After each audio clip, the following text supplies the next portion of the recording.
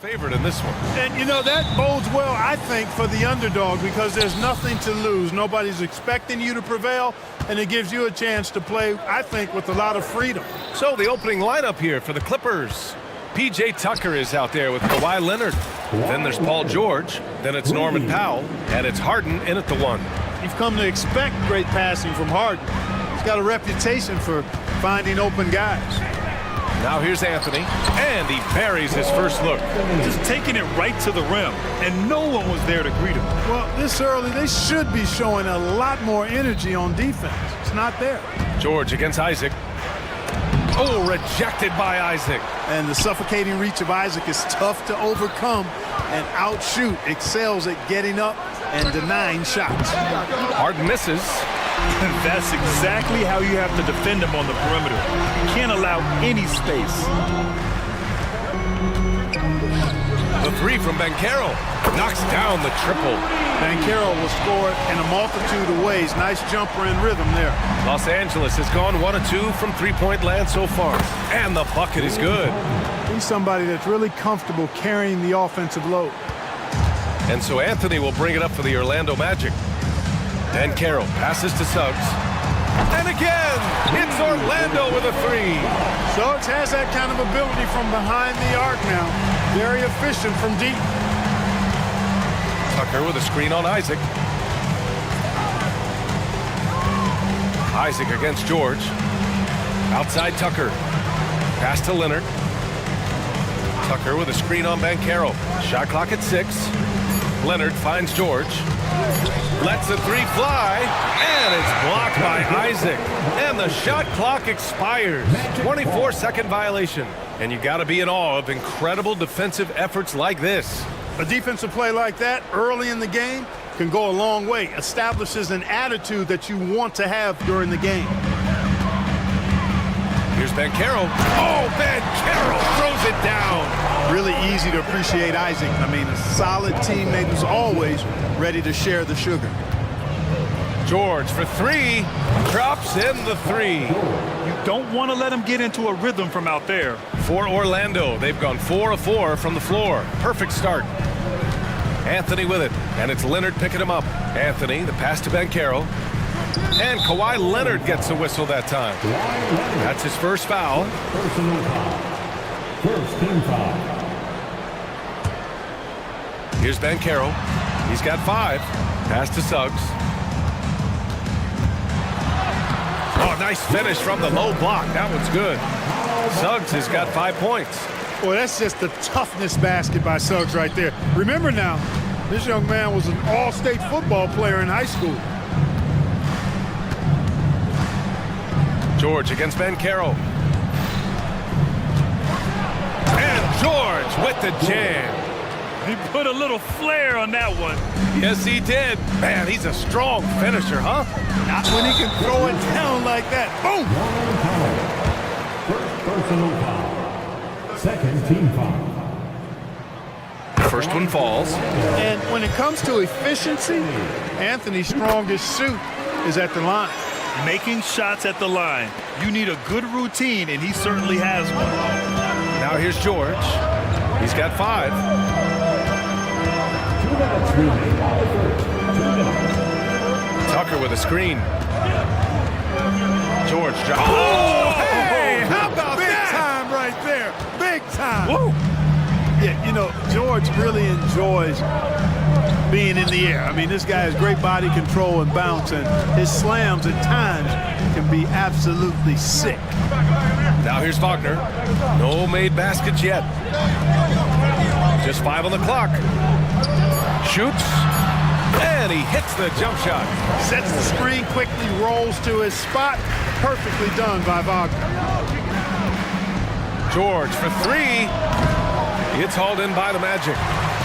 1:16 left in the first quarter of the game. To the paint. Anthony outside.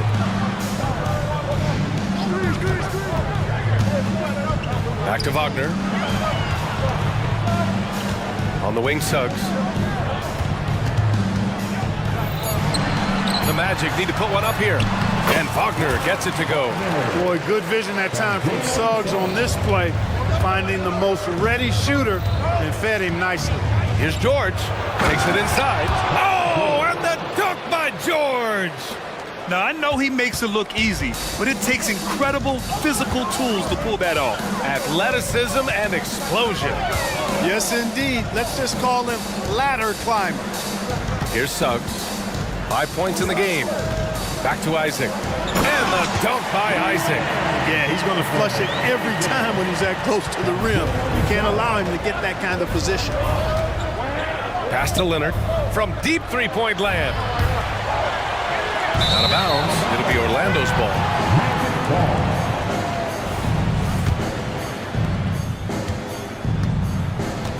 And here's Anthony. He'll bring it up for Orlando.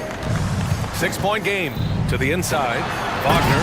Boom! He jams it straight down. A capable floor general. I love watching Anthony set up his teammates. Leonard on the wing. Outside Harden.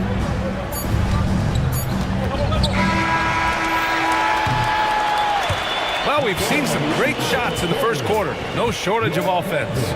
Magic out in front. They're up by 8. And we'll be back in just a minute with the start of the second quarter.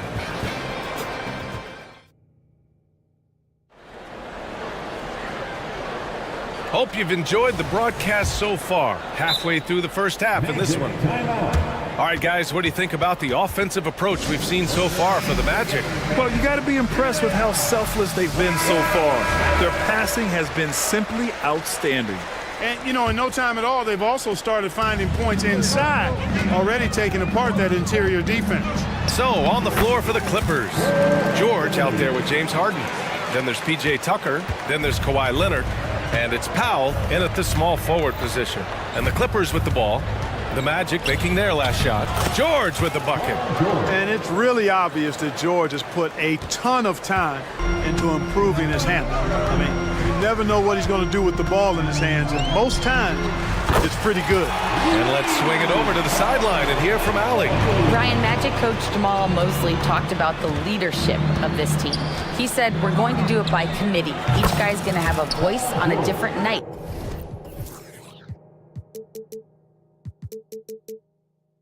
We want to build them up where there's a chemistry, and as guys rise and get their voice, they get that feeling of leadership. Brian? Yeah, that's an interesting point. All right, Allie, thank you. Now here's Wagner. He's got 6. Hey, Tucker with the defensive effort. And they go to the intentional foul.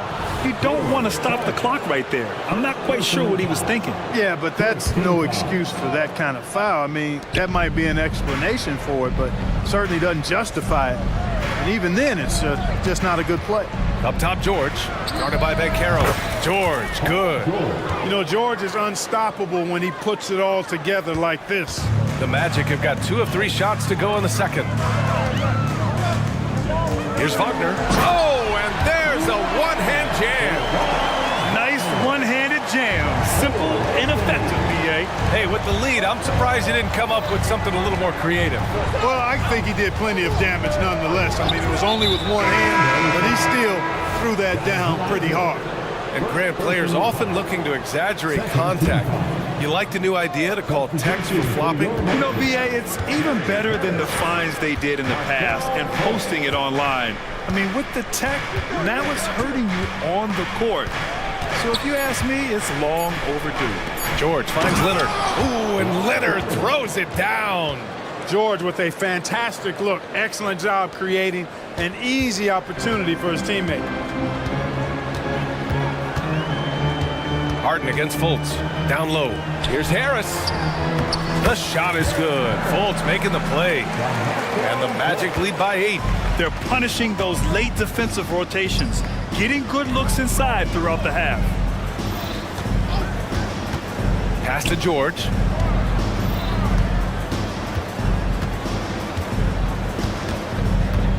Out to Leonard. 6 to shoot. Leonard, so strong. Oh, this is why you get Leonard the ball inside and just let him go to work. Fultz against Harden. And that one is stuffed right through. And breaking out the one-hand slam. Man, an emphatic way to extend the lead a little more. Yes, indeedy. Well done. Now here's George. He's got 16. 2 minutes remaining in the first half. 2 minutes. Back to Harden. Launches a three. Oh, almost had a 4-point play right there. But he'll go to the line with a chance for three. Well, you know, Harden will do that every chance he gets. He cleverly goes into the defender looking for the contact to draw the foul, and nobody does it better. That's good from Harden. The Clippers making a switch here. Westbrook's checked in.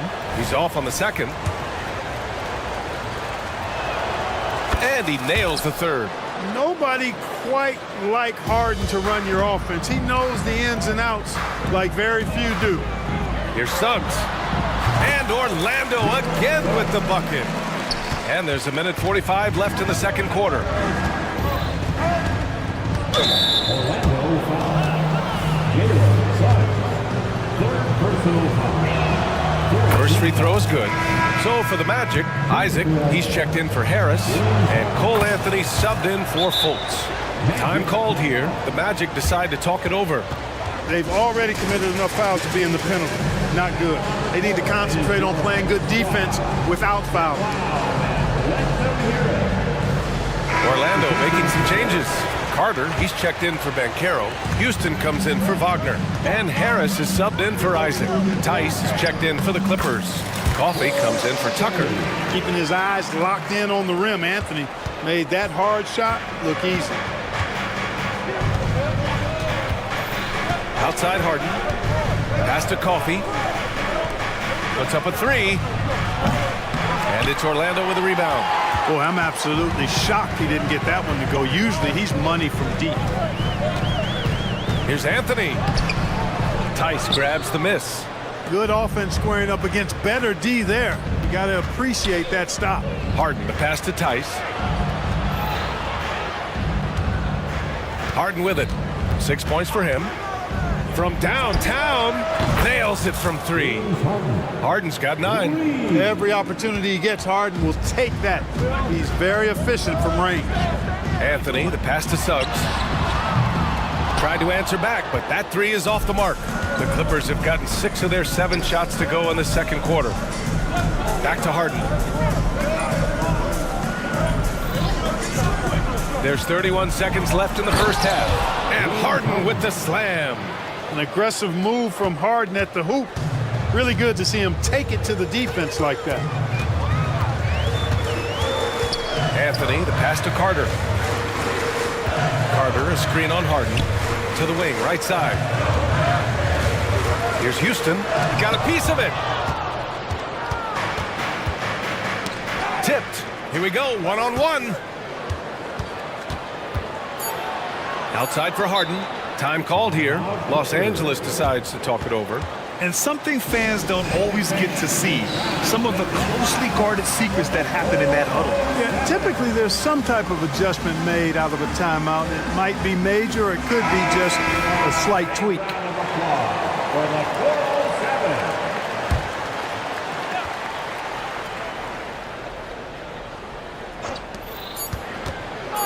Here's Tucker.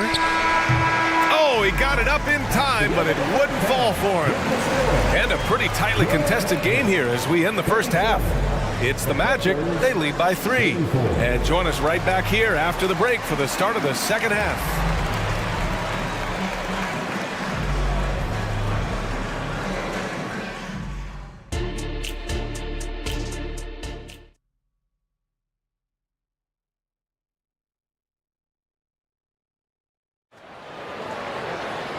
And as we get into this third quarter, as we've seen so far, neither team able to create much separation on the scoreboard.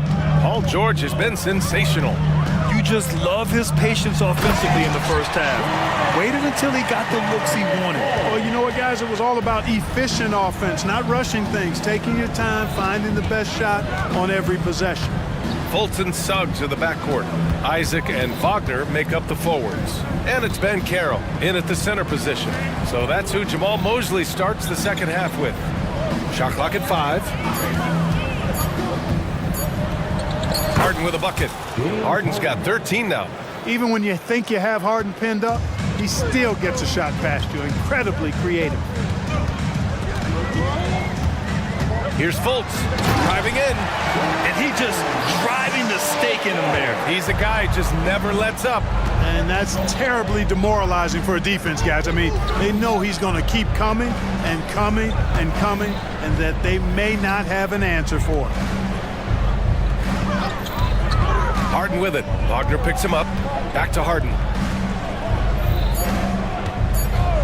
And Harden with the slam.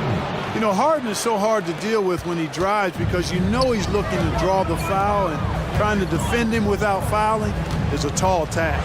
Throw it down! Nice! Boy, a bunch of pep in his step. Suggs got up a little extra on that one. Tucker with a screen. Harden, the pass to Powell.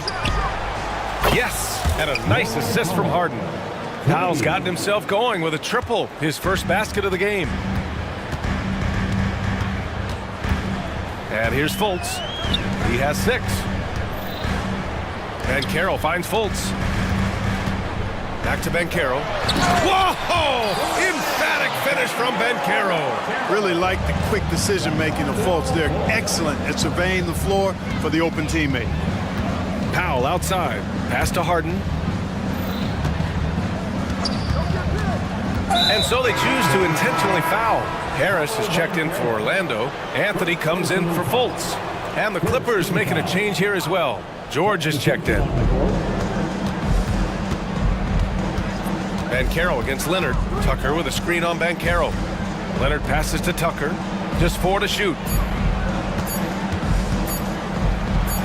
Leonard against Banchero. And the basket by Leonard. Leonard's got 9. Slick crossover move. The defense had no way of keeping up. Wagner outside. Isaac with a screen on Tucker. Wagner, the pass to Isaac. Back to Wagner. To the middle. And the dunk by Isaac. Wagner, he'll find a wide open teammate more often than not. Heady player. Here's Westbrook. Outside Tucker. And it's out of bounds. Last touch by Westbrook. A sloppy turnover. When you're not locked in, pay the price. Right around 3 minutes into this second half. Anthony finds Wagner. Back to Anthony. And that one's good. And now a 6-point Orlando lead. Anthony really does everything well on the floor. He's a true point guard, and all of it's on display here. A total defensive collapse. I mean, no reason to allow him that kind of space from behind the arc. Now here's Anthony. 13 points in the game. When he gets room like that, look out, because he will score. Los Angeles has gone 2 for 2 from deep here in the third. It's George with the drive. He's now 8 for 11 after that made shot. George, a devastating finisher with momentum behind him. He doesn't let anything get in his way on the drive. He's right to the rack. Here's Anthony. Pass to Isaac. Tucker against Wagner. And he drains it. A solid 5 for 6 now. In a tight game, they wanted to make sure of that possession. Up top, George. Isaac covering. George's shot is good. There's a great rhythm to that shot. You see the practice hours. And it's Anthony with the ball for the Magic. They've led by as many as 11. Pass to Harris. And he lays it up and in. The inside game of Harris continues to get better. He's effective at finding spots inside to score from. George against Wagner. George outside.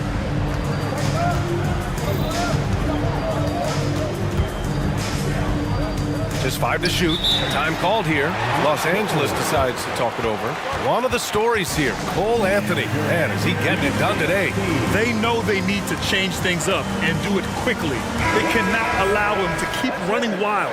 Orlando making some changes. Houston comes in for Wagner. And Suggs is subbed in for Isaac. Coffee, he's checked in for Los Angeles. Harden comes in for Westbrook. Wow, that's good. Pick works well there, but the defense left a lot to be desired. Yeah, that's not the defense you need. You got to be tougher defensively. Anthony in the post. Powell covers. Back to Anthony. Here he goes. And Anthony slams it in. Boy, nice work by Harris that time. He's trying to find the best shot for his team, not necessarily for himself. Shots continuing to fall as we conclude the... All right, let's take a look at our assist of the game presented by State Farm. He's always near the top of the list for this honor. I mean, passes like these are his specialty. Well, you can't run away from the DNA. When he's running the show, he makes sweet highlight reel plays night in and night out. And with these teams locked in a very close contest, this fourth quarter promises to be a good one. And so in the game for the Clippers, we've got George, Norman Powell out there with Amir Coffey, then it's James Harden, and it's Leonard in at the pivot spot, manning the middle. All right, let's get a report from Allie. Thanks, guys. I got a chance to hear what Jamal Mosley was saying to the team. He implored his team to use the clock. He said the clock is our friend. No need to rush things unless they give us a free one. Let's squeeze them out of this game. Back to you, Brian. And Allie, thank you for that. Wagner's checked in for Orlando. Isaac comes in for Harris. And the Clippers making a change here as well. Tucker's checked in for Coffey. The Clippers got to hurry. Late clock here. And they force the shot clock violation. Great D. Magic ball. Anthony finds Banchero. Banchero on the take. Oh, Banchero throws it down. Banchero's got such a smooth game for a guy so big and powerful. Moves extremely well and has deceptive speed, too. Now here's George.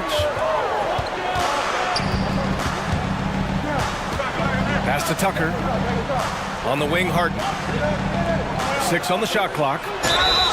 And he was fouled and they've stopped the action here. They're using their coach's challenge to see if they can get this foul overturned. People were worried that this would slow the action down, but with so many close calls, challenge policy in 2019. You know, one thing this does for a coach is let his players know he's got their back. If they're adamant that the call was wrong, he'll back them up and make the ref. After the review, the ruling on the floor is overturned. So they see clear evidence of a bad call, and they're going to overturn it. Probably the right decision. And give credit to the officials for recognizing the mistake and correcting it. Nobody likes to say they got it wrong, but they fixed it in a hurry.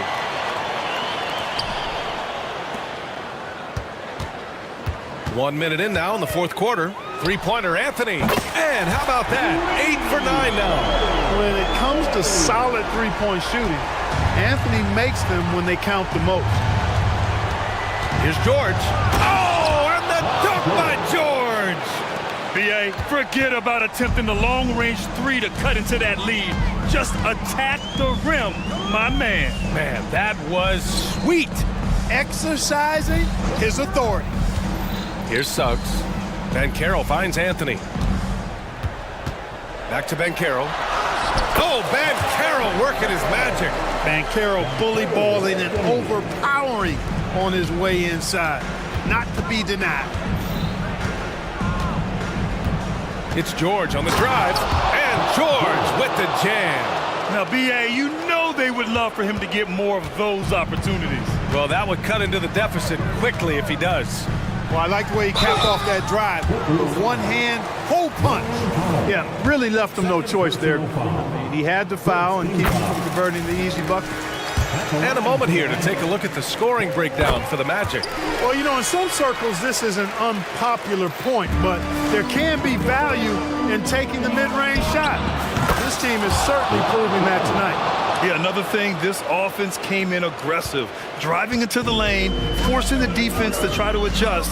So far, the defense hasn't had enough of an answer. Now here's Anthony.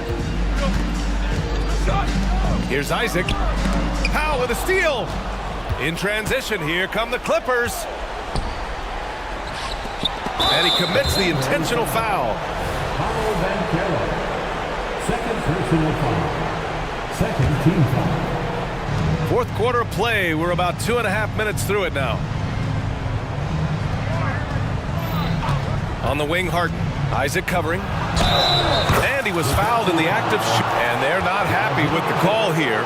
Coach has given the signal. He's going to use his challenge. Probably a good idea in such a close contest. And even Previous plays. these personal foul calls still disputed even after the video review. There's no doubt there's going to be a gray area in a lot of these calls. But at least we have the option to take a... The ruling on the floor is confirmed. And they've made their decision. The call will stand. And as much as it hurts to lose a challenge, I think Coach would challenge that call again if he could. He really disagreed with the foul, and he's still peeved. This is what makes him special, his ability to come through in these spots. Orlando has gone 4 of 5 from outside the arc in this one. Anthony, the pass to Wagner. Oh, it's stolen by Tucker. Inside. Oh, slam! Wow! Leonard doesn't shy away from these moments, embracing his role as a leader for his team. Three-pointer, Anthony. That one's true. He's now 9 of 10. That's exactly the kind of shooting you need down the stretch to win games. Here's George. And again, it's the Clippers. And George just has an uncanny knack for providing these kinds of baskets. And he makes it look so easy. Anthony with a bucket. Anthony's got 10 points now, just in this quarter. I think I've lost track of how many of their possessions have ended exactly like that. Yeah, that's not a bad way to end the possession, though, and it's the reason this game is coming down to the wire. I mean, his touch from outside and from the field in general has been superb. Now here's Anthony. Pass to Banchero. Here's Suggs. George defending. Anthony outside. Wagner right side. 5 on the clock. Ooh, a two-handed power slam. As the game gets tight late and the stakes rise, you need guys who are willing and able to step up. Three-pointer, Harden. And the Clippers hit again from deep. And you know the ball's going to Harden when the game's tight. Terrific at delivering and producing down the stretch. Now here's Anthony. With the drive. Wagner inside. He's against Tucker. Money! Great to see guys who don't back down under pressure. Cool, calm, collected, and confident in the biggest moment of the game. Yes. Here's George. Oh, it's no good! That would have tied it. Expect them to take their time this trip down. Yeah, B.A., the clock is theirs to burn. Pass to Banchero.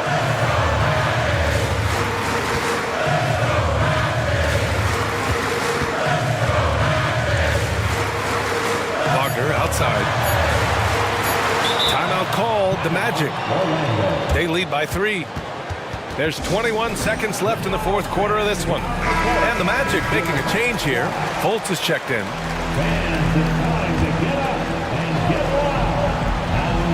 There's 21 seconds left to play in the fourth quarter. Oh, he nails it! And they just continue to attack, even late in the game, while they're up big. I don't think you want to get loose and sloppy or ease up, but it is time for them to start using that clock a bit. Cole Anthony, he's checked in for Fultz.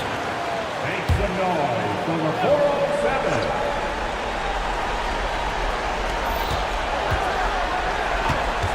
Outside Harden. Off the mark there with a 3. Anthony against Powell. Isaac outside. Pass to Banchero. And out of bounds. The Clippers will take it.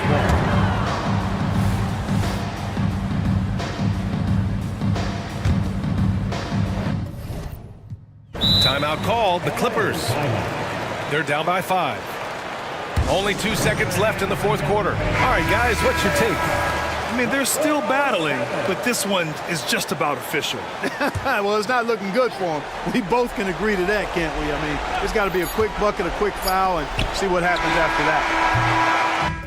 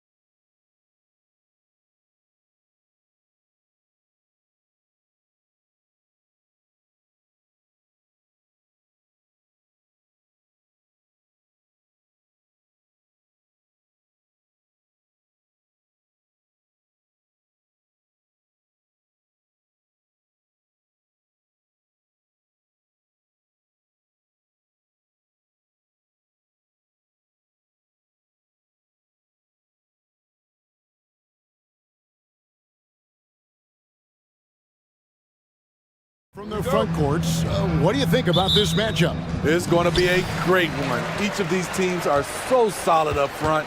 It's strength versus strength. And the starting group for the Grizzlies. In at the guard spots, Morant and Bain. Clark is out there with Jackson, and it's Smart in at the 3, the small forward. Hart, that's good. Continuing to fight on the interior. Josh Hart showing no give. Morant against Anunoby. A shake. And Morant will lay it in. This is why you're trying to get him as many touches as possible. He's got the neck. Randall, a screen on Smart. From deep, Brunson. And the rebound goes to the Grizzlies. And here's Morant. Shoots over Achua. Now Morant. Nice concentration to hit the double clutch layup. Morant's got his second basket. Boy, Ja Morant continues to impress with his balance and body control. He has a knack for hitting shots through contact. Now here's Brunson. And the foul on Marcus Smart. That is his first foul of the game. First team foul. And here are the Knicks now. Hart with the screen for Brunson. Into the lane. He's now 1 for 2 with that bucket. And I like seeing Brunson drive inside. Good at just keeping the pressure on the defense. We know they like having Brunson out there, Greg, a player they can run the entire offense through.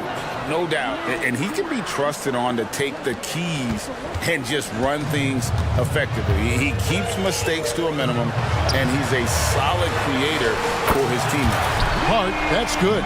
Rarely takes shots from deep, but Josh Hart drilled that one. Up top, Morant. Defended by Hart. And it's Morant missing. Doesn't register as a block, but he did everything you want defending that shot. You know what he did? He timed it well and did a good job of contesting without committing the foul. And it goes down 2 points. And defensively, if you are not on point, Brunson more than capable of finishing inside. Here's Morant. And finished off by Morant. Hey, dunks aren't always for the big fellas. A serious power move from the point. Forget just laying it in. He wanted to make a statement. And the rejection by Jackson.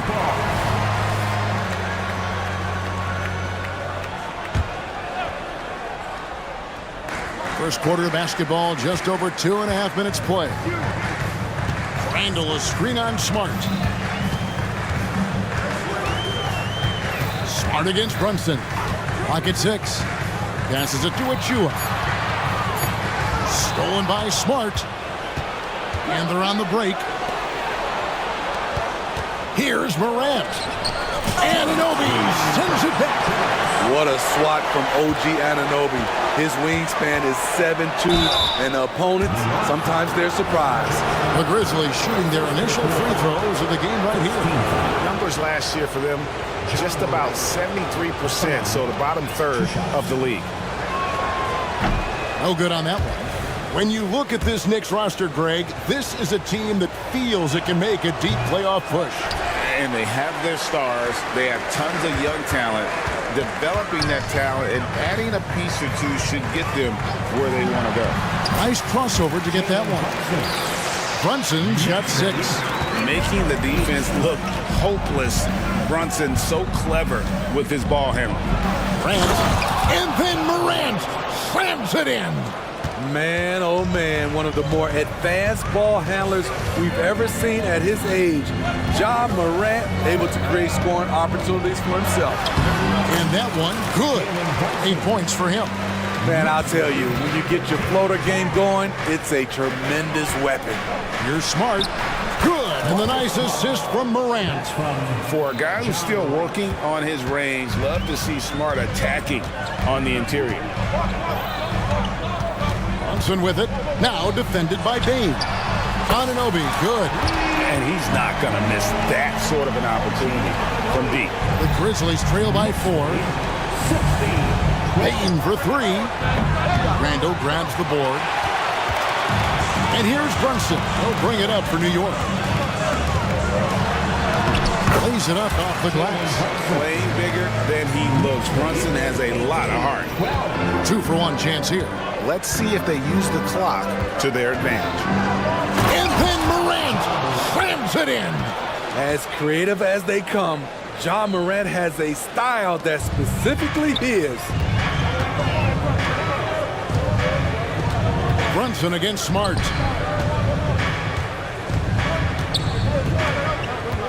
Achua, the pass to Anunoby. Back to Achua. New York moving it around. Hart kicks to Achua. Back to Hart. And he hits it just before the shot clock expires. Showing some muscle right there. Josh Hart is no stranger to having to fight through contact. Right side Bain takes the three. Hands it from downtown. Boy, both teams racking up the points to start this game. And you wonder how long they can keep it going. At some point, you expect the defense will adjust. And the Knicks decide to take their first time out here.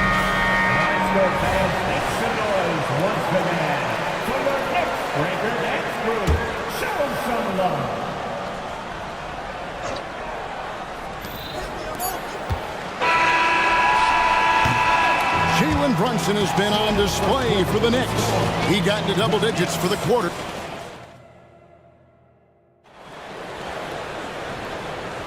And close game underway so far. We'll see if either of these teams can jump out in the second quarter. And some stats here, guys. The scoring breakdown for New York.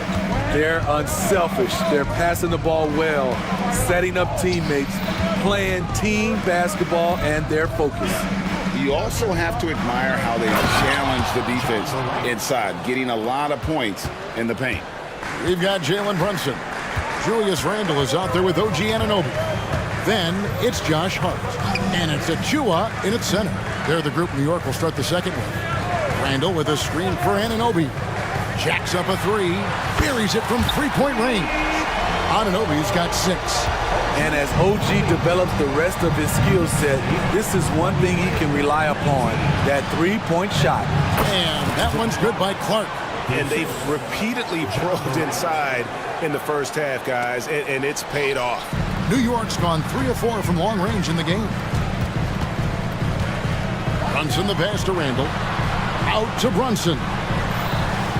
Randle a screen on Smart. And 2 free throws coming up, unable to get that one to go with all the contact. That one on Smart. You know, Steve, the last couple years, league-wide, scoring is way up for teams, but also for individual players. What's your read on that? Well, I think from the scoring situation, defense is totally different than when we played. It's more free-flowing. Also, the three-point shot, they're taking way more three-point shots. Long rebounds, they have fast break, more fast break and transition points. But it all comes down to shooting a three. More threes mean more points. Here's Brunson. Following the basket by Ja Morant. Randle with a screen for Brunson. Anunoby against Bain. Anunoby passes to Hart. Just 5 on the clock. Randle outside. And here's Brunson outside. And the rejection by Jackson. And that kind of stifling effort on defense needs another look. And boy, did he get up quick to reject that shot. That's as fundamental as defense gets. Morant against Anunoby. With the crossover. Morant with the bucket. With the ball on the string, Ja Morant is toying with the defense. Beautiful. Smart against Brunson. Here's Hart. And the rejection by Clark. Morant against Hart. Outside, Bain. And he drives in. 2 free throws coming up, and they call the shooting foul. Trouble for the defense on this drive. Desmond gets physical and gets fouled. This is his first free throw of the game. Free throw shooting, not an area he has worried about at all. How about last year, 88% from the line? The Knicks making a switch here. Burks is checked in, and Memphis also making a switch. Derrick Rose is checked in for John Morant. They get a hand on it. Burks with the steal. Achua with it. Now defended by Bain. Gets the three-pointer to fall. Anunoby's got 6 points in the quarter. What I like about OG Anunoby for a young player, he's not pushing to do more than they want him to do. And so it's Burks bringing it up now for the New York Knicks. Pass to Randall. Now here's Hart. He's covered by Rose. From the arc. And again, New York with the...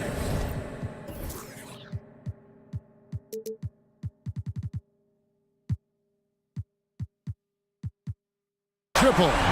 Defensively, you have to tighten up on him or suffer the consequences. And that's an intentional foul. Really no idea why you're fouling in a situation like that. You know, maybe there's some bad blood between those two. Dante DiVincenzo. He's checked in for New York. Offensively, you want Bang shooting from the corners.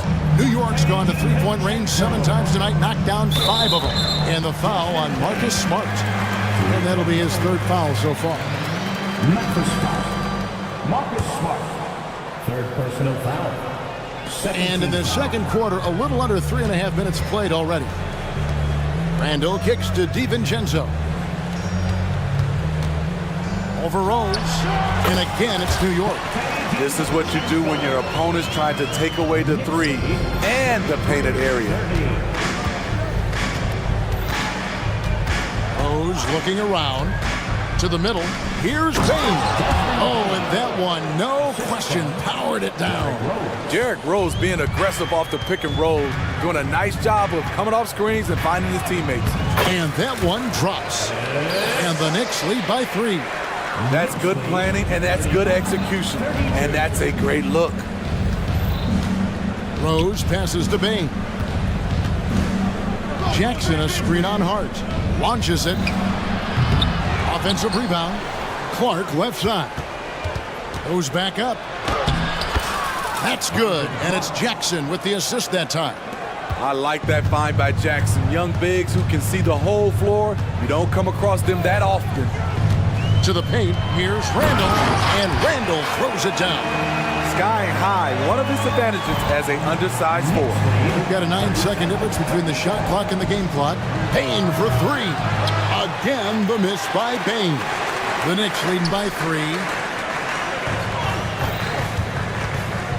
Hart with it. He's got 10. Pass to Achua.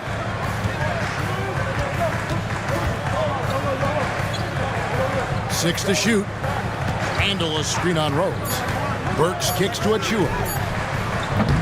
No good on the 3.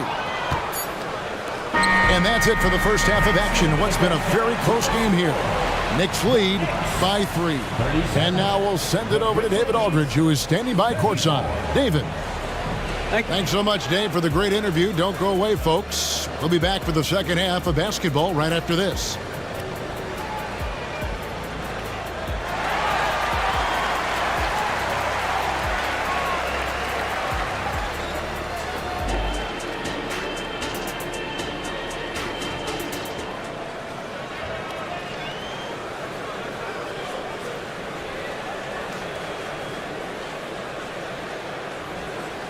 And as we get into this third quarter, as we've seen so far, neither team able to create much separation on the scoreboard yet. Guys, John Morant has been sensational. Well, we'll find out if they were able to find an answer for him over the break. He was scoring with ease in that first half. I think both sides probably adjusted a few things.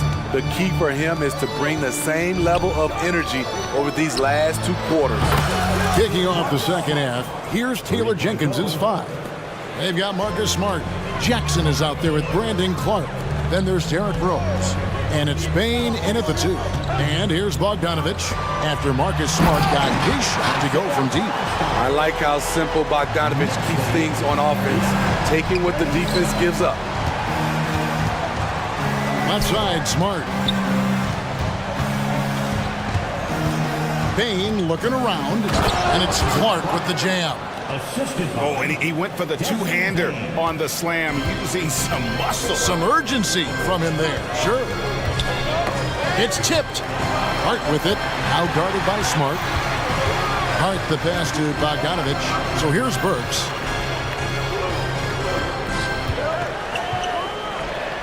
And again, it's New York. And while he's best driving to the rim, Burks' jump shot has to be honored. And when Burks is out there, they've got a player who can score from anywhere. GA, he will make the defense work. It's hard to decide who to put on Alex Burks because of his versatility. Nice to have a guy with that kind of flexibility. And those plays can make a difference in a game like this. Well, you know it's going to fire up, Greg, everybody on that bench. This is a close-knit group. They feed off one another's energy. Now, here's Bogdanovich. He has yet to score. Fires from the wing. And the rebound goes to the Grizzlies.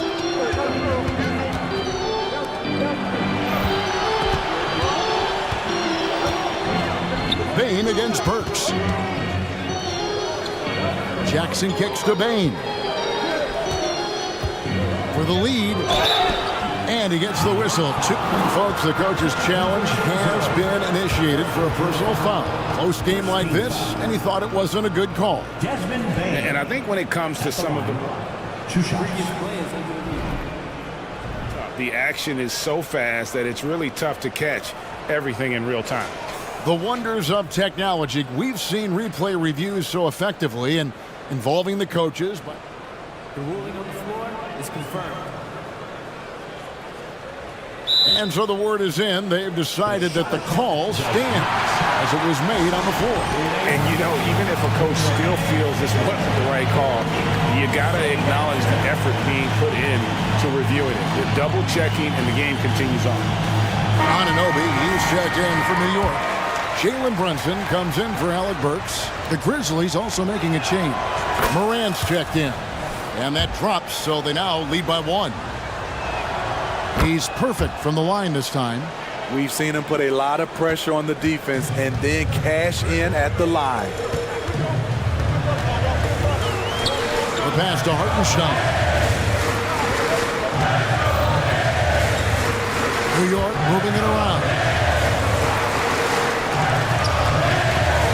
Brunson surveying the D.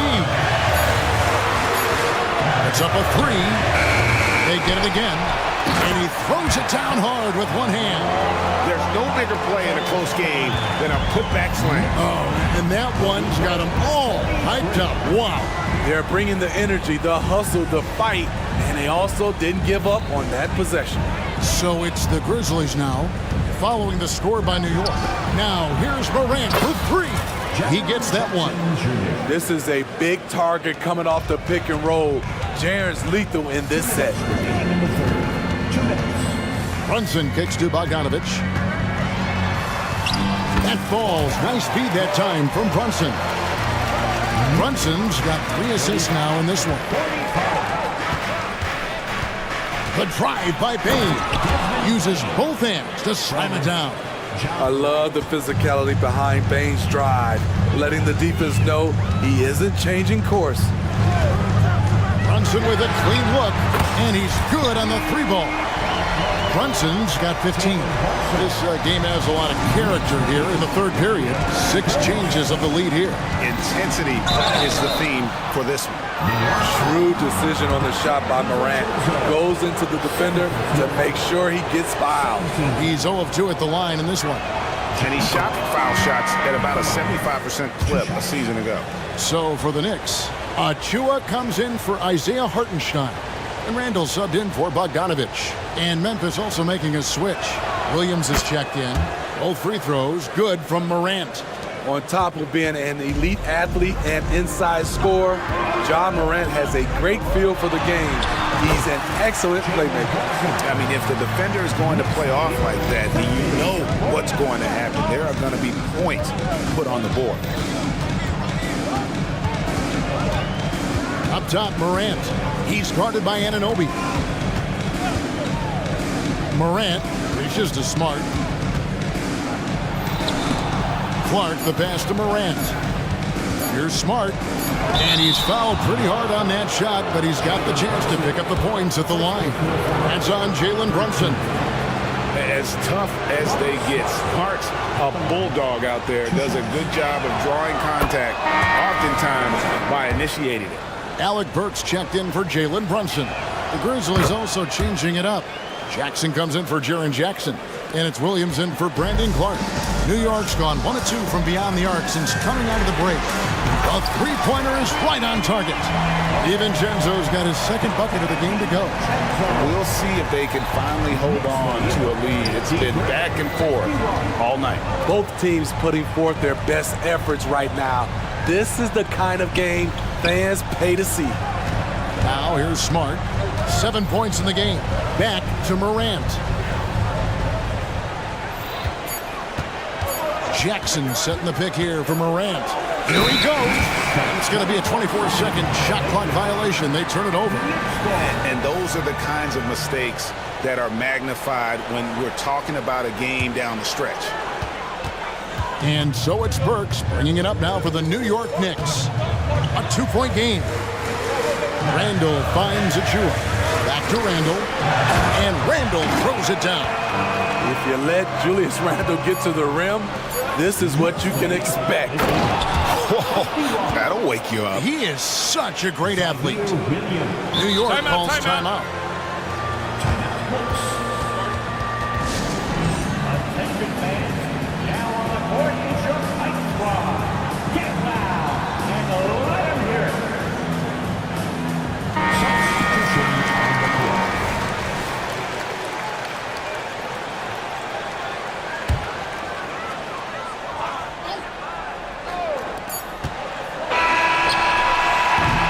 And as we finish the third quarter, it's still close. Both teams trading baskets.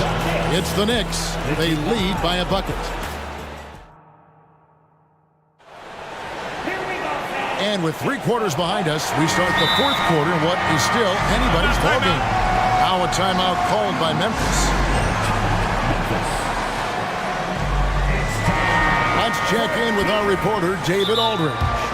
Hey guys, I caught Taylor Jenkins' message to his team. He told the players, you guys are too talented to be playing this lackadaisical. Push the ball up the floor, get out on the break, and get to the fast break. Guys, we'll see if they can get it done. Thank you, David.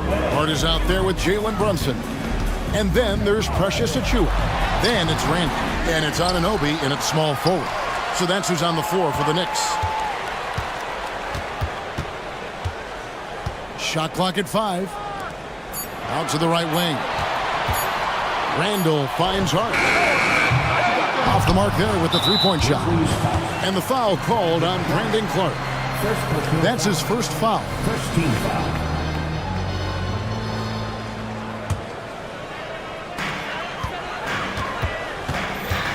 Smart against Brunson. A second chance effort. Incredible defender. Smart can provide help as well as stick you one-on-one. Morant looking around. Scored the basket for his 10th make. 10 for 12. 83% accuracy. There's a certain resiliency to this team, and you're starting to see it. Well within striking range. Now is when you have to lock in at both ends. And Brunson more than comfortable shooting the three, and boy, is he efficient when he lets it fly. On the wing, Bane. Good, and the nice assist from Morant. Bane's got it all tied up now for Memphis. Matching baskets from the perimeter, an earmark of today's game. Hey, players love competition, and the fans love it as well. Randall passes to Anunoby. And here's Brunson. Anunoby is screen on Smart. Clock at 4. Randall from outside. And the rebound by Jaren Jackson. Jackson's got his 5th rebound right now in the game. New York's gone 1 of 3 from outside the arc since we've reached the 4th quarter. Brunson against Bane. Picked by Randall. Here's Brunson. Count it. And with that basket, he's now 9 of 15 from the floor. And man, can Brunson get going in a hurry? He's got his fingerprints all over this one. Inside, here's Morant. And Morant throws it down. A clutch basket, even with him being on the short end of the stick, size-wise. At this time of the game, he does not care who's on him. If they need a big bucket, he's the one. The shot's good from Brunson. And that was the right call. When you need a basket, go to the guys you trust the most. And it was great execution. Clutch effort all the way around. Nailed from three-point land. Good feed from Ja. This demonstrates what an excellent leader he can be. Hart kicks to Brunson. Hart with a screen on Smart. Brunson with it. Guarded now by Clark. The shot's good from Brunson. Nerves never show through. Brunson as calm and cool as they come down the stretch. Bain sets the screen for Morant. And again, it's Memphis with the three. You know that he's always going to find a way to get the ball in tight situations like that and knock it down. With a screen on Smart. Basket good. That's 28 points here for Jalen Brunson. And you want him taking big shots for you in big moments. That one was as easy as it gets. I don't think he expected to get that good of a look. Poor communication defensively. Calling for the ball in crucial moments. Morant steps up when it matters most. Brunson the pass to Ananobi. After Brunson. And the Knicks good for two. And you have to credit Anunoby. He's put in the work to become a better playmaker. The drive by Bain. And down it goes, jamming that one home. Desmond Bain showing no nerves. Down low. Here's Achua. But dunk by Achua. Huge shot there, and the crowd knows it. Yeah, you gotta love hearing a crowd get this fired up. Morant passes to Bain. It falls. Big-time basket at a big-time moment. This is why we all watch. The NBA is about these moments. Picked his pocket. Clark with it. Now defended by Randall to the inside. Yes! The young fella, Jaren Jackson, has showed us the ability to step up and make big shots. Randall a screen on Smart. Brunson. Back to Randall. Pass to Anunoby. Randall with a screen for Anunoby. And here's Brunson outside. Good! And what a sensational bucket to bring them within one. Showing time and time again, he is comfortable being that first option. Brunson delivering in the clutch. Second personal foul. First team foul. And the Grizzlies with possession here. And an intentional foul right there. And you know what? Smart foul. You got to try and extend the game. First free throw is good, and that will put them up by two. Desmond Bain looks very comfortable in this situation. He is an excellent free throw shooter. Those free throws make things a little more simpler right now. They just have to guard against the three-pointer. Time call here. The Knicks decide to talk it over. They're trailing by 3. 19 seconds left in the fourth. What's your take, guys? And it's do or die time. They need a bucket here to stay alive. Also, interesting choice to be made right here. You need either a 3 or a quick 2 and a 5. And he's got the confidence to pull up from anywhere. Brunson playing out of his mind. Morant with a wide open look. Bullseye! Every team needs a closer in the clutch. Morant proving he's that guy. New York calls timeout. They're down by 3. 5 seconds left in the fourth quarter. Guys, your thoughts? And with this much time, they should be able to draw up a play and get themselves a decent look from the three-point line. Still, the D is going to be waiting for it in a contested 3. Never an easy shot. Here's Brunson. And the rejection by Jackson.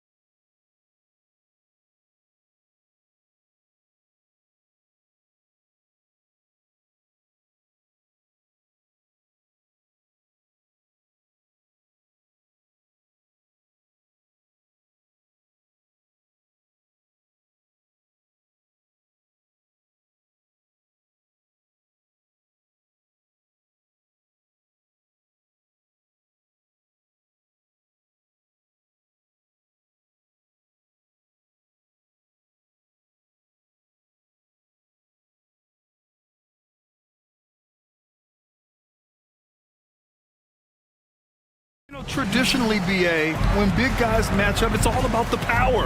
But this contest is about finesse. Who can outplay and outsmart the competition? And the Oklahoma City starting five. Gilgeous-Alexander runs the point with Dort at the 2. Gordon Hayward is out there with Chet Holmgren, and it's Williams in at the 3. And Kawhi Leonard gets the whistle that time. That's his first foul of the game. Here's Gilgeous-Alexander, and it's good for 2. It's very long, and SGA so effective around the hoop because of that length. For 3, George, always a nice way to start, makes his first one. He's consistent from out there, especially when you give him that kind of room. Gilgeous-Alexander looking it over. Pass to Dort. Gilgeous-Alexander with the ball. Harden picks him up. Dort for 3. And that comes off the assist by Gilgeous-Alexander. Well, you see SGA and the strides he's making as a playmaker. This guy is so good, on point with his reads. Hey, you look at some of the young star power on OKC. Grant, they haven't had that since the Kevin Durant years. Oh, BA, I mean, those KD teams were built through the draft. So no matter where they're picking, the Thunder seem to uncover gems. George with the bucket. Yeah, I love the way Paul George fights for position on the interior. Gilgeous-Alexander against Leonard. And Gilgeous-Alexander missing. Well, that's a blown defensive coverage, but it doesn't matter. He cannot answer the bell. Harden from outside.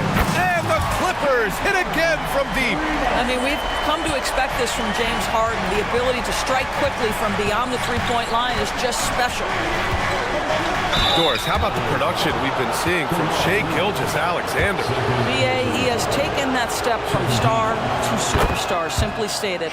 I think he's got the potential to make multiple All-NBA teams, the ability offensively to attack at 3 levels, and to be equally good on the defensive end of the floor. This guy is something special. Now here's Harden. They set the pick. This one for 3. And that one makes him 2 for 2. He's in his rhythm. I love this approach. Getting him involved early, and it's already paying off.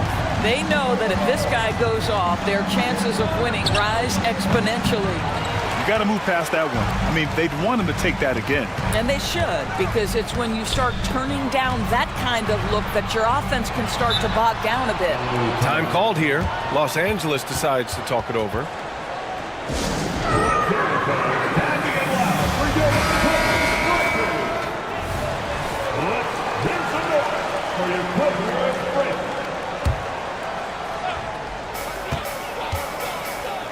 George finds Tucker. Back to George. Going inside. And George with the jam. Well, Paul George won't be shy. You give him a driving lane, he will expose you defensively. Gilgeous-Alexander from outside. The Thunder with another miss. He didn't make them pay for that weak defense, but they just can't rely on him to miss those kind of shots. It's George on the wing. Williams defending. Tucker, the pass to Leonard. Now Harden. Leonard with a screen on Dort. Down to 5 on the shot clock. Back to Leonard. Yes, and a nice assist from Harden. And they're building on their lead, doing whatever they can to blow this game open. One of the things they're doing is identifying favorable matchups and then going at them. They need this. He squares up and sinks it. This guy is a pick-your-poison kind of player. Very hard defensively to cover all your bases with him. Gilgeous-Alexander against George.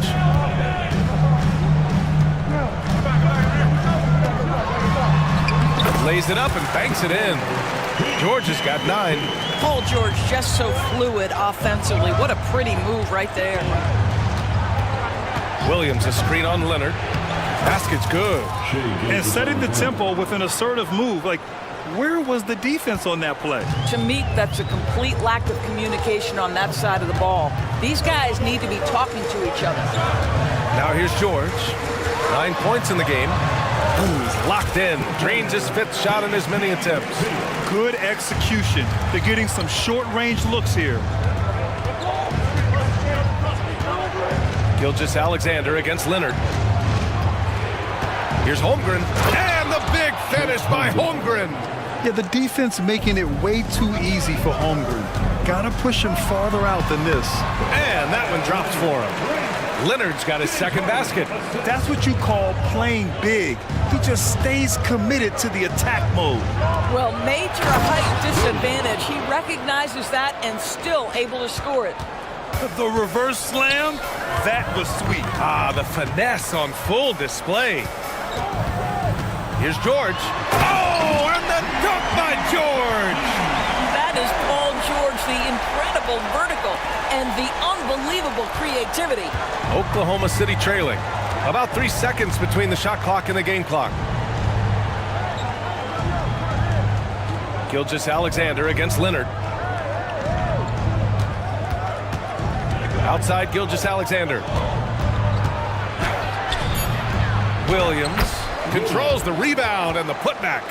Big time effort on the glass. And when you have a touch that soft, those tip-ins are easier to make. Timeout. Time called here. Los Angeles decides to talk it over. And as the coaches draw up their strategies, the players staying hydrated with some Gatorade. That's key to keeping them at their best all the way up to the buzzer.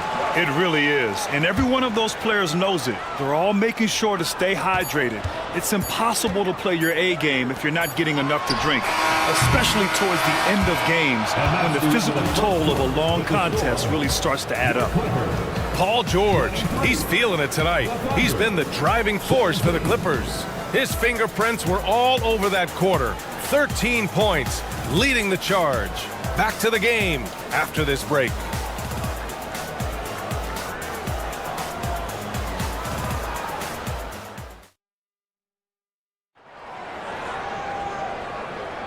If you're just joining us, we played through one quarter in this one. All right, guys, what do you think about the offensive approach we've seen so far for Los Angeles? Well, we've seen them take advantage of the lanes given to them so far. The defense isn't plugging it up, and it's being exploited. Well, also, guys, what a start from beyond the arc. A huge part of their game today. That's going to help their spacing. And here's Gilgeous-Alexander. He'll bring it up for the Thunder.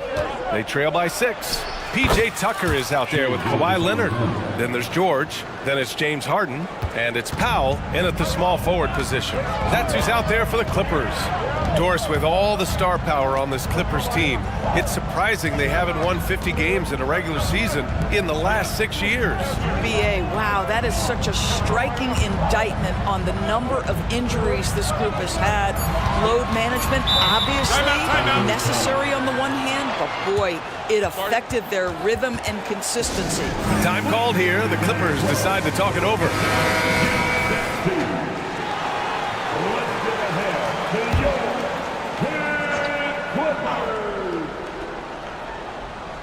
Here's George. 13 points in the game. And it's good with time running down on the shot clock. Once Paul George has the first couple go down, now he knows he's cooking, and it's going to be a long night. Time called here. The Thunder decide to talk it over.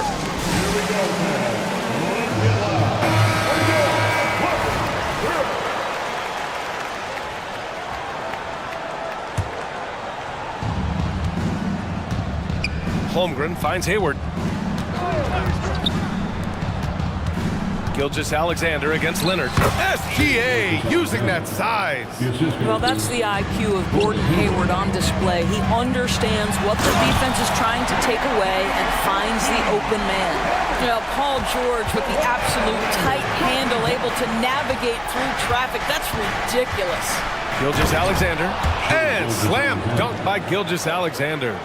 Impressive one-hand slam right there, B.A. Man, as long as he's confident about it, I'm good with it. Maybe use two hands next time. He knows where he is. Leonard with a screen on Williams. And they call an illegal screen here. One of the trickier plays to judge, but it would be hard to argue against the call. It is really difficult to get your feet completely set, to stay completely still. It's almost surprising to me that it isn't called more often. Back to Gilgeous-Alexander. Out to the right wing. Here's Holmgren driving to the basket. And the big finish by Holmgren. And just showing off his mobility as a big man. Holmgren puts his head down and charges into the shot. Oh, save that for the dunk contest. That flush was so extra. Whether or not this game is close, he's the same guy, focused on finishing firm at the rim. And some were saying, with the rise of the three ball, everyone is playing the same. You feel there are enough different styles, Doris? You know what, B.A., I know how much emphasis is placed on spreading the floor in the three-point shot, but here's what I believe ultimately. This game is as fun or... And in a game this close, they're going to challenge the call. Coach does not agree with it, and he wants them to take another look at the monitor.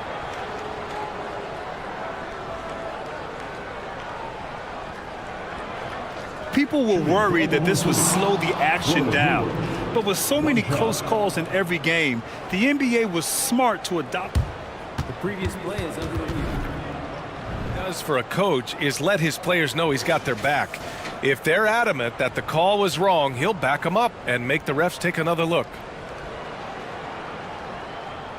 The ruling on the floor stands. And they've made their decision. The call will stand. Man, as much as it hurts to lose a challenge, I think Coach would challenge that call again if he could.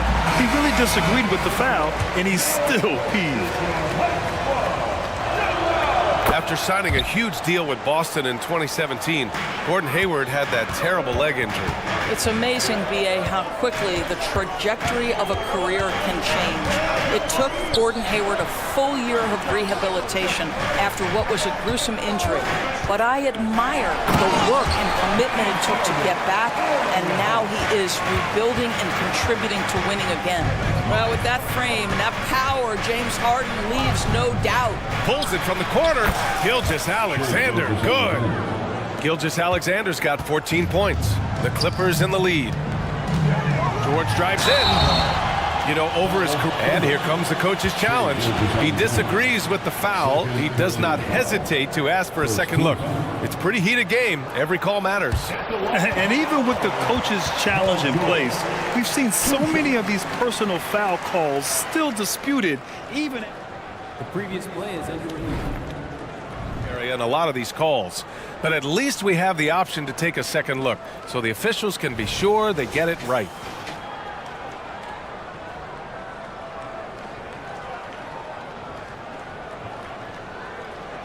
The ruling on the floor stands.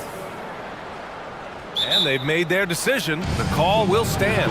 And as much as it hurts to lose a challenge, I think Coach would challenge that call again if he could. He really disagreed with the foul, and he's still peeved. And he drops a first. I think the experience Paul George possesses is so valuable to his team. This guy is such a seasoned vet. An efficient night from the line. This is a guy who puts in the work, and it pays dividends. Out to the right wing. From deep, Holmgren. And that comes off the assist by Gilgeous-Alexander. 9 points in the game. Well, more and more you see big men working on the outside shot, and this guy has one of the better ones in the league. It's George with the drive. And George with the jam. Oh, you have got to love the energy Paul George is playing with. Throws the hammer down. And the foul called on Paul George. That's his first foul of the game.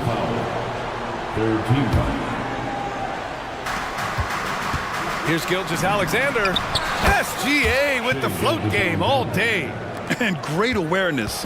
Holmgren's so good at reading the movement of his teammates, a very heady passer for a big man.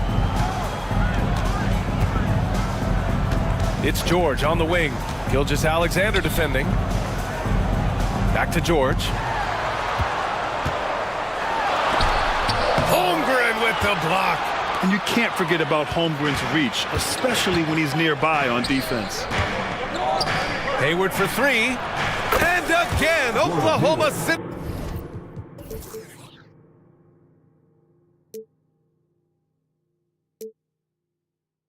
With a triple. And that's on the defense, giving him a decent look. That's his shot. And here's Harden. He'll bring it up for Los Angeles. It's a three-point game. Dort with it. Harden picks him up.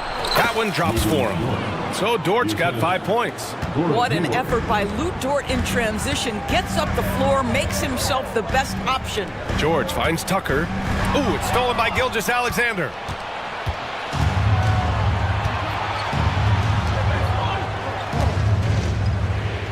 Williams against Harden. Back to Williams. And there's a whistle. He'll head to the line to shoot two. James Harden picks one up. Yeah, you never want to let shots at the rim go uncontested. The free throw drops for Williams. And Williams drops them both. The Clippers have gotten 5 of their first 6 attempts to fall in the second. And there's a whistle. That'll belong to Shai Gilgeous-Alexander. That's his 3rd foul of the game.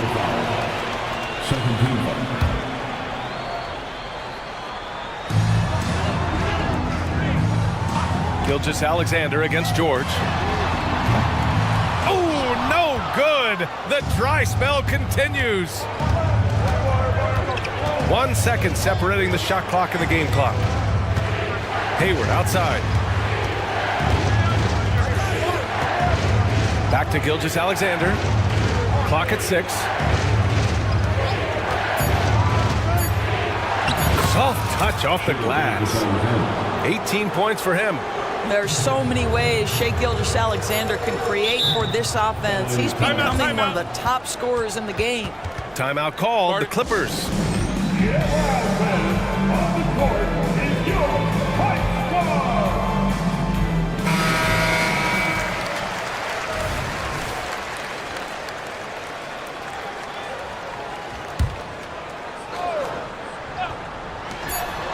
Harden, deep three-point land. And so it's the Oklahoma City Thunder. They have a nice 9-point cushion at the end of the quarter. Getting lots of great looks. Shooting it well. That's why they're up. We're coming right back. Don't go anywhere.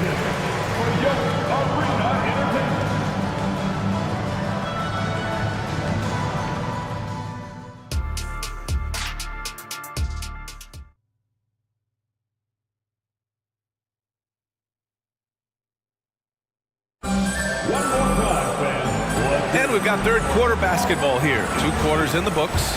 Paul George has been sensational. He was getting into the lane easily that first half. It's just relentless. Now, this guy is such a good finisher on the move, and so far the defense has not been able to counter it. And on the floor for Mark Daigneault starting the second half. Gilgeous-Alexander runs the point with Dort at the 2. Holmgren is out there with Gordon Hayward. And it's Williams in at the 3, small forward. George's shot is good. You have got to have the right focus and the right reads in the pick and roll. And Paul George making all the right decisions right now, slicing up the defense. And just totally relentless, only increasing the intensity level. One thing I enjoy is watching players who don't pay attention to the score. You lock in on the moment and play the right way. Powell outside. Pass to Harden. There's the triple. And it's Holmgren with a rebound. And he probably thought he was going to bury that one. And here in the second half of play, we're just over a minute in. Ooh, he's locked in. Drains his 5th shot in as many attempts. It's so difficult to defend Holmgren inside. For such a young player, his body control and awareness are off the charts. And keeping us updated from the sideline, Allie LaForce. The G League is continuing to be a laboratory, if you will, for new rule changes that eventually make it to the NBA, from the coach's challenge to take foul. Possibly up next, a target score for overtime instead of a running clock. It's been a popular change in the G League, and it eliminates multiple overtime games. Brian, it could make the jump. I like it. It's worth a shot. Thanks, Allie. Timeout called. The Clippers. And the Clippers making a change here. Westbrook's checked in. Just over a minute and a half played in the third. Harden, the pass to Westbrook. Harden against Williams. The drive by Harden. The Thunder pull it in. Oh, a sensational play. Adjusting in midair to elude the defender, just couldn't finish.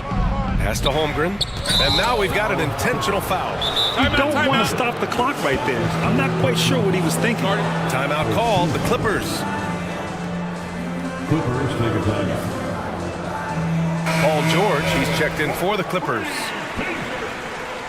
Now, into the lineup for your Clippers. Into the third. 2 minutes in now. From deep, Gilgeous-Alexander. That one's good, and it's Hayward with the setup. Hayward's got 4 assists in the game. Takes a step back. Harden against Dort to stop the run. Leonard passes to Harden. Leonard with a screen on Dort. 5 to shoot. Back to Leonard. Throw it down, Kawhi! Well, if you're that wide open, I can promise you James Harden will find you. Hayward outside. And he makes it. Hayward's got 8 points. Everything is dropping for them. Just a terrific third period run. And I think it's been all about their offensive efficiency, shooting the lights out in this quarter. Leonard outside. Powell for 3. And the three-pointer goes. Powell's gotten himself going here. His first points of the game on the deep ball. Leonard against Gilgeous-Alexander. Oh, wasted no time on that one. Their offense is looking like a well-oiled machine, getting any look they want. Well, what great game planning, what great execution. It doesn't get much better than this. George, good. Gorgeous. That pull-up jumper is simply gorgeous. Paul George rises above everyone. Here's Gilgeous-Alexander. A quick step bucket by Shea. And trust me, when the D's slow to react, he'll be the first guy to make them pay. And that's typical of this guy. He's always reading the situation, reacting quickly and capitalizing. Josh Giddey's checked in for Oklahoma City. Now into the lineup for We've gone about 3.5 minutes here into the third. Josh Giddey. George passes to Leonard. There's a screen.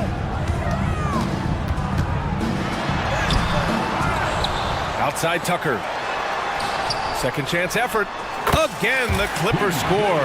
Now, Paul George is always about making the right play. What a pretty pass. Oklahoma City has gone 4 of 5 from outside the arc in this one. Westbrook, he's checked in for Paul George. Now a timeout called by Oklahoma City. I don't think this timeout is just to give the guys a breather. Coach is looking to switch things up. And as you know, it's what comes after that gives you some sense of what has changed. All right, everyone, here they are, your Clippers breaker. And those were our... There's 57 seconds left in the third quarter. Here's Giddey. Connects on the foul line jumper. And the Thunder lead by 15. Josh Giddey taking the in-between game because that's what the defense conceded. Leonard finds Powell. Here's Harden.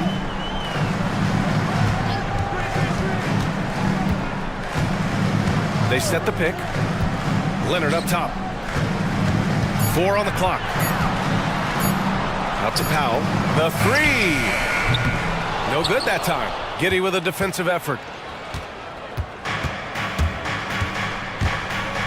There's 18 seconds left to play in the third quarter. Can hits in the corner. Leonard passes to Harden. Back to Leonard. Shoots from 14, and it's Harden. That time on the assist by Leonard. Harden's got 10 points in the game. Now, the mechanics of James Harden's shooting are just so defined and on point. He gets the ball, and he's ready to shoot right away. What a performance for Shai Gilgeous-Alexander. He has been the story for Oklahoma City. And it's time to bring up the State Farm assist of the game. And the winner today coming from an unlikely position. It's the big fella with the sweetest pass of the day. Well, we have some elite passing big men in the NBA, and you love that skill. Wow. And we reach the fourth quarter in a game that may already be out of hand. They've got P.J. Tucker, Russell Westbrook out there with James Harden. Then there's Kawhi Leonard, and it's Powell in at the small forward position. That's who's out there for the Clippers. Out to the wing. Here's Wallace. Chalk up 2 there. That's about the vision that Chet Holmgren brings to the floor. Sees the entirety of the game and finds a ready shooter. And an intentional foul right there. The Clippers making a switch here. George is checked in. First team foul. Coming onto the floor for your Clippers, number 13, Paul George. Giddey against George. Holmgren with a screen on George. Pass to Holmgren. Outside for Dort.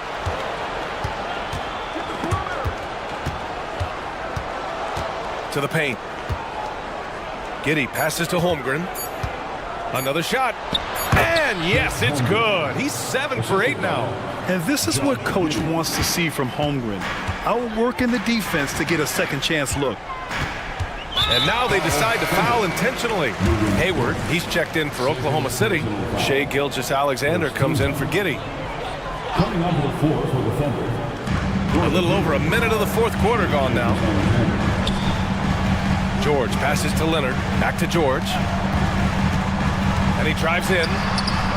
And it's Holmgren with a rebound. Holmgren's got his 6th rebound on the night. And Gilgeous-Alexander's got the ball here for the Thunder. Over Leonard. A nice shot by Gilgeous-Alexander. Gilgeous-Alexander's got 31 points.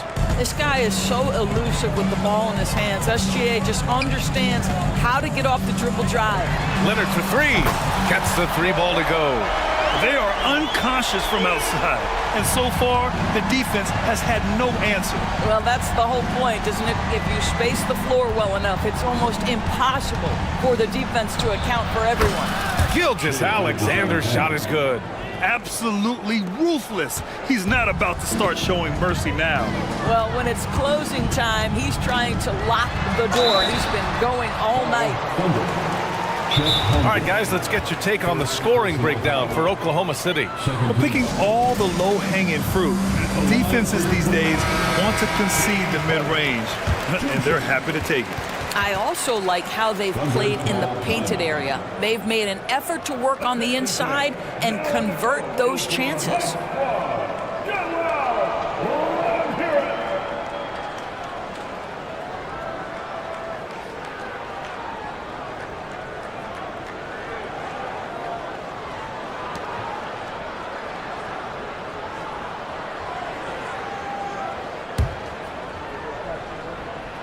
That's good from Harden. Ask any player or coach in the NBA, how good is James Harden? And you will get the same answer. This is one of the best scorers to ever do it, guys. For Oklahoma City, they've gotten 4 of 5 attempts to fall so far in the fourth. Leonard against Gilgeous-Alexander. 3-pointer. Buries it from 3. Gilgeous-Alexander's got 18 points now here in the second half. We all know SGA is a prolific driver. The counterpoint has got to be, he's got to be a threat from 3. For 3, George. It's good. Off the assist from Harden. George has got 32 points in the game. And talk about payback. He hits the revenge triple. Oh, you love to see the competitive fire. A little bit of pride at stake. Outside for Dort. Gilgeous-Alexander against Leonard. 6 on the shot clock. Shot from 12. Rebounded by Kawhi Leonard. Los Angeles has gone 2 of 2 from outside so far in the fourth. George finds Powell. Back to George. And the jam by George.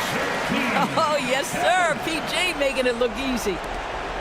There's a minute 40 left in the fourth quarter here. Oklahoma City has got 5 of 7 threes to drop here tonight. Gilgeous-Alexander from outside. Oh, the Thunder, another 3.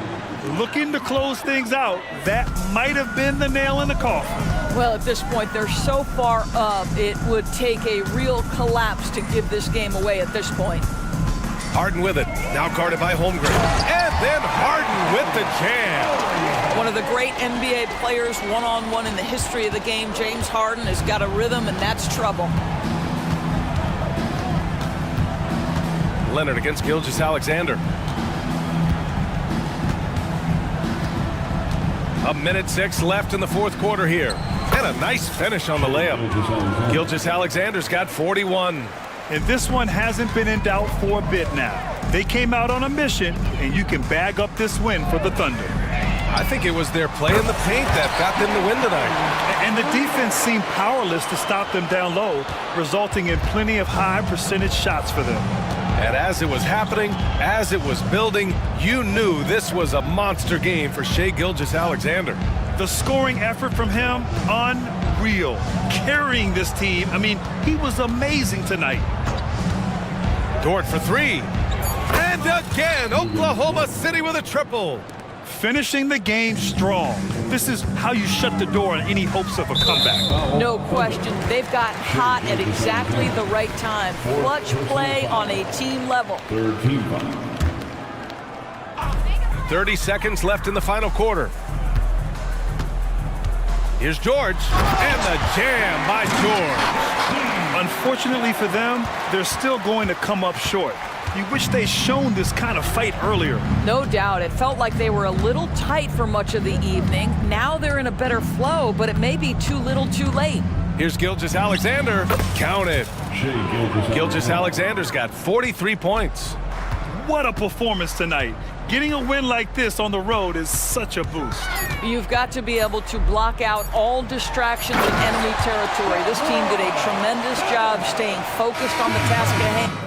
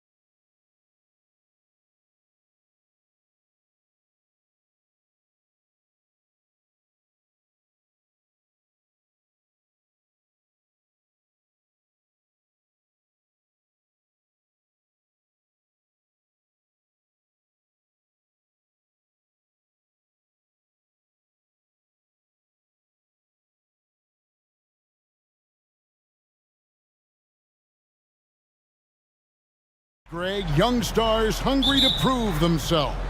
And Kevin, the hungrier, the better, if you ask me. When you've got all that youthful energy and ambition out on the court, very special things can happen. Our starting group for Orlando. The guard pair for them, Anthony and Suggs. Isaac in the front court along with Wagner. And it's Bancaro in at the center, filling out the middle. So the Orlando Magic able to put the first points up on the board. One of the most dynamic passers to enter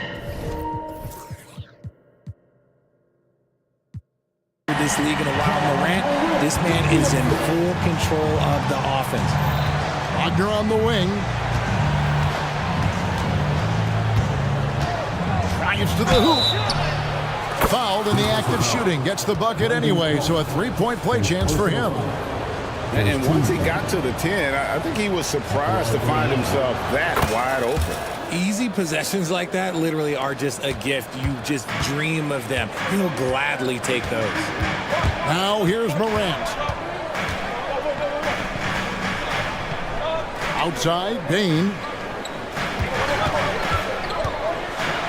And it's sent back by Isaac.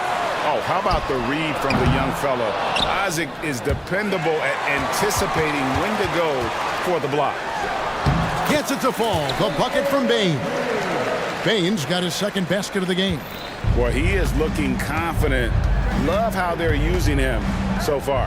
Yeah, when he gets engaged this early in the game, it's bad news for the defense. He can roll this start throughout the rest of the game. Yeah, and Isaac, he just makes dunking look easy. Yeah, has an incredible reach and quickly gets up off the floor to throw that one down. Yeah, not sure what that was about. I mean, talk about a brain cramp. First quarter, about a minute and a half in. Morant with it, picked up by Bancaro. Smart, wide open, he fired. Good, and the nice assist from Morant. Look, and when Marcus Smart is hitting from deep, it really makes a difference in this offense. It becomes so much more dynamic. Yes, that goes in. Well, that's one way he can finish, but far from the only way he gets it done. He's got all kinds of tricks up his sleeve. And we have an intentional foul there, GA. Wish I could say why. That one's pretty strange. I mean, no idea what got into his head right there. The great point guards keep their eyes up on the court. Young players should watch how Smart goes about this man's business. RJ, if you redrafted the 2020 draft, Desmond Bain would go much higher than number 30. Yeah, he was a steal at number 30, and he would probably go top 5 in a redraft. He is an elite shooter who continues to grow as a playmaker and defender. And that one's good, Morant. Working through the lane, Morant, he's got such a great change of speed to keep the defense off. Down low, Bancaro. Pass to Suggs. Bancaro is screened for Suggs. Bancaro kicks to Wagner. 4 on the shot clock. And it's Orlando with another.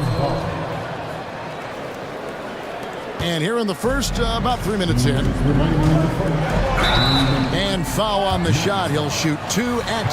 And yep, we thought we might see it. And the coach's challenge has been triggered on the personal foul call. At the line for Memphis, Brandon Clark. 2 shots. And I think when it comes to some of the more difficult calls to make, personal fouls can be tough. The action is so fast that it's... The previous play is under review. Of technology, we've seen replay reviews so effectively, and involving the coaches by being able now to challenge like this is something a lot of people... The ruling on the floor is confirmed. And so the word is in. They've decided that the call stands as it was made on the floor. And, you know, even if a coach still feels this wasn't the right call, you got to acknowledge the effort being put in to reviewing it. The double checking, and the game continues on.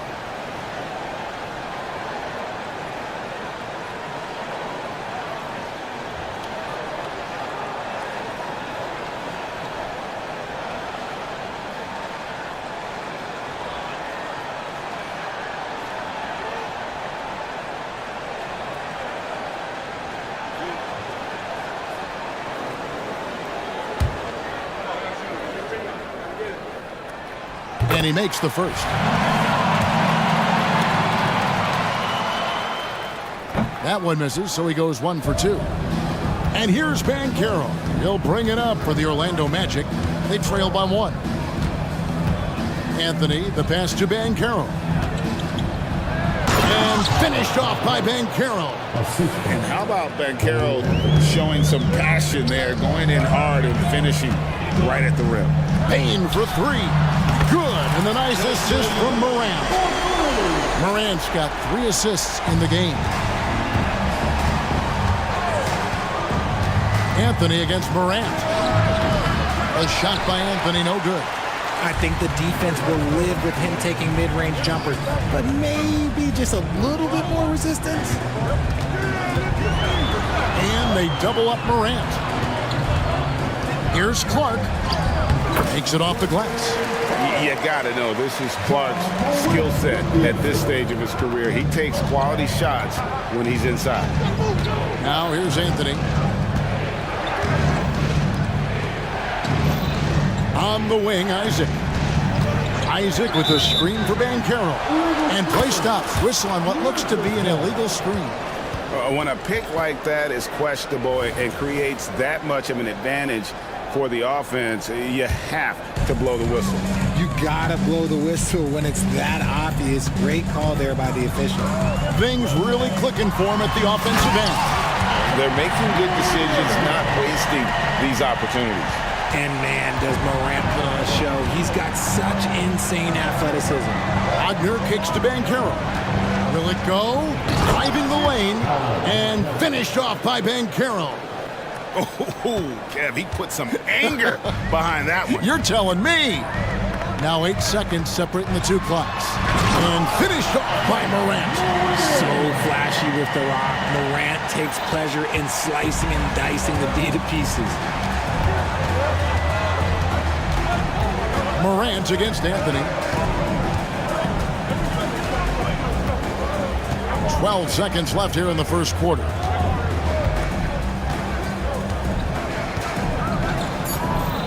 Orlando needs to get off a shot. And that one's good. Wagner. Wagner's got 7. I'll tell you what, I'm not sure these guys can keep this up. There will be some letdown at some point, but these teams, they are built to score, so. It's tipped. Offense, the order of the day as the first quarter comes to a close. It's the Grizzlies up by 4.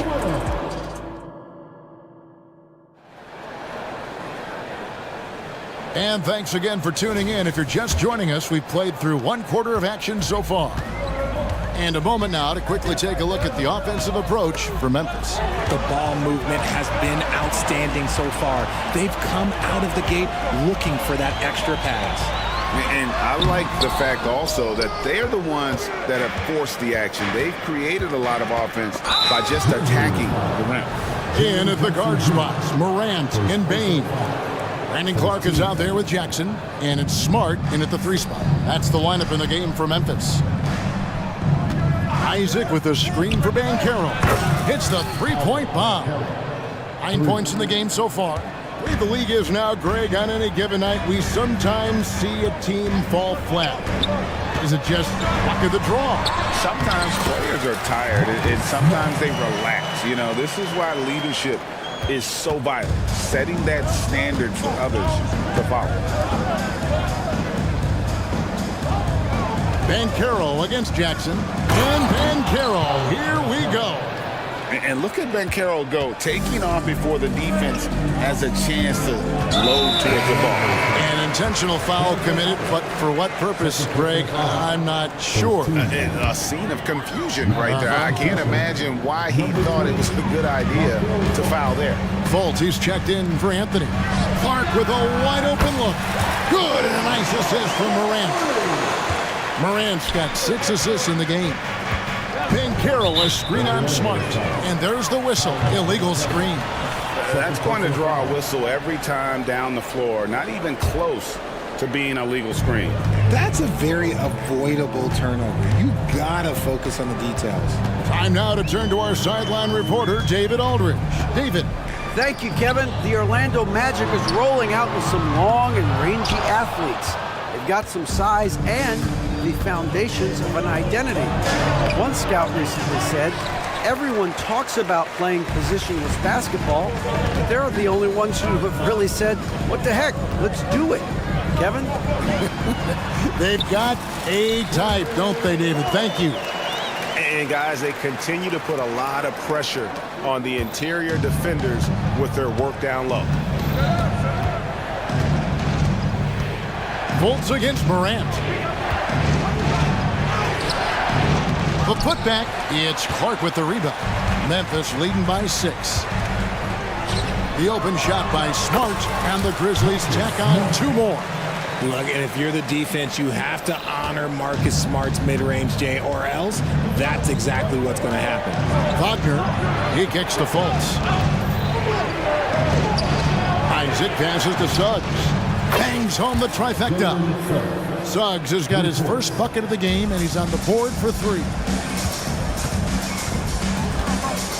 Right side, Smart. Back to Morant.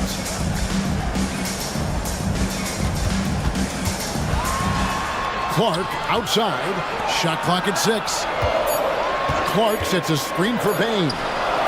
It's good from long range. Bain's got the lead up to 8 now for Memphis. You give a shooter of his caliber that much time to seam it up? Oh, yeah, you're done. Fultz finds Banchero. Morant against Fultz. Wagner on the wing. Drills the three-pointer. Wagner's got 10 points. Oh, that's a terrific pass by the big fella. Banchero is adding that element to his game as his career progresses. The finish was nice, but the setup was better. Yeah, GA, the pick working to full effect before the stuff. Yeah, you like the pick to set up the open shot, but when it leads to a dunk, okay, even better, you'll take it. And I know Coach loves to see Banchero get rolling out there. He is capable of some serious production. And the whistle blows. It's going to be on Jalen Suggs. That's foul number 2 for him. Rose, he's checked in for Morant. And a switcher also for Orlando. Carter, he's checked in for Banchero. Time call here. The Magic decide to talk it over. And Memphis making a change here. Morant's checked in. Orlando also making some changes. Gary Harris is checked in for Isaac. And Anthony subbed in for Fultz. Morant passes to Smart. Puts it up. And it's Morant. That time on the assist by Smart. 8 points for him. Pick works well there. Not much resistance from the D.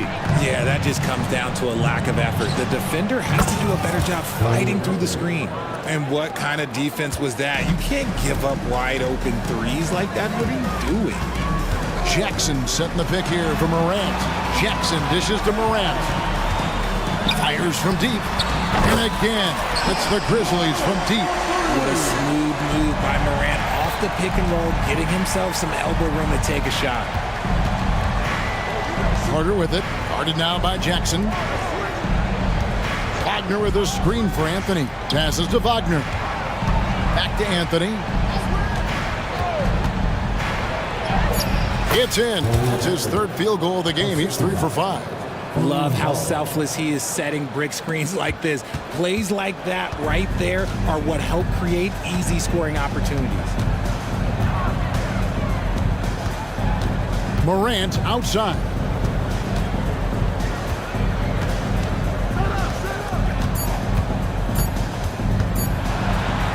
And he drops in the layup off the glass. Morant's got 7 points here in this quarter. I'll be honest, he's having a better quarter than a lot of my nights back when I played. And we've reached halftime in this one. Grizzlies lead by 7. Time now for the halftime break, with the 3rd quarter soon to follow, right here on 2K Sports.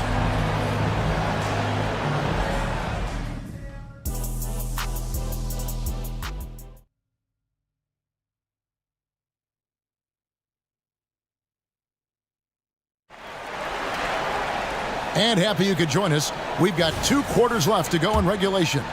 It's been a clinic out there by Desmond Bain.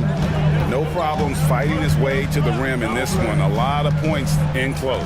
And you love that mindset he has going at the rim. He hasn't settled for anything, and he's been the aggressor all game long. Checking out the group for Jamal Mosley to start the second half. The guard pair for them, Anthony and Suggs. Isaac in the front court along with Wagner. And it's Bancaro in at the 5, roaming the paint.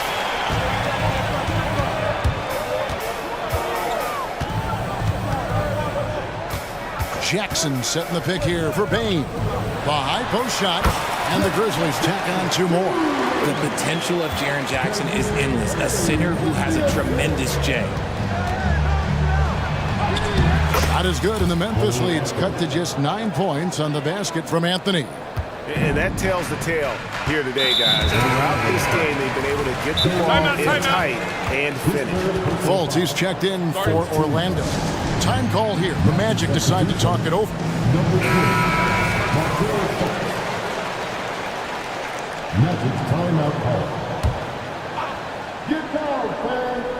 Second half just getting started. About a minute played. Smart with this screen on Fultz. Smart on the wing. He's defended by Wagner. 6 on the shot clock. Bain passes to Jackson. Great defense that time from Bancaro. There's the pass to Wagner. And finished off by Wagner. And this is why Suggs was a top 5 pick. Jalen's got tremendous playmaking ability. Bounce pass from Rose. Clark inside. And Clark slams it in. Quick off the floor and powerful. Clark loves to attack that rim. Here's Fultz. Drops in the layup for 2. These are exactly the kind of shots they want to generate each and every time down the floor. And so it's Rose bringing it up for Memphis. They've led by as many as 11 points. Isaac with the steal. And they go to the intentional foul. So timeout called here. The first for Memphis.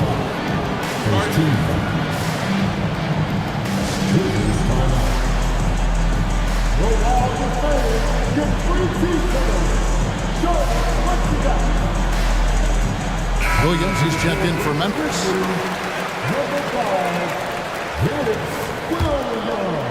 Here's Fultz. Isaac kicks to Bancaro. Isaac with a screen for Bancaro. Really left alone that time. Bancaro's got 16. And he's one of those guys that just keeps coming at you. Paolo Bancaro is special. Rose passes to Clark. And Clark slams it in. And that's how you lead a team. Literally. Wagner as screen on Jackson. And finished off by Wagner. Okay, showing some point forward skills there. Bancaro, nice find in that pick and roll. Jackson setting the pick here for Williams. Pass to Jackson. And the dunk by Jackson. And although he's undersized at his position, his vertical, yeah, that'll clean up a few mistakes. Bancaro against Jackson. Floats one up. And the rejection by Clark. Smart on the wing. 1:36 left here in the third quarter. Inside, here's Jackson, and the dunk by Jackson. Doesn't have to get up much. Jackson Jr. at 6'11" just easily finishes that hoop. And the refs are going to rule that unnecessary contact. It's a flagrant 1 foul. And Kevin, that's a pretty dangerous play right there. I mean, I don't like to see a player put an opponent in harm's way, as much as you just saw him do there. Glad they pinned a flagrant on. Yeah, you're right, Greg. The officials were all over it. They weren't going to let him off the hook that time. The Magic making...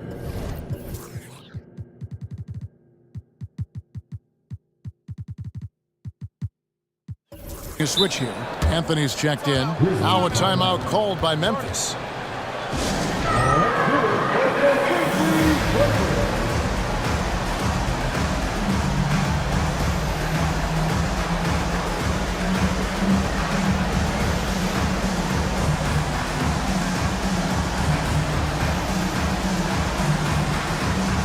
Some changes for Memphis. Jackson, he's checked in for Jackson. Williams comes in for Clark. And it's John Morant in for Rose. Anthony, the pass to Houston. Carter against Jackson. Pass to Houston. Kicks to Anthony. With the teardrop, that shot is off. Morant with some nice D to the middle. Here's Jackson, and the dunk by Jackson. And he can do a lot more damage to the rim than that when he wants to. Oh, you're right. And with the lead they're enjoying, I'm surprised he didn't put a little something extra on that one. Here's Anthony. 9 points in the game so far. Carter with a screen on Williams. Passes it to Carter. Basket is good. The assist from Harris. Carter's got his first points in this one. And this is what you love about Carter. Sets great picks, and he's a monster rolling toward the cup. Williams. And it's Williams with the jam. The D just kind of stepping aside and letting him get to the rim. There's a reason, GA, the lead is what it is right now.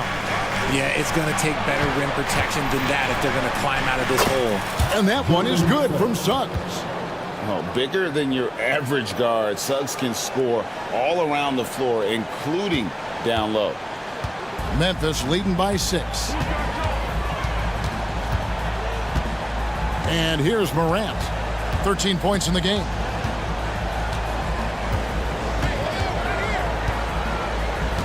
Six to shoot. Little turnaround. The shot, no good. Defense kind of rolled the dice there, and I'm a little surprised it ended up going their way with the miss. And so it's Memphis, with their lead standing at 6 points here at the end. And I know I speak for all of us when I say I can't wait to see what kind of finish awaits us here in the fourth quarter. Timeout called, the Grizzlies.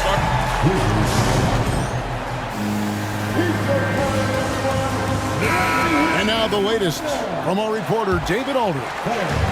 Hey, Kevin. Well, Taylor Jenkins just reviewed his plan with his team. Now, he kept it simple in the huddle. He said, play smart. If we don't beat ourselves, we walk away with the win. Keep it simple, and we got this. Back to you guys. Thanks, David. In at the guard spots, Morant and Bain. Jackson is out there with Clark, and it's Smart in at the 3. That's the lineup in the game for Memphis. Driving inside, and Suggs throws it down. Using that momentum to just prepare for liftoff. Suggs, boy, a problem on the drive. And Morant throws it down. Just rubbing it in their faces with that now. He is never going to take his foot off the pedal. And that finish shows you how dangerous he can be as a passer and a finisher. Get up, Jalen Suggs. This guy also a terrific football player in high school. Morant outside.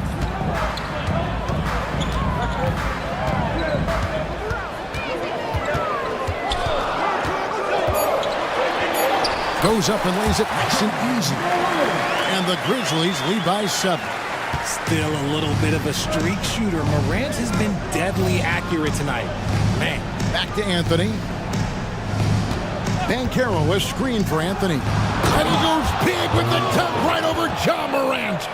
And I got to say, sort of surprising he goes for a slam that difficult when they're trailing. But still a magnificent move to the rim. And finished off by Morant. Showing off that vert. Morant attacks the basket with just such intensity. There's not much any defense can do with it. Banchero dishes to Anthony. Count it. Anthony's got 6 points in the quarter. And guys, all about hard work from this point on. They've worked hard to create that high-quality shot and then able to knock it down. Morant with it. Clark for 3. Good, and a nice assist from Morant. And this is what the coaching staff loves when they watch Clark, wanting to improve his shooting off the catch. Wagner kicks to Anthony. Jackson against Bankero. He dishes it to Suggs. Back to Bankero. And finished off by Bankero. Textbook pick and roll. Suggs is both explosive and creative. He'll be running this play for a long time to come. Morant outside. Jackson setting the pick here for Morant for three. And again, it's Memphis with the three. So many of the plays they're running designed to create opportunities from deep. With the way they're shooting, there's no need to look for any other shots. Just keep letting it rain. And you can tell Bankero trusts his guys. He knows they'll help him find a good look. To the paint. Bain kicks to Clark. Morant left side. Out up there for Clark. Up high to stop the alley-oop. And when Clark is on fire, he stays aggressive. You gotta love how this young fella is willing to dominate games. Well, I guess we could give him credit for not getting discouraged. They're still playing hard. He's doing his job out there. Here's Morant. And then Morant grabs it in. Oh, let's go home. That was just ridiculous. I do not remember the last time I saw a dunk like that in a game. Anthony finds Bankero. No good from outside. And even with good coverage defensively that time, he has confidence to drill the three. To the inside. Crafty move. That one's good, and the Grizzly lead is cut to just 7 on the basket from Wagner. And man, is he in a zone right now. Seems like he can't miss. And Morant's got the ball here for Memphis. They've led by as many as 11 points. Clark outside. And again, another assist. Dishing it all over the place in this one. He's tallying them up in bunches. Isaac a screen on Jackson. Offensive rebound. And Isaac throws it down. And how about Isaac? He just attacks the backboard, especially on the offensive glass, putting that height to good use. Saw the opportunity to put this away and did not turn it down. And that's what probably slams the door for any would-be comebacks. And look, they put this one to bed. About 3 seconds between shot and game clock. Here's Bankero. They grab their own miss. That shot missing. And that's a foul called on Franz Wagner. That is his first foul of the game. First team foul. And for the Magic, number 14, Gary Harris.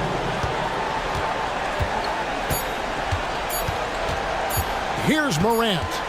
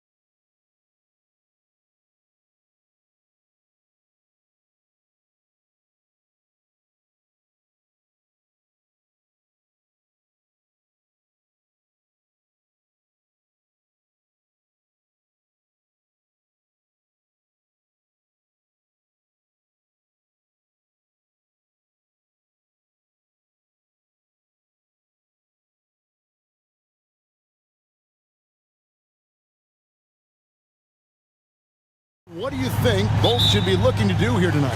Kevin, athleticism is best showcased in transition, so we expect the pace to be high. There is going to be pressure at the rim. The potential for the spectacular could happen on any moment. And now the New York Knicks starters. Hart is out there with Jalen Brunson. Then it's Julius Randle. And then there's Precious Achiuwa.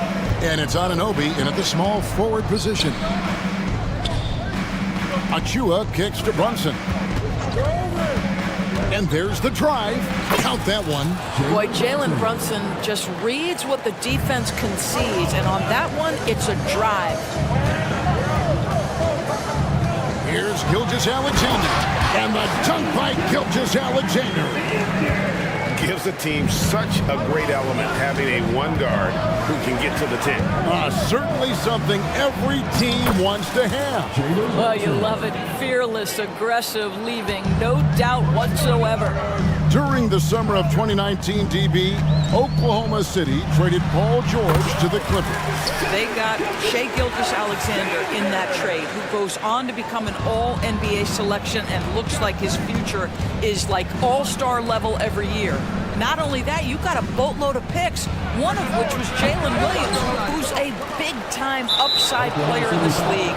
Wow, what a deal for this group. And the foul is called. He intentionally grabbed him there for some reason, I don't know. Kevin, all I can think of is that he's trying to slow the game down a little bit. Right. That's a stretch, though. Definitely a strange move on his part. It's gotten to the point where you have to chase Jalen Brunson off the perimeter. This guy will really hurt you from deep. Again, Oklahoma City. Good way to start this game. You want to get him rolling as early as possible. He's a guy who, if he gets hot, he can carry your offense for long stretches. And Hayward at the stop. Boy, wide open teammate, really pretty pass by Lou Dort. No hesitation there. Randle kicks to Hart. Back to Randle. Brunson against Dort. Down to 5 on the shot clock. And again, New York with the triple. And that's exactly what he's looking for, draining the triple. Right wing. Holmgren wide open. Drains the three-pointer. And I love the competitive edge Holmgren plays with, coming right back with his own triple. Brunson kicks to Randle. Randle a screen on Hayward. And there's a nice one-handed slam. Yeah, that's a great setup. Screen the defender off and let him elevate. Oh, right. And wasn't the timing ideal? My goodness, the D with no chance to react. The execution was simply flawless. That, ladies and gentlemen, is how you run that play. Several lead changes going on here in the early portion of this game. It reminds me of that cameo song, Back and Forth. Randle kicks to Brunson. Lets it go with a three. That's another one for him. His 5th in just 7 shots. Jalen Brunson right now attacking without hesitation. His foot is on the gas pedal. Here's Gilgeous-Alexander. Good D by Anunoby. Pressured that shot by getting a hand up just as good as a block. And he did it without fouling, and that's become an art, changing shots with... And here we go with the coach's challenge. Not surprised in a competitive game like this. And he's disputing the personal foul call. And I think when it comes to some of the more difficult calls to make, personal fouls can be tough. The action is so fast that it's really tough. The previous play is under review. Technology, we've seen replay reviews so effectively, and involving the coaches by being able now to challenge like this is something a lot of people have been hoping for. The ruling on the floor is confirmed. And so the word is in. They've decided that the call stands as it was made on the floor. And, you know, even if a coach still feels this wasn't the right call, you got to acknowledge the effort being put in to reviewing it. The double checking, and the game continues on. He's off on the first.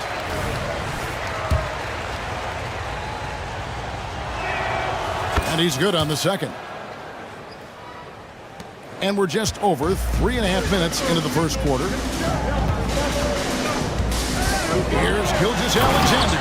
And Gilgeous-Alexander throws it down. This guy is such an explosive athlete. Shai Gilgeous-Alexander goes straight to the cup. There's the screen. Pass to Brunson.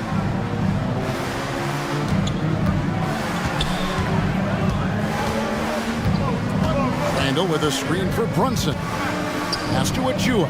Shot clock at 3. Hart, that's good. You can't afford to let Hart get going from deep. He's ready to shoot it when given the opportunity. Gilgeous-Alexander, that's a two-pointer. Good, and it's Williams who picks up the assist. Gilgeous-Alexander's got 10 points. Here's Brunson driving to the basket, and the layup is good. There's no quitting this guy. He just gives you great effort, and he continues to give you great production. Outside Williams. Out to Hayward.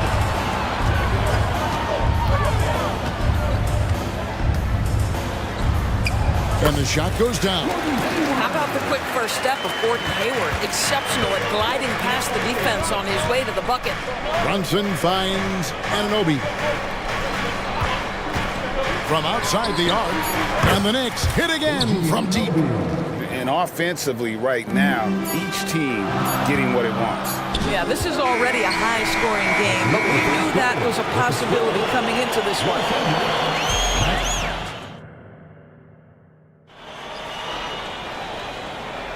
And hope you've enjoyed the broadcast so far. Halfway through the first half in this one. And guys, what do you think about the offensive approach we've seen so far for the Knicks? They've looked to fire as much as possible from outside the arc, and so far they are hitting at a high clip. They've also done a great job finding openings and exploiting them. Take those lanes when they're given and turn them into points. Here are the 5 New York has to start here in the second. Jalen Brunson out there with Hart. Then it's OG Anunoby. Then it's Julius Randle. And it's Achua in at the 5. A silky smooth shooter. Holmgren makes it look so effortless at times. And he commits the intentional foul. Yeah, not sure what that was about. I mean, talk about a brain cramp. And so here is New York. 6-point lead. Anunoby kicks to Hart. Here's the screen from downtown. And again, New York with the triple. Well, if you offer no resistance defensively, he's going to knock down the 3. It's really that simple, guys. Outside, Dort. And there's the pass to Gilgeous-Alexander. Over to the wing. Here's Holmgren. And a great assist by Gilgeous-Alexander as that one goes in.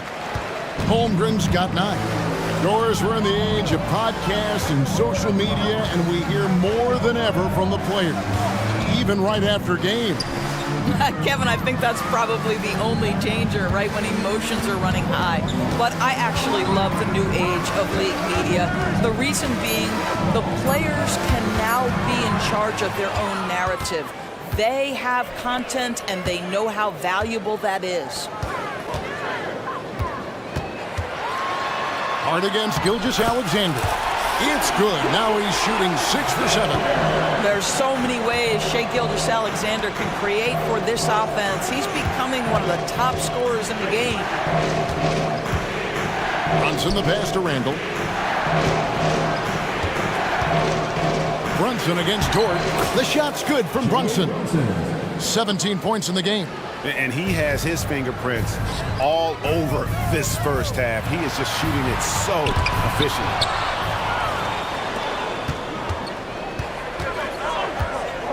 Randall, a screen on Dort. Brunson the pass to Randall. Now, here's Anunoby.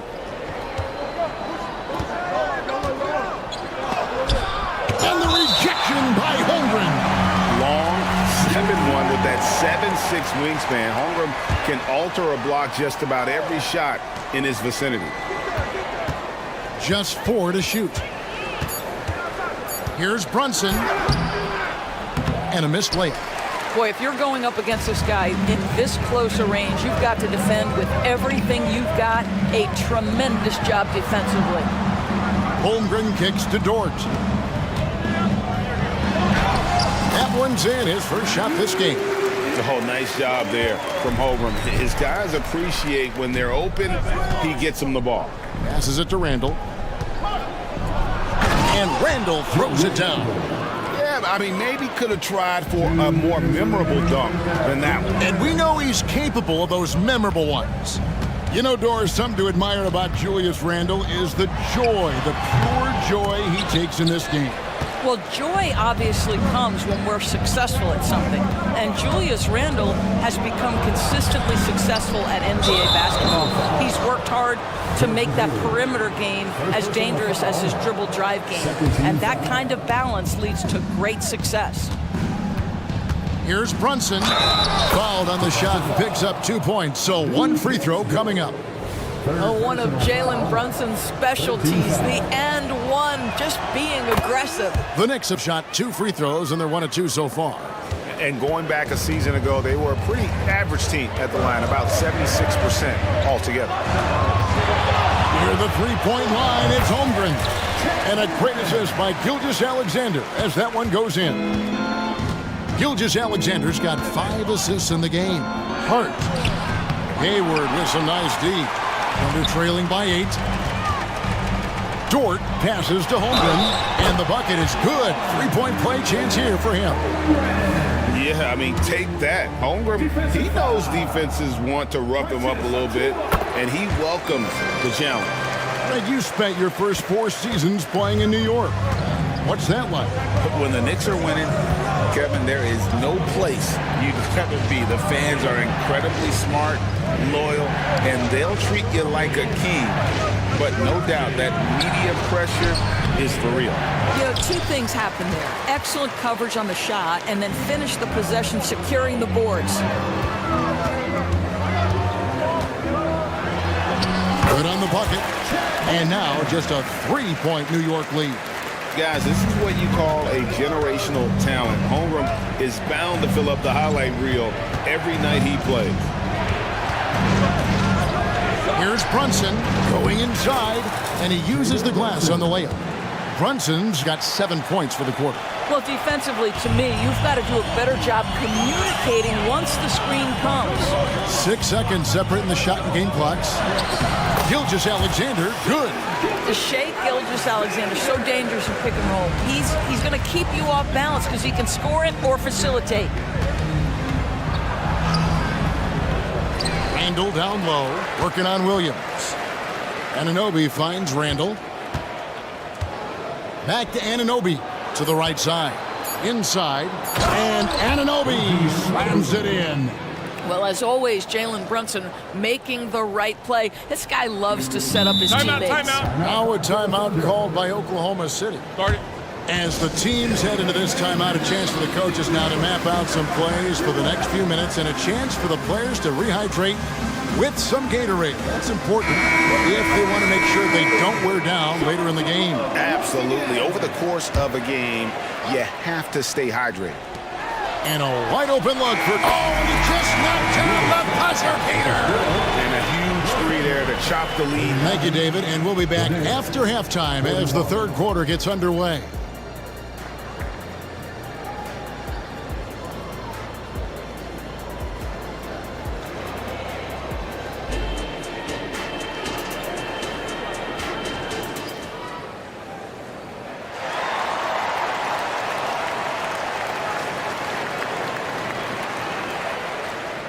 And after a fairly even first couple of quarters, the second half could turn out to be a great one as both teams try to gain an edge.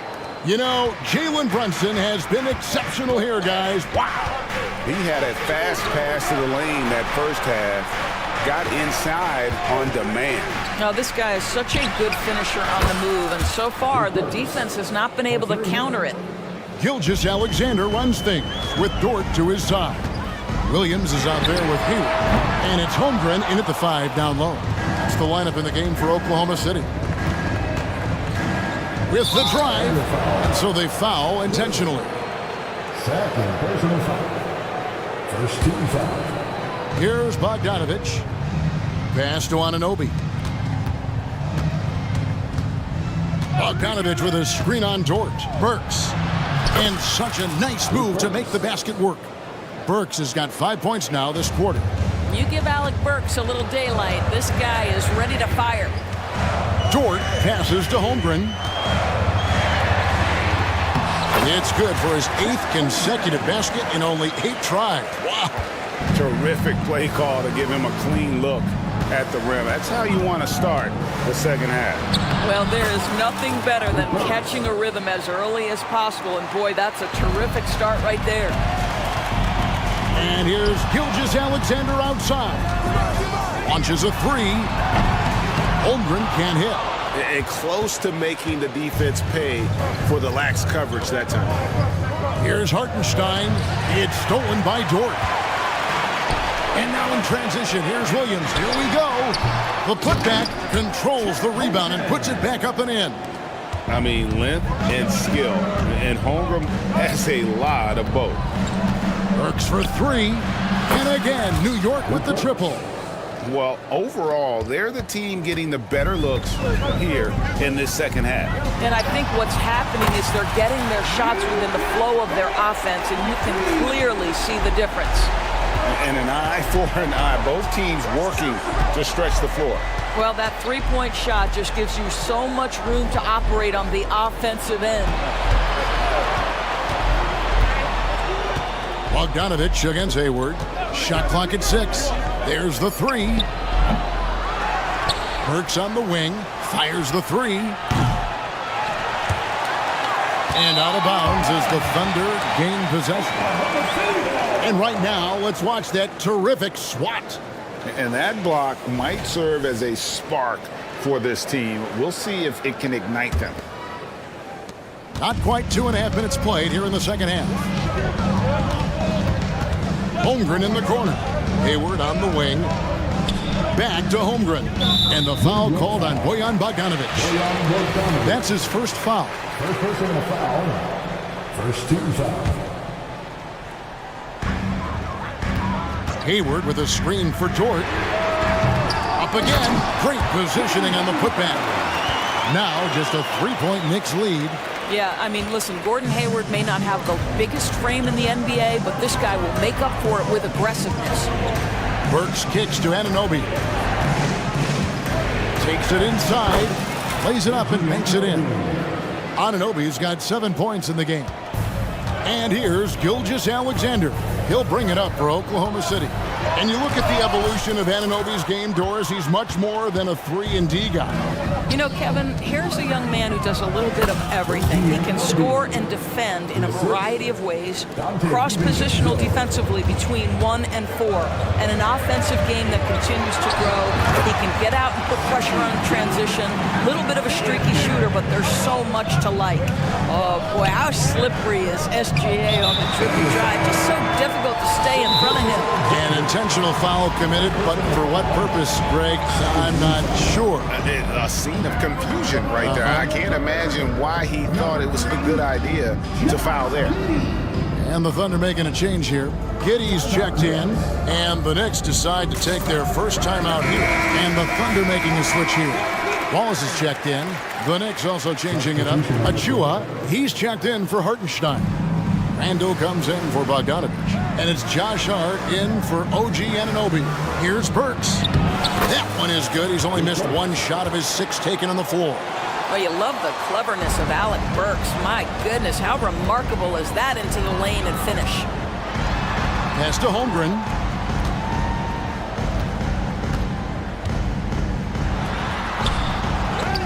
It's hauled in by Achua. The Knicks leading by 7. And it's Hart penetrating to the wing on the left. Hart with the screen for Randall. And the shot is good. Randall's got his second bucket. Boy, there was plenty of contact down low, but Randall assertive and able to find the finish. Yeah, he needs to take a lot more shots. He's been efficient, trying to get his teammates involved, but it's time for him to step up.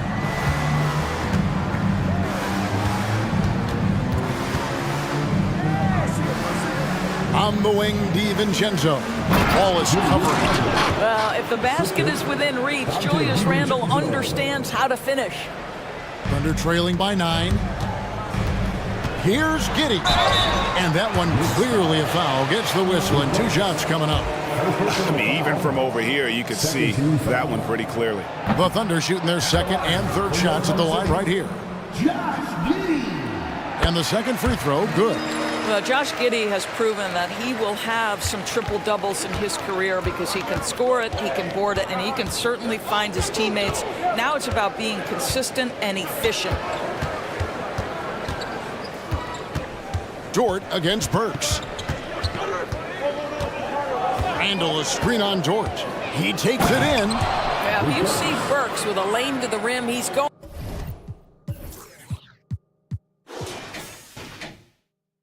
to flush it with power. Time called here. The Thunder decide to talk it over. Adjustments are a part of the game, and the coach sees something he doesn't like here. Well, this is a chess match. Looking ahead a few moves and trying to execute toward that. Number 11, Jalen Brunson.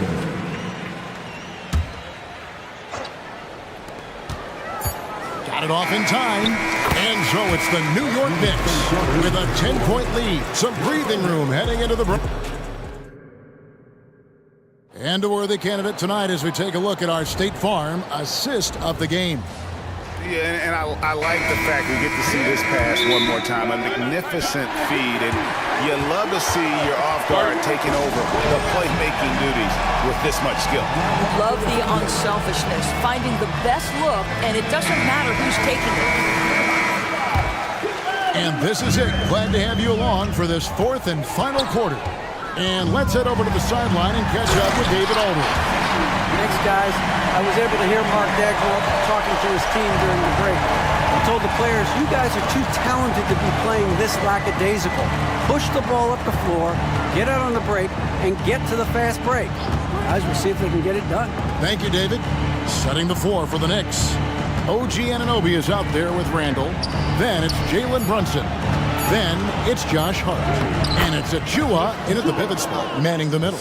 What you see is continued improvement in his ability to create for others. Great to see OG Anunoby make the open read. Now here's Holmgren from the arc. Sinks the triple. Holmgren's got 23 points. I love the spirit he's shown tonight, particularly on the offensive end. To me, he's just playing smart, efficient basketball, really helping his team hang around this one. And that's just cold-blooded right there. He's taking no prisoners. Well, when it's closing time, he's trying to lock the door. He's been going all night. And Gilgeous-Alexander's got the ball here for the Thunder, trailing by 10. A few possessions into the fourth quarter, just over a minute played. Shooting foul as the whistle blows. He'll shoot 2 free throws. That one goes on Anunoby. Well, the tremendous length at the guard spot that Shai Gilgeous-Alexander presents is a problem for a lot of defensive players. You want to contest this guy's shot, but you absolutely don't want to send him to the line. He will make you pay. Anunoby finds Brunson. Fires for 3. Drills it from outside. Brunson's got the lead up to 11 now for the Knicks. Just good on-ball decision-making from Brunson right there. This guy a master in the pick and roll. Holmgren sets the screen for George, and they come right back with their own three-pointer. Well, you can see it's a matter of pride out there for these guys. Absolutely. When someone makes a shot, the first thought is, I want my own back. The shot's good from Brunson. Yeah, don't be fooled by the height, guys. Brunson is a terrific finisher inside. Gilgeous-Alexander kicks to Dort. Gilgeous-Alexander against Anunoby. Lock at 6. Gilgeous-Alexander deciding where to go with it. He gets it in there. Gilgeous-Alexander's got 6 points in the quarter. Well, that's SGA in a nutshell right there. Quickness, length, guile, finishing on the interior. Chalk up 2 there. And the Knicks lead by 10. big miscommunication on defense. He recognizes it and quickly takes advantage. And that's typical of this guy. He's always reading the situation, reacting quickly, and capitalizing. And just about 3 minutes through the fourth quarter here. Randall with a screen for Brunson. 2 minutes. The three. Thunder with the rebound.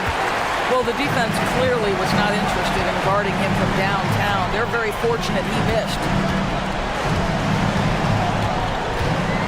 Gilgeous-Alexander against Anunoby. And Gilgeous-Alexander, here we go. Banked in off the glass. Gilgeous-Alexander's got 10 points here in the second half. We've got 1:28 left in the fourth quarter. And that's a foul called on Shai Gilgeous-Alexander. That's foul number 2 for him. Second team foul. 1:25 left in the fourth quarter. Randall a screen on George. And he makes that one. Brunson's got 34 points. Unwilling to let up even for a moment. That's his killer instinct, just fanning the flame. One thing I enjoy is watching players who don't pay attention to the score. You lock in on the moment and play the right way. And we'll just watch the clock wind down, guys, in what will turn out to be a win here for the Knicks. If they had to battle for this win, there were times when it looked like it was maybe slipping away a bit, but they never let that happen, which I thought was a real credit to them. And that's a product of their mental toughness. Anytime the flow of the game turned against them, instead of caving, they just dialed it up a notch and were able to pull away. The one player that really stands out, of course, in this one, it was a dazzling game for Jalen Brunson. Every time he shot it, it seemed like it was going to drop in. And if it didn't, everyone was surprised. Achua finds Anunoby. And the Knicks hit again from deep. Saw the opportunity to put this away and did not turn it down. Yeah, playing with great energy and great effort. And as a coach, you'd love to see this from your team every single night. Amazing individual performance, but you'd like to see more guys start to get involved. I don't know if he can do it alone. Brunson against Dort. Here's Brunson. The pass to Hart.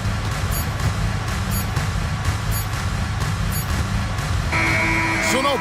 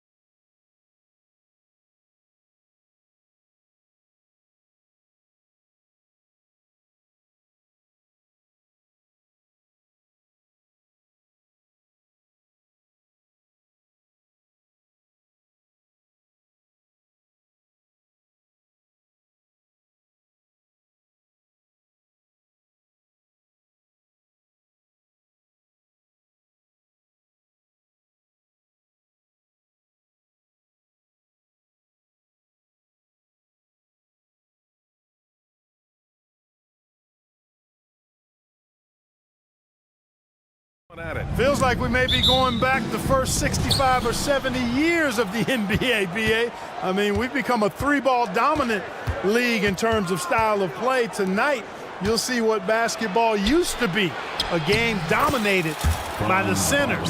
And the starting lineup for the Magic. In the backcourt, it's Anthony and Suggs. Isaac and Wagner make up the forwards. And it's Ben Carroll in at the center position. Even when you think you have Harden pinned up, he still gets a shot past you. Incredibly creative. Here's Anthony. And that one good. Just taking it right to the rim, and no one was there to greet him. Well, this early, they should be showing a lot more energy on defense. It's not there. Here's George. And the jam by George. All the talk is about Harden scoring, but I tell you what, he can dish that rock too. And just about a minute into this first quarter. And the dunk by Isaac. B.A., the one-hand dunk just looks so fluid. Yeah, absolutely. Even smooth when he's powering it home like that. Part of what makes him unique, guys, that combination of power and polish. Starting to find his rhythm. He's cooking, and he knows it. And you know what? They're going to keep using it. I mean, he'll be the centerpiece of their offense today. You can bank on that. And you got to give Paul George credit for his mental toughness. There's always lots of chatter out there, but he tunes it out and just focuses on his game. And Wagner gets it to go. Pounding it inside early and often, setting a physical tone. The Clippers have gone 3 of 3 so far from the floor. And it's blocked. Van Carroll against Tucker. And he throws it down with one hand. Look at Ben Carroll finding his teammate out there, getting the ball into the hands of the open man. Man, that's impressive. George, a deep three from beyond the arc, and then some. George has got 9. Defensively, you have to stay connected to him on the perimeter. Anthony with it, and it's Leonard picking him up. And Carroll passes to Anthony.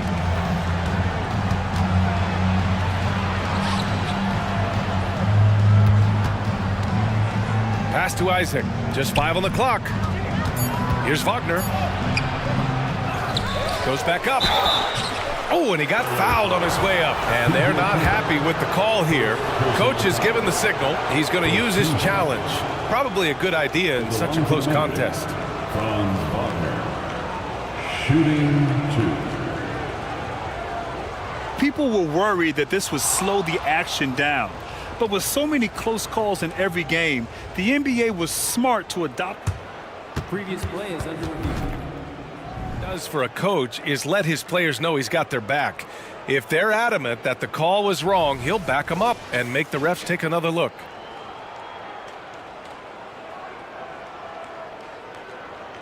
After the review, the ruling on the floor is overturned.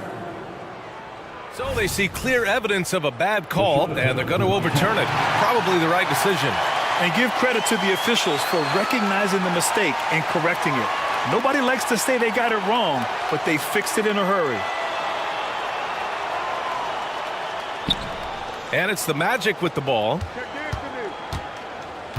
Here's Anthony. And Anthony slams it in. A nice mix and blend of speed and control on the drive. Anthony gets right where he wants to be. And now it's time to take another view of that huge swat. Tell you what, early in the game, these kinds of plays can really set the tone. Here's George.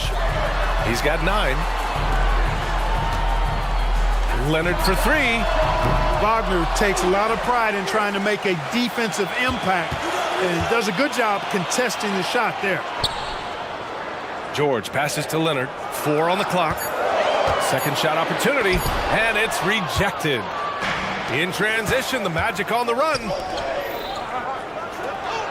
Oh, and that one, no question, powered it down.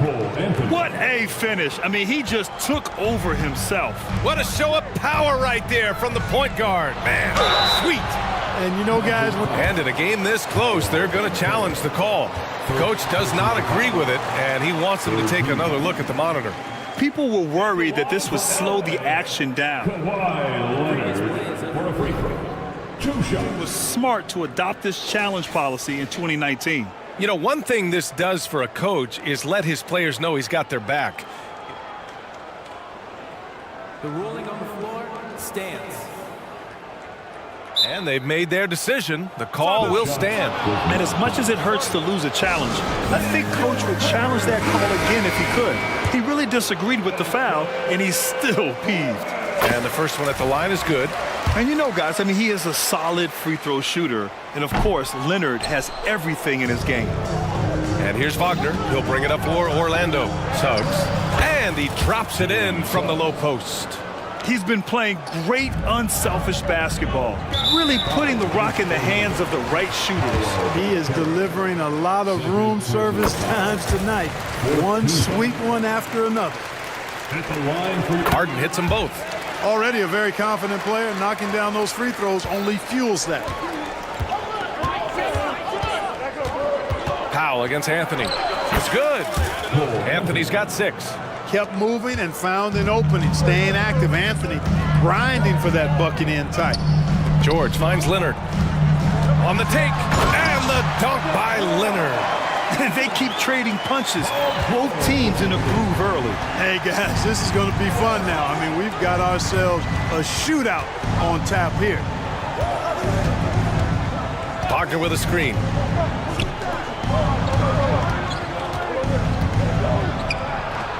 Got it. Takes him 4 for 6 from the floor. Part of the job description as a guard. But Anthony relishes the chance to get his teammates good looks. And George with the jam. He throws it down with 2 hands. You know he won't mess that up. Not this guy. He is a big-time finisher. Yeah, near the hoop, he's an absolute monster. Filthy. I mean, just the arena is stunned. He's got a deep bag of tricks to dig into. Boy, I'd love to get a replay on that one. Let's keep it handy so we can see it again. Harden surveying the D. And it's Orlando with a rebound. Despite the miss, those are the kind of looks coaches hope to create. 7-second difference between the shot clock and the game clock. Anthony with it, and it's Leonard picking him up. Oh, Banchero throws it down. Yes, sir. Paolo Banchero rising up and throwing it down, folks. Leonard passes to Harden. Jacks up with 3. Doesn't go for him. And the shooter had very little space on that attempt. And guys, that's exactly the kind of high-impact defense they want to see out of him.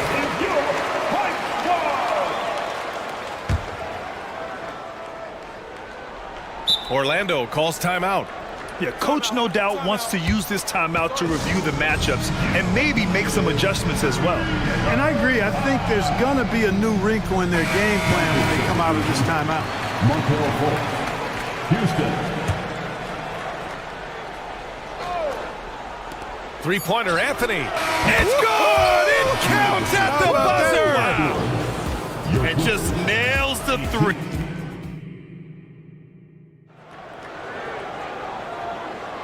And if you're just tuning in, we've got a wide margin on the scoreboard, but plenty of time left for a comeback. And let's get your take, guys, on the scoring breakdown for Orlando. Getting downhill has really been impressive to me, not settling from the outside. They're going right to the rack. And the other thing you notice is how determined they've been to get into the paint and get buckets around the rim. Setting the floor for the Magic. In the backcourt, it's Anthony and Suggs. Isaac and Wagner make up the forwards. And it's Banchero in at center. Banchero's got such a smooth game for a guy so big and powerful. Moves extremely well and has deceptive speed, too. Clark, it feels like we've reached the peak of this three-point explosion. What do you think the next trend in the NBA will be? You know, Brian, it's hard to say. I mean, perhaps we could land on the return of the center, because we're already seeing that, and the centers that are excelling and dominating the league and winning MVPs are in their prime. So perhaps we'll see teams get bigger and play more through their centers going forward. Anthony with a bucket. And they need Anthony to connect from deep. And when he does, their offense opens up even more. Leonard with a screen on Isaac. George with it, now guarded by Isaac. Here's Leonard. And again, it's the the Clippers converting. He does not lack for confidence, and he shouldn't. I mean, this guy's a dangerous scorer. All right, let's check in with Allie LaForce. Well, Brian, in his 10th season in the league, Mason Plumlee started shooting left-handed. He said, quote, "It felt good changing, and the more I practice, it just shored up my decision. It's about the result, and I'm happy I made the change. I don't even question it, and that's where I like to be." Brian? Well, it's working for him, whatever he's doing. Allie, good stuff there. Thank you. Well, he's certainly been on target with the free throws. Such an advantage when your bigs can knock them down from the line. Anthony with a bucket. Anthony's got 5 points in the quarter. Anthony really does everything well on the floor. He's a true point guard, and all of it's on display here. Harden from outside. Yes, and it's Leonard with the assist that time. Defensively, there was a lack of aggressiveness, and it really made it easy for him to knock that shot down. After Harden retires, most fans will realize how truly generational of talent he's been. Yeah, I think he's one of the best shooting guards to ever play. A unique shooting guard. Thick and strong and quick and crafty, deep range, excellent passer. Played a lot of different styles effectively. He'll be much more appreciated after he's done than I think he's appreciated as he's playing. Boy, Tucker, ever unselfish in how he goes about his game. Nice job finding his teammate there. Anthony banked it in off the glass. Anthony's got 18 points in the game. And just not letting up at all. I mean, you have to love this approach. You want to get the ball to the guys who make plays. If it's working, keep working. That's what I say. Keep the pressure on. And one move ahead of the defense, a solid pick. And then the monster dunk to complete the play. Well done. Boy, picture-perfect teamwork that time, guys. One guy sacrificing for the other. That's how you succeed in this league. That's been the story of their offense so far, getting a number of looks from point-blank range. Harden with it. He's picked up by Banchero.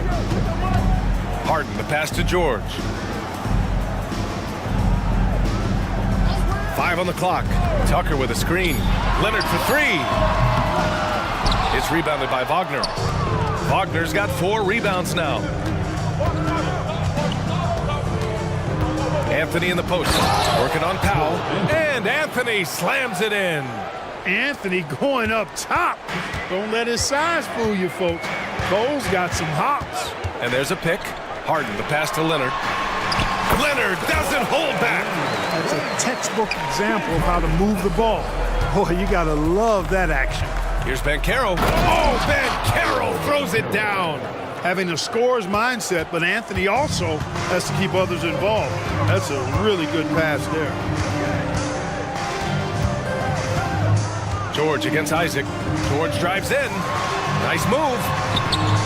Misses at the rim. And it's Anthony with the ball for Orlando. 12-point lead, their biggest of the game. And he gets the bucket. Good decision-making. Scopes the situation, puts the pass right on the mark. Los Angeles has gone 2 of 3 from beyond the arc so far in the second. George outside. Tucker with a screen on Isaac for 3. George! It's rebounded by Banchero. And they've been moving the ball really well tonight. Good things come to those who take good shots. Yeah, those long strides of Isaac's, they allow him to get behind the defense and gobble up a lot of ground in the open court. Leonard finds Powell. And Leonard powers it down.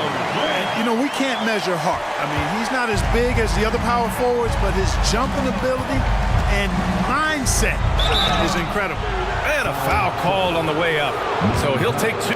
And they want a second opinion on that call. The signal for the coach's challenge has been made. Shooting for Orlando, Cole Anthony at the line for 2. People were worried that this would slow the action down. But with so many close calls in every game, the NBA was smart to adopt this. Previous play is under review. For a coach is let his players know he's got their back. If they're adamant that the call was wrong, he'll back them up and make the refs take another look.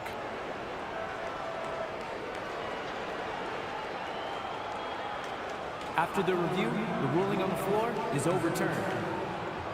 So they see clear evidence of a bad call, and they're going to overturn it. Probably the right decision.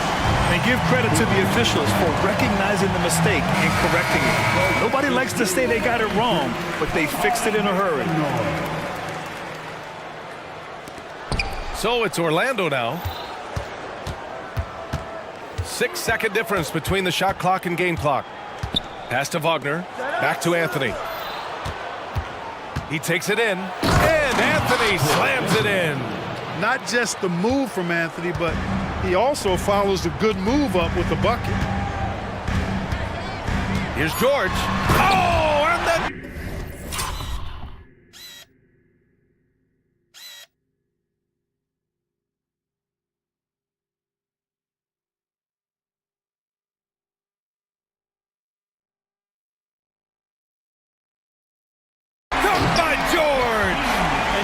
For me, these dunks show exactly how great an athlete George is. I mean, sometimes you're surprised that the basket doesn't come down with the force he punches it with. Orlando calls timeout.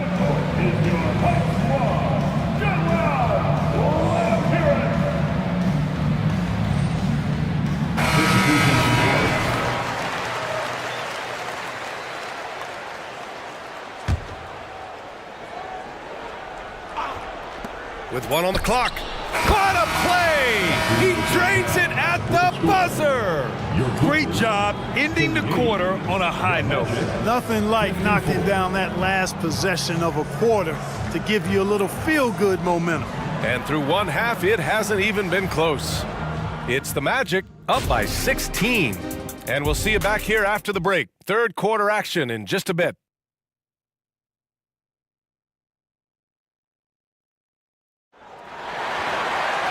And as we dive into the second half, we'll find out if the next two quarters are any different from the first two. So far, it's been a runaway. One of the stories here, Cole Anthony. Man, is he getting it done today. And given that he's just delivered a double-double through two quarters, I'm excited to see his stats at the end of the night. Yeah, he's got that locked-in look in his eyes tonight, and he's not going to start taking it easy. I think he's going to be going hard until that final whistle blows. They've got P.J. Tucker, Russell Westbrook out there with James Harden. Then there's Kawhi Leonard, and it's Powell in at the small forward position. That's who's out there for the Clippers. Wagner will battle you inside now. He's not afraid to embrace and even initiate contact. Fultz against Westbrook. Leonard outside. Powell, a screen on Banchero. Leonard passes to Powell. Fires the three. It's hauled in by the Magic. Pass to Banchero. Wagner with it. Checked by Tucker. The three from Banchero. Counted from distance. Banchero's got 11 points. Check out that quickness with the hands. Banchero bringing that to the floor tonight. For three, Westbrook. It's hauled in by Isaac. Orlando's gone 3 of 3 from outside here in this one. Fultz can't get it to go. The Clippers have gone just 1 of 3 in the second half. Hey, expanding his range. Westbrook can't hit. The Magic have got 2 of 3 from the floor in this third quarter. Here's Suggs. And he banks in the layup. Give him 8. Really good concentration from Suggs there. Pretty good body control, too. Tucker with a screen. Here's Harden. And then Harden with the jam. What a finish. I mean, he just took over himself. What a show of power right there from the point guard. Man, sweet. And you know, guys, when your point guard is making explosive plays at the rim, I really do think it sets the tone for the rest of the team. Timeout called, the Clippers.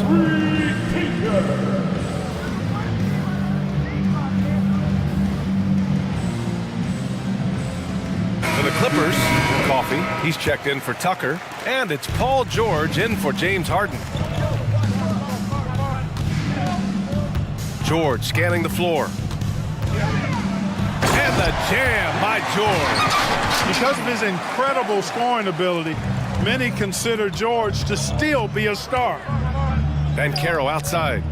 Lots of room. And it's Orlando with another. Since halftime, they have been efficient and effective, making Coach very happy. Boy, I like the disposition and attitude since halftime. They're patiently looking for good shots. Ooh, that's a tough break. After poor communication defensively, it leaves him all by himself. A nice shot by Houston. Boy, good vision that time from Suggs on this play. finding the most ready shooter and fed him nicely. Here's George, and he'll draw the foul. He'll head to the line for 2. Second personal foul. The first free throw is good. At the line for your Clippers. George hits them both. 3 minutes gone now in the third quarter. Pass to Anthony. Here's Houston. Takes a 3. That one doesn't drop. And it's Cole Anthony with a foul. That's his first foul. And that shot was going nowhere thanks to that aggressive swat. Yeah, good offense comes from great defense. This lead is only getting stronger with plays like that. Los Angeles has got nothing to fall here in the third. 0 for 4. Westbrook, the pass to George. Orlando grabs the miss. Would you say testing the limits of his range there? You know, guys, I think he's got confidence to shoot it from anywhere, but he could have gotten a better one than that. For Los Angeles, they've gotten just 3 of 8 shots to go in the third quarter. To the middle. Here's Leonard. Yes, and it's George picking up the assist. Leonard's got 11 points. George continuing to become a better passer. That's one area that's clearly improved over his career. A chance here to catch up with Allie from the sideline. So, Brian, this is year 3 with coaches in team-branded attire, and you ask them, they're in no rush to go back to the suits. The Heat's Eric Spoelstra said, quote, "There's so much less to think about. I used to hate those dress shoes."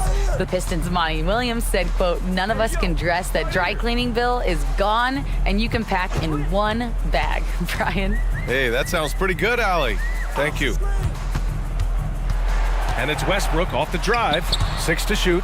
Out of bounds. It'll be Orlando's ball. And the Magic making a change here. Fultz is checked in. Number 20, Markelle Fultz. And so Banchero will bring it up for Orlando. Fultz passes to Banchero. Drains the triple. Banchero's got 8 points here in the quarter. Improving as a three-point shooter with every passing day for Banchero. I think it's about shooting the ball with confidence. He flashes to the rim and is met with no resistance. For Orlando, they've gotten 8 of 11 shots to go in. Efficient so far in the third. Out to Harris. Shot blocked. Leonard against Banchero. Leonard looking over the floor. Down low. Time called here. The Clippers decide to talk it over. There's just a lot of wide open lanes to the rim here. That'll drive your coach nuts. And, you know, I think he's going to tell them simply, we have to show more fight on the interior. That's the top priority right now. For your Clippers, break.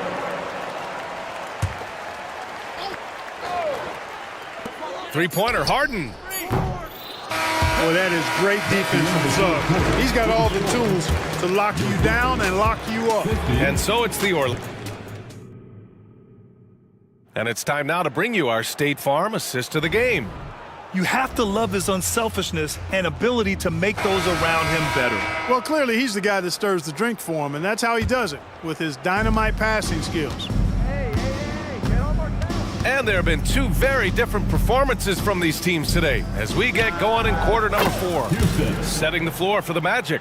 Fultz and Suggs are the backcourt. Then it's Gary Harris. Then it's Wendell Carter. And it's Houston in at the 4. Here's Leonard. And that one's good. A nice job on the glass as they picked up 2 on the second effort. Oh, that's just classic Kawhi Leonard. The effort, the board, the points, all of it. Carter with it. Picked up by Powell. From the high post. And it's Orlando with another. And he couldn't get an easier shot. The defense right now just looks defeated. Well, that's exactly the kind of defense that's gotten them into the hole. The Clippers call timeout. George, he's checked in for the Clippers. So Orlando going with an almost entire new group here. Banchero's checked in for Carter. Franz Wagner comes in for Houston. Isaac, he's checked in for Harris. And Anthony subbed in for Fultz. Strong, aggressive take that time from Harden. And it's Wagner off the drive. That is now his 7th field goal in 10 attempts. Impressive. And trust me, when the D's slow to react, he'll be the first guy to make them pay. Boy, the defense looks shell-shocked. I mean, they're on the ropes right now, on their heels. Pass to Leonard. Fires from deep. It's good. Off the assist from Harden. Harden's got 6 assists now in the game. Yeah, Kawhi has never relied on the three-pointer, but it's a part of his game that unlocks the rest of what he can do on the offensive end. It's Anthony on the take. Battles through traffic and lays it in. Anthony's got 24. And it only makes sense to give him the rock again. He put the team on his back all game. And no let-up in him either, guys. I mean, he wants to continue to expand that lead, and as long as he's the one taking the shots, that lead's going to expand. Tucker finds Leonard from behind the arc. And the Clippers hit again from deep. And just continuing to pile it on. Leonard is such a ruthless player. Here's Suggs. Hey, he's now 6 for 6. He is cooking right now. Los Angeles has gone 2 of 3 from beyond the arc here in the 4th. Oh, he remains perfect. 7 for 7, showing no signs of letting up. So tough trying to slow down Suggs, especially when he gets it going, because he's persistent and relentless. George for 3, connects from downtown. George has got 9 points now in the second half. Defensive mix-up there. He's the last guy you want to leave open. Banchero with a screen on Powell. Anthony, the pass to Banchero. And another dime for him. That makes 15 assists. He has been one step ahead of the defense all game long. Here's Powell. Rebounded by Suggs. It's one thing to prevent the layup. It's another to do it without fouling. Just terrific defense. Remaining in the game. 2 minutes. Wagner against Tucker. Wagner with a screen on Powell. And Isaac, here we go. And so he draws the foul, headed to the line to shoot a pair. It's going to go on Kawhi Leonard. Hey, guys, imagine trying to stop that coming at you. 6'10", athletic, quick, strong. Isaac is a difficult matchup. Both free throws good from Isaac. For Los Angeles, they've gotten 5 of their 7 shots to fall in this final quarter. Pass to Harden. The 3 is up. Oh, that's his 8th make of the game. He's only missed 4 so far. Capable of doing great damage from outside. For Harden, I think it's simply about shooting with confidence. The 3 from Banchero. Rebound by the Clippers. And lockdown defense against one of the best three-point shooters in the league. And you can see how scary this team can be when everything is clicking for them. Just a terrific performance for the Magic. And everything seemed to go their way today. They were firing on all cylinders, Grant. Yeah, B.A., this was the kind of performance you relish as a player. Just a very impressive win. And even the opposing fans can't deny this was a sensational game for Cole Anthony. You look forward to playing with someone who doesn't just move the ball, but moves it with a purpose.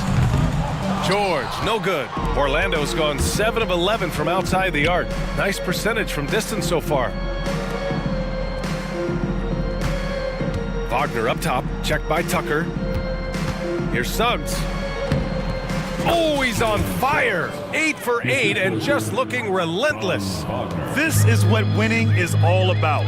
Playing your best when it matters most. Yeah, you know, once they got victory in their view, a huge injection of energy and a great run to finish it off. You can't say enough about his individual performance. I don't think you can overstate it. I mean, even if the all-around team effort's been lacking, this guy's been on top of things. He gets it in there. Yeah, they blocked out the noise, blocked out the distractions, kept on grinding, and this is their reward. Boy, a fantastic performance. And I tell you something, I mean, you get roadkill, that's always a challenge in the NBA, no matter what, and they got it done. They can simply hold on to the ball here. No question, B.A., they deserve the win. Anthony with it.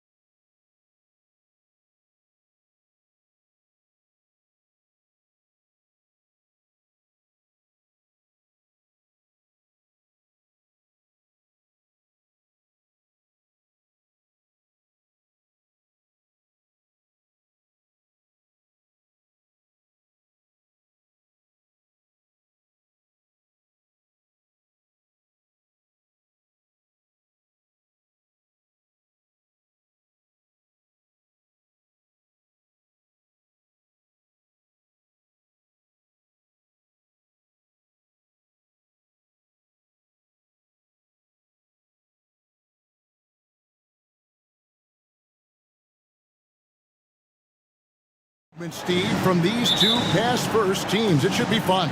It should be. I love the way they share it. But with all the passing, I think ball security will be a factor here.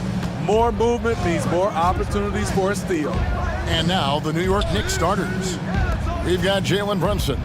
OG Anunoby is out there with Randall. And then there's Precious Achiuwa. And it's Hart in a two-guard. 4 on the clock. Randall with a screen for Brunson. That's in, coming off an assist from Randall. What a beautiful look. Randall continues to round out his game in the prime of his career. Morant against Anunoby. And Morant throws it down. And that's a special play coming from the one spot. You know, his passing can take a backseat for that dunk. Wow. It just shows you the versatility. This guy can do a lot of different things for you. Woo-wee! Here's Morant. Jalen Brunson picking up that last basket. Here's Smart. And the layup's good off the glass. Look at the vision from John Morant there. Knew exactly where to deliver it for an easy look. Smart against Brunson. Achiuwa, the pass to Brunson. The three. Good on the triple.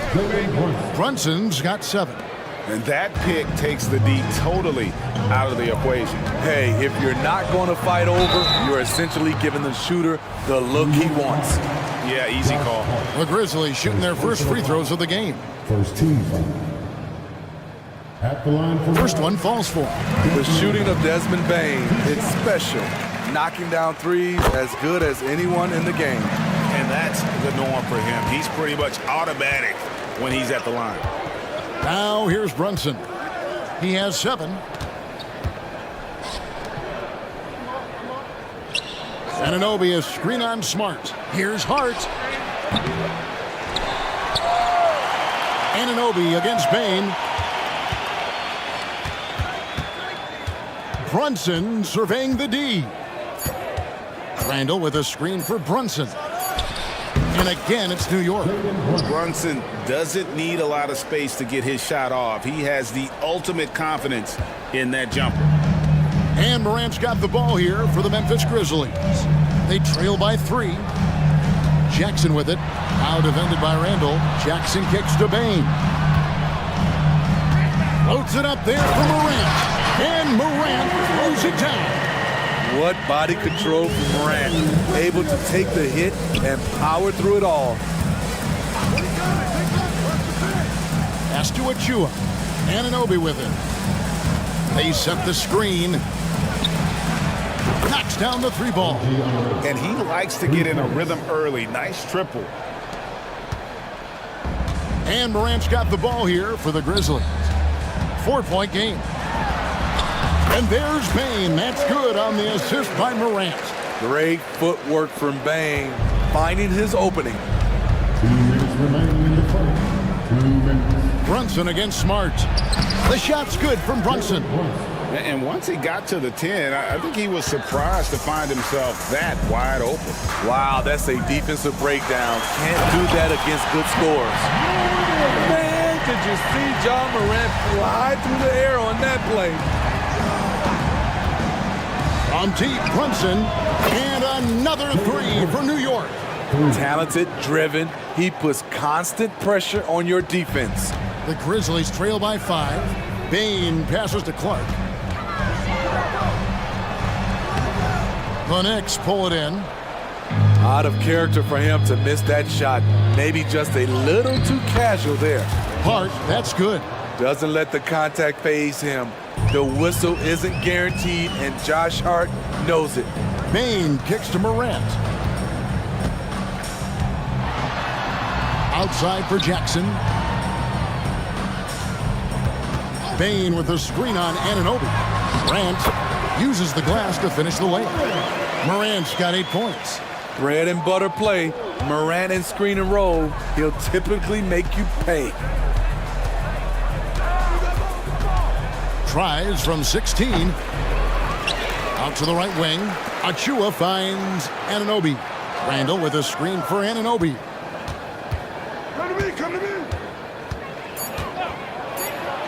And Anunoby slams it in. 7'2" wingspan, OG Anunoby throwing it down. 6-second difference between the shot and game clock. And Morant throws it down. He just punched the ticket on that one. That'll get the job done. Powerful two-hand jam. Here's Brunson. And contact on the shot, so he'll be shooting free throws here. That one on Smart. And Brunson, a very physical player, someone that understands how to bait defenders into fouling.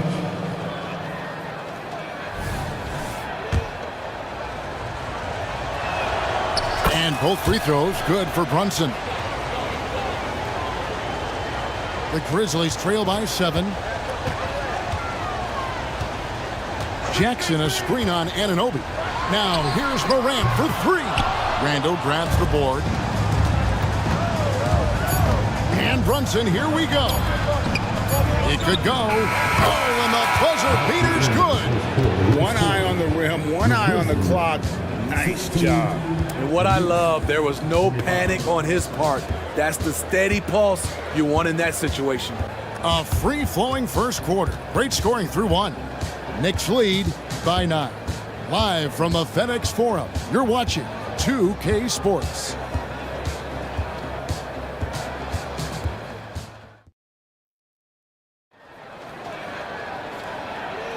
And so far through 1 quarter, it's been a lopsided game. We'll see if that changes here in the second. And guys, let's get your take on the scoring breakdown for the Knicks. Tonight, early on, this team is saying, forget the analytics. Let's take mid-range shots. They can be easy points. And we also have seen them continue to fire from deep. With the results they're seeing, you can understand why. In at the guard spots, Morant and Bain. Brandon Clark is out there with Jaren Jackson. And it's Smart in at the 3. That's the group for Memphis to kick off the second quarter. Here's Morant. Jalen Brunson picking up that last basket. Now you see him, now you don't. There's only a few players that are faster with the ball than Ja Morant. Hart with the screen for Brunson. Pass to Hart.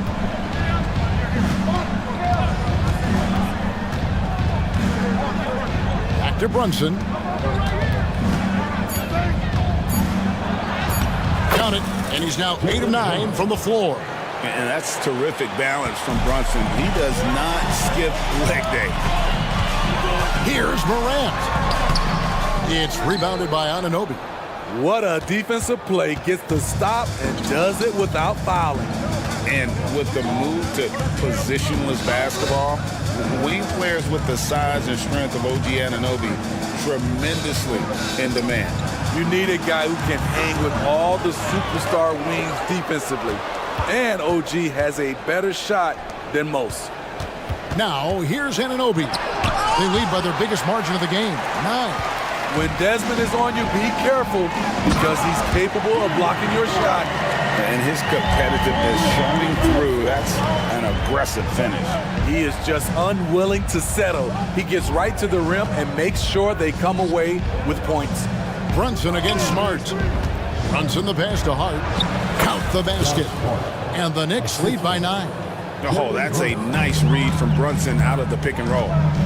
Morant kicks to Bain. 3-pointers off the mark. New York's gone 3 of 4 from long range in the game. Now here's Brunson.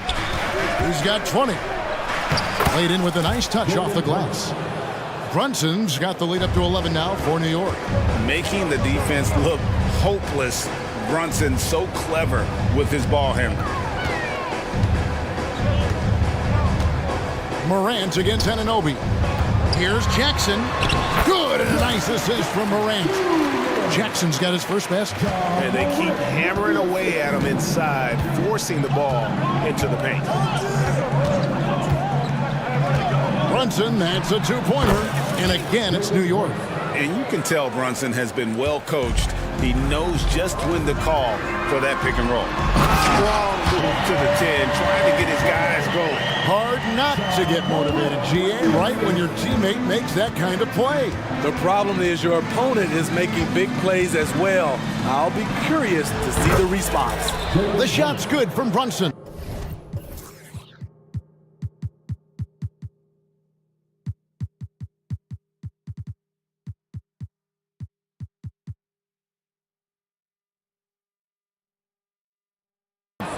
And we hear so much about young players and veteran players, Steve, but when do you feel a player becomes a veteran? Is it after a year, 2, 3? Like, in your opinion, what is it? You know, Kevin, it differs for a lot of different reasons, but I think for myself, when you get that second contract, you feel like you belong in the league.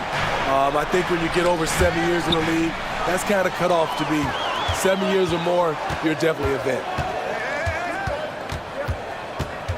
Smart on the wing. Sinks the three-pointer. Smart's got 5. And, of course, this is Smart's biggest hurdle. Sometimes he looks great shooting the three. Sometimes, though, it's just the opposite. Now here's Brunson. 27 points for him. Whistle blows. Basket is good. So a chance here for a three-point play. So it'll be Julius Randle shooting. It goes on Brandon Clark. The Knicks have been perfect at the line so far, albeit just 2 for 2. And going back a season ago, they were a pretty average team at the line, about 76% altogether. And Memphis, Smitty, one of the flashiest teams in the league. Lots of highlight reel material there for sure. Kevin, you need the sizzle and the steak. This is a young team with a lot of great talent that's still learning how to be consistent. It's part of the process. Now Hart following the miss by Jaren Jackson from deep. Jams it in off the great move. Yes, sir. Josh Hart with the hammer. Bain finds Morant. Bain with a screen on Anunoby. But on that shot, with that, the Knick lead is cut down now to just 10 on the basket from Morant. Playing from behind right here, not easy, but he is answering the bell. The reason why is not just scoring, it's the way he's doing it. Efficient. That's what you need at this point in the game. No one near Randle as he lets it go. Ja Morant grabs the rebound. Here's Clark, and Clark slams it in. This is the mindset Clark has. He's opportunistic and really has an awareness of when to attack in transition. And the Grizzlies call their first time out of the game.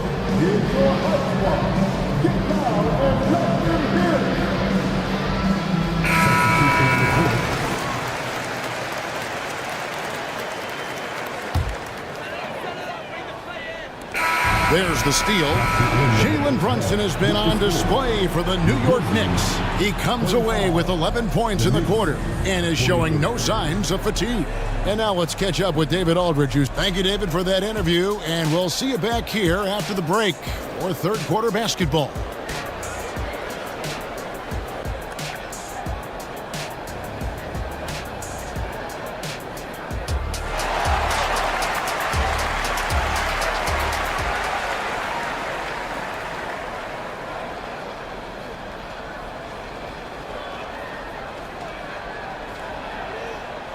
We played through the first half. Plenty of basketball, though, left in this one. You know, Jalen Brunson has been exceptional here, guys. Wow. You know, I don't think he'll top the assist charts this year, but early on he's done a great job of keeping the ball hopping around. And some of it's just a mindset. He came into this game with a very unselfish approach, and his teammates have benefited from it. Here's who Tom Thibodeau is starting the second half with. We've got Alec Burks. Hartenstein is out there with Bogdanovich. Then there's Dante DiVincenzo. And it's McBride in at the point. With unlimited range, Bogdanovich forces you to extend your defense. Back to Rose. Terrific assist, a nice finish. Solid play all around. Terrific play call to give him a clean look at the rim. That's how you want to start the second half. Listen, put the ball in the hands of your best scorers and let them go to work. Keep it simple. Off and running right off the bat here to start the second half. With some art and the basket by Rose. And how about the clever move by Rose? He somehow manages to get around the contact and finish. Here's McBride. Still scoreless. And we're about a minute and a half here into the second half. That one's in there. The New York lead is cut down to 5 on the bucket from Jackson.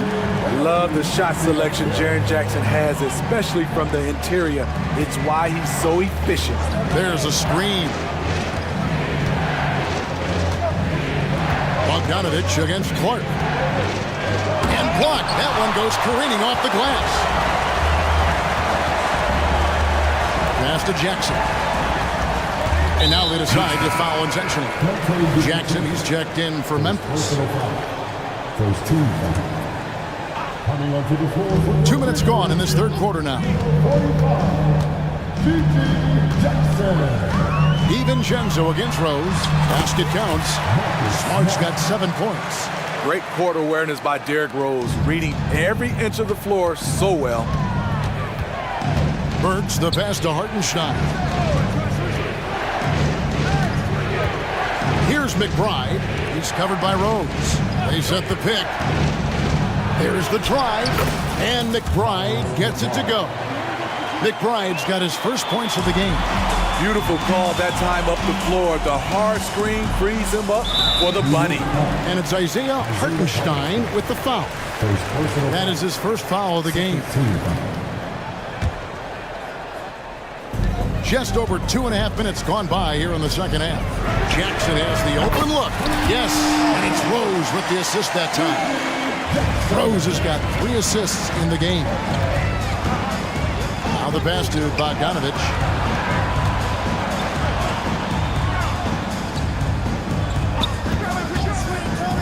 Pass to Hartenstein.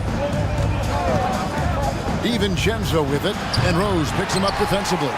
Can't fault the play call. Even though he couldn't convert, that's a good shot. Down low, here's Clark. He nails it, and we're tied up. 8 points for him. Boy, you could see their confidence growing. They have reason to believe. Yeah, the reason is they tied it up, but it took a lot of focus and a lot of energy. We'll see if they can sustain this effort. And with the offense getting right to the rim, at least they saved the layup. And so DiVincenzo nails both of them. There's 1:38 left in the third. And so it's Rose who brings the ball up for Memphis. Here's Jackson. And you know that's going to be goaltending, guys, so that's a free basket right there. Just barely too late and catches it on the way down. He's already in the air. They're committed, so can't fault him for going for the block. And the Knicks decide to take their first time out here.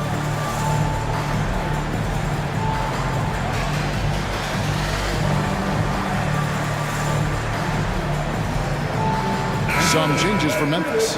Williams, he's checked in for Clark. Williams comes in for Bain. And it's Morant in for Rose. We've gone about 3.5 minutes into the third now. Burks the pass to Hart. That one goes. Count it. 8 points for Josh Hart. Continuing to fight on the interior. Josh Hart showing no give. To the middle. That's good from Williams. The assist by Morant. Williams has got the game tied up here for the Grizzlies. Knicks have gone 4 of 7 to get things started here in the second half. Burks dishes to Randall. Randall with a screen for Hart. Back to Randall. And he banks in the layup. Randall's got 7 points in the game. Anytime you can get Randall moving toward the rim, that's a good thing. Here's Morant. And finished off by Morant. Never a bad idea to run the old pick play. You're right. And if it produces a slam like that, we'll probably see more of them. Especially if the defense is going to allow you to do it. Have to switch on that play. Anunoby kicks to Hart. Changes up. And it's good on the way in. 10 points for him. Josh Hart moving well, quickly getting around the defender. Now a timeout called by Memphis. Please give a big round of applause for your first And New York York making a change here.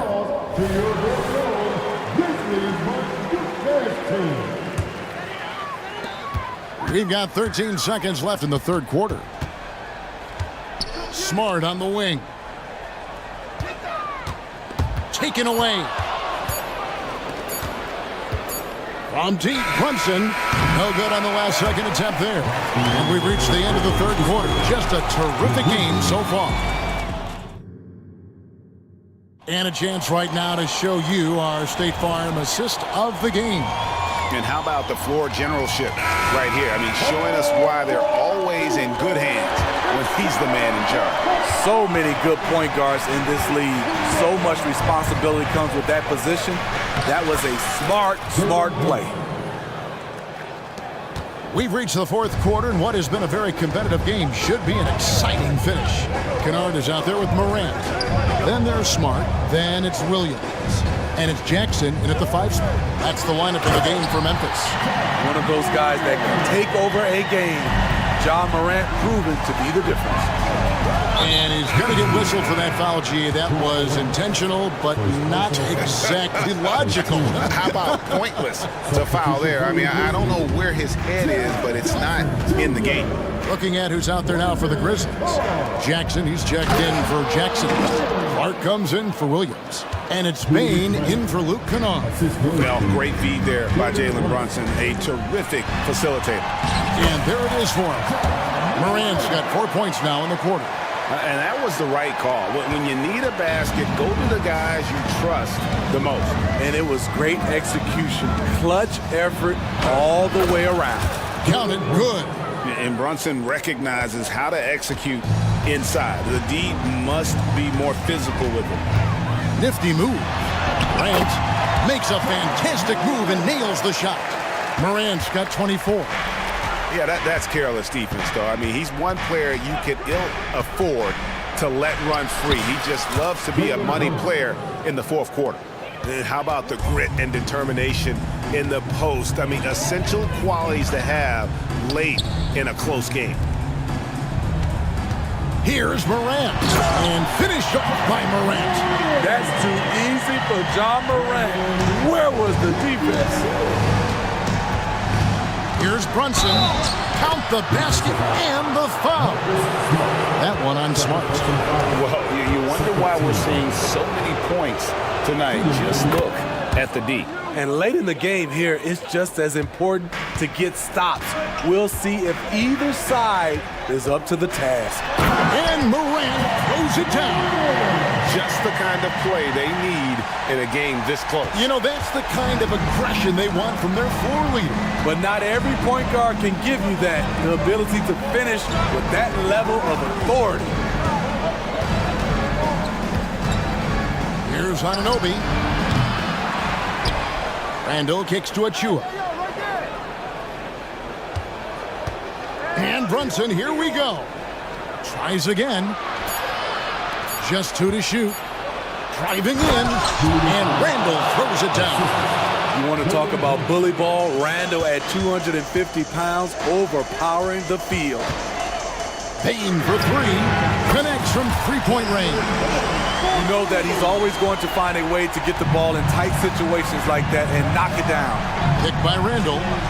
On deep, Brunson. And the rebound goes to the Grizzlies. Outside, Smart. And no good. Had a chance to take the lead there. And Randall has got the ball here for New York. They've held a 12-point lead earlier. Brunson finds Randall.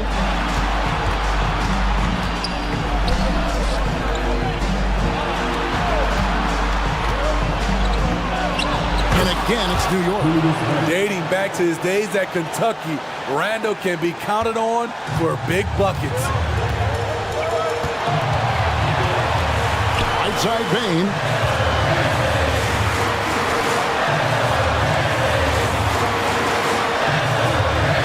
Morant against Anunoby. And finished off by Morant. Calling for the ball in crucial moments. Morant steps up when it matters most. Smart against Brunson. Pass to Anunoby.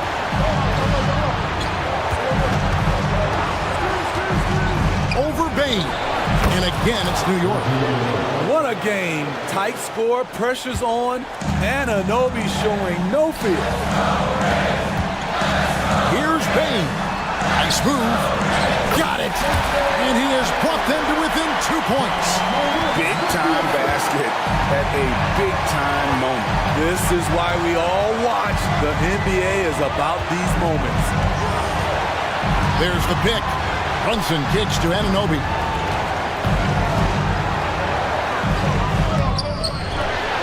Passes it to Achua. Brunson against Smart. And the pass to Anunoby. New York needs to get off a shot. Showing time and time again, he is comfortable being that first option. Brunson delivering in the clutch. They've got to take the first good shot they can find. And even if they make it, they need an immediate foul no matter who catches the ball. Desmond Bain showing no nerves. There's 18 seconds left to play here in the fourth. And they commit an intentional foul. We'll see another one of those so they can get into the penalty. Man, it took forever for them to commit that foul. I don't know why they didn't do it right away. Those are precious seconds. And so they choose to intentionally foul. Yeah, you can't let them hold the ball and just milk those last seconds away. He hits the first one, and that makes it a 3-point lead. And I love how unafraid Brunson is. You can tell he loves the challenge of the moment. Those free throws are the nail in the coffin, guys. Timeout called, the Grizzlies. They're trailing by 4. 7 seconds left here in the fourth quarter.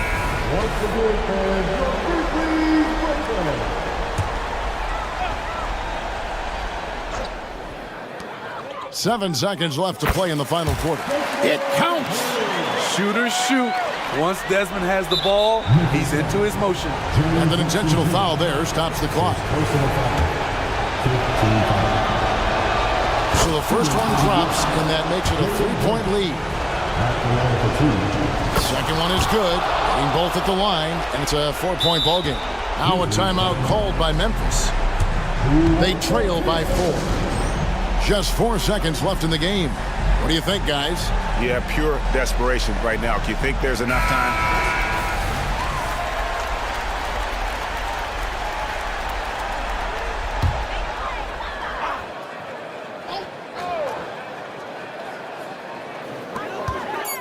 Here's Bain. It's in! It only takes a couple to fall for Desmond Bain to hit his groove.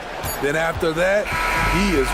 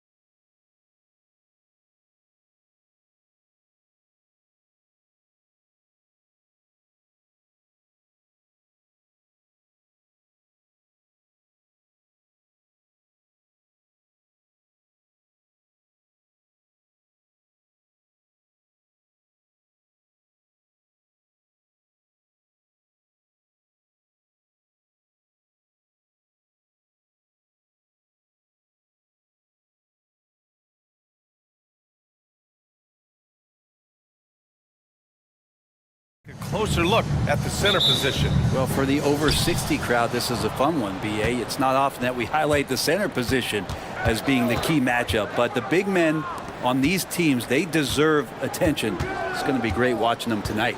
Now the opening lineup for the Los Angeles Clippers. We've got Paul George. P.J. Tucker is out there with Kawhi Leonard. Then it's James Harden. And it's Powell in at the small forward position. And right now, if you're the defense, you got to be careful. Harden excels at finding ways to get to the free throw line. And you look at the Thunder. Talk about a team that's drafted well. Well, it's hard to see out the window in Oklahoma City with how much they've stockpiled their picks in that front office. It's about making good use of them, BA. When are they going to plant a flag in the ground that these are our guys moving forward? They have some young studs. I'm curious about when that time is. So it's the Clippers now. After the basket by Oklahoma City. Leonard for three. Williams grabs the board. And so it's Williams with it. He brings it up for Oklahoma City. Three-pointer. Gilgeous-Alexander got the loose ball, but that'll be a backcourt violation.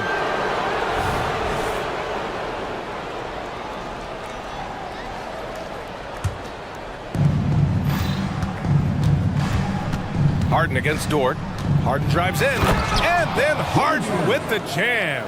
And so often you see Harden flip the ball up there off the bounce, so it's cool to see him elevate and hammer it through. Pass to Holmgren, fires for three. Oh, clanks that one. He's 0 for 1 to start. Harden surveying the D. Tucker with a screen on Dort. Harden, the pass to Leonard.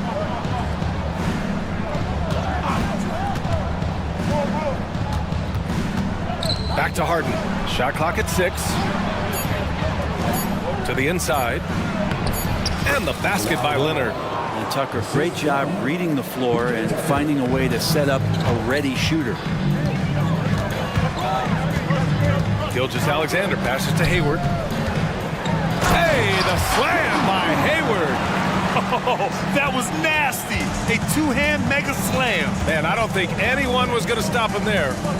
Tucker with a screen. Harden finds Leonard.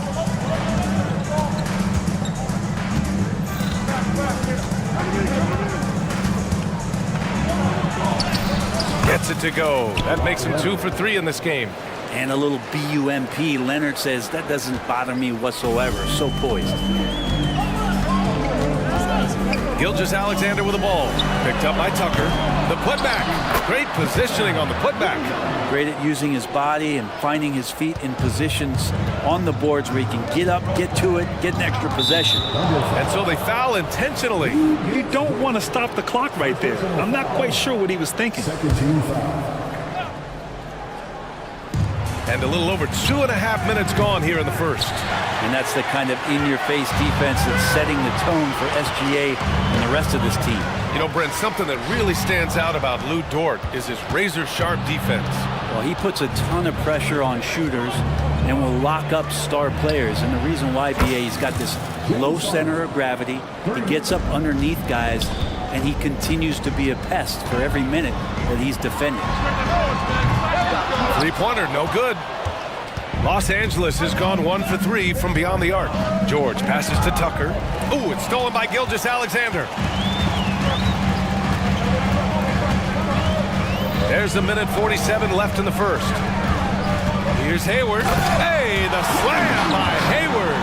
Well, a solid facilitator that helps that the defense thinks that Shai Gilgeous-Alexander is going to shoot and not pass. Here's George. The Clippers call timeout.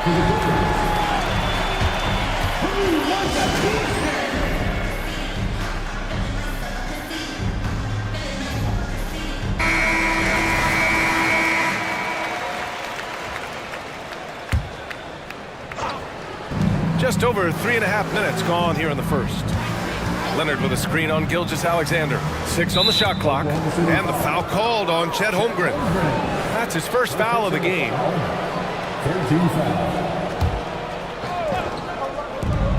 A minute 22 left now in the first quarter.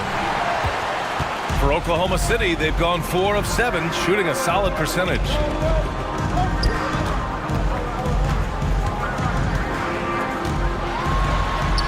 his second attempt to go. Now he's 1 for 2. And this is where Holmgren is such a scoring threat. His size can make interior shots easier to find. Leonard finds Harden. Leonard with a screen on Dort. And he lobs it up to the rim. Leonard can't get it to go. That could have been an easy pass and finish. Not really sure what went wrong. Yeah, you'd like to keep things a little more simple, and that was a play that didn't quite develop the way they wanted it. Coach likes that look. And Gilgeous-Alexander from the corner. Time called here. Los Angeles decides to talk it over.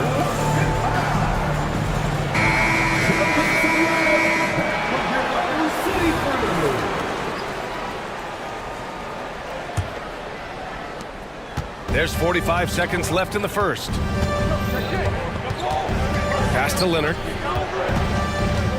George outside. Leonard with a screen on Hayward. George passes to Harden. 6 to shoot. It's George with the drive. Leonard for 3. That's his third basket in 5 shots. Solid work. Oh, Kawhi, so consistent with his approach. Affects every phase of every minute that he plays. Gilgeous-Alexander passes to Dort. Out to Hayward. There's 10 seconds left to play in the first quarter. And it's Oklahoma City scoring again. When the defense gives you room, take it. Don't pass up the shot. The drive by Harden. And then Harden with the jam. Check it out. Harden putting on a show, throwing down an acrobatic dunk. Already 5 lead changes here. Speaks to how evenly matched these teams have been thus far.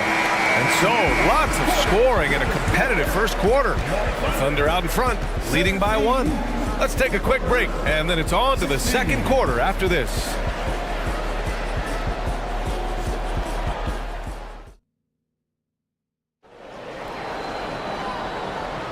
And this has been a fairly close game through the first quarter. We'll see what happens here in the second. And what do you guys think about the Thunder here in this one? They are looking engaged so far, especially on offense. Well, if they wanted to start well, this would be it. They seized momentum right away, and they just didn't let it go in that quarter. And Gilgeous-Alexander's got the ball here for the Thunder. And so in the game for Los Angeles, P.J. Tucker is out there with Kawhi Leonard. Then it's Norman Powell. Then there's George. And it's Harden in at the point. The deep shooting ability of Hayward is invaluable. A forward who stretches the D. Now here's Tucker. Still without a bucket. Here's George. The shot comes out. Nice D from Hayward. Thunder with a lead. Boy, the offensive instincts of Shai Gilgeous-Alexander are really something to see. Yeah, an incredible instinctual scorer and just a knack for making things happen offensively. Whether that means him scoring or setting up others, this guy is an elite offensive player. Nice shot by George. Yeah, you want those 3 points back? Give it to Paul George. Hayward against Powell. Outside for Gilgeous-Alexander. Back to Hayward. Here's the 3. They grab their own miss. Holmgren against George. Clock at 6. Gilgeous-Alexander passes to Holmgren. And the big finish by Holmgren. And this is what Coach wants to see from Holmgren. Outworking the defense to get a second chance look. Time called here. Los Angeles decides to talk it over.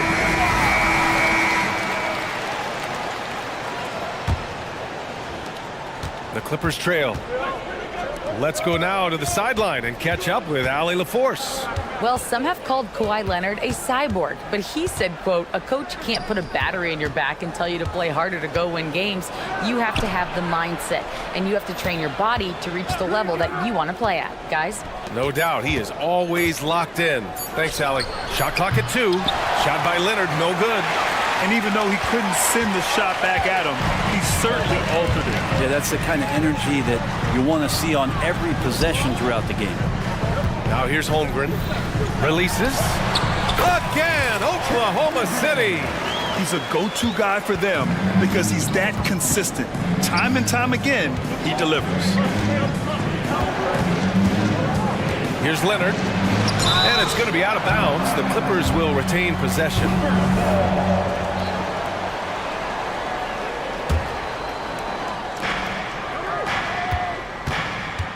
Gilgeous-Alexander against George. Pass to Tucker from deep. Sinks the tray.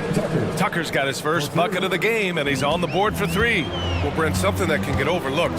How a player fits in on a team can make all the difference.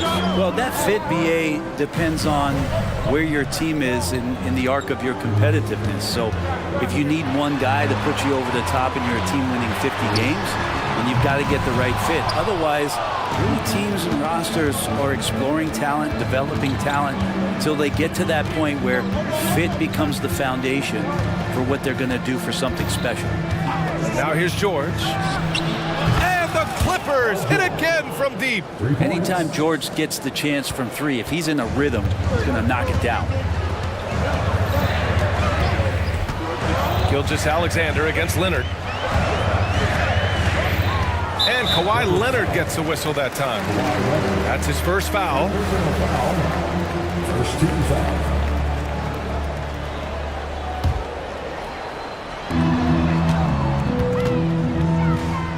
1:43 left in the half. 6 on the shot clock. Oh, there's the alley! And the big finish by Holmgren.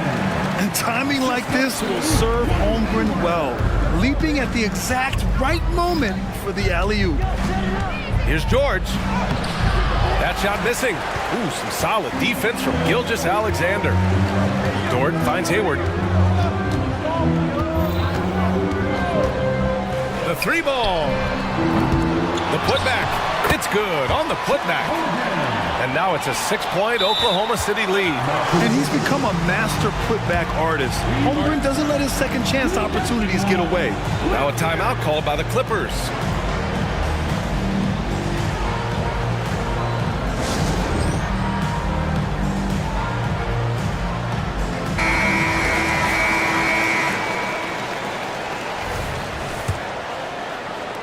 Los Angeles has gone 3 of 4 from outside so far in the second quarter. Outside Harden.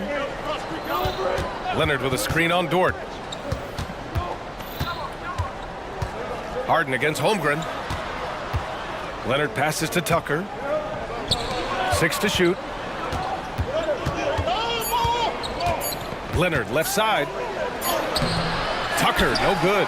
He creates such a great opportunity right at the rim, and he just can't get it to go. Even with the defense not really a factor. Now here's Hayward.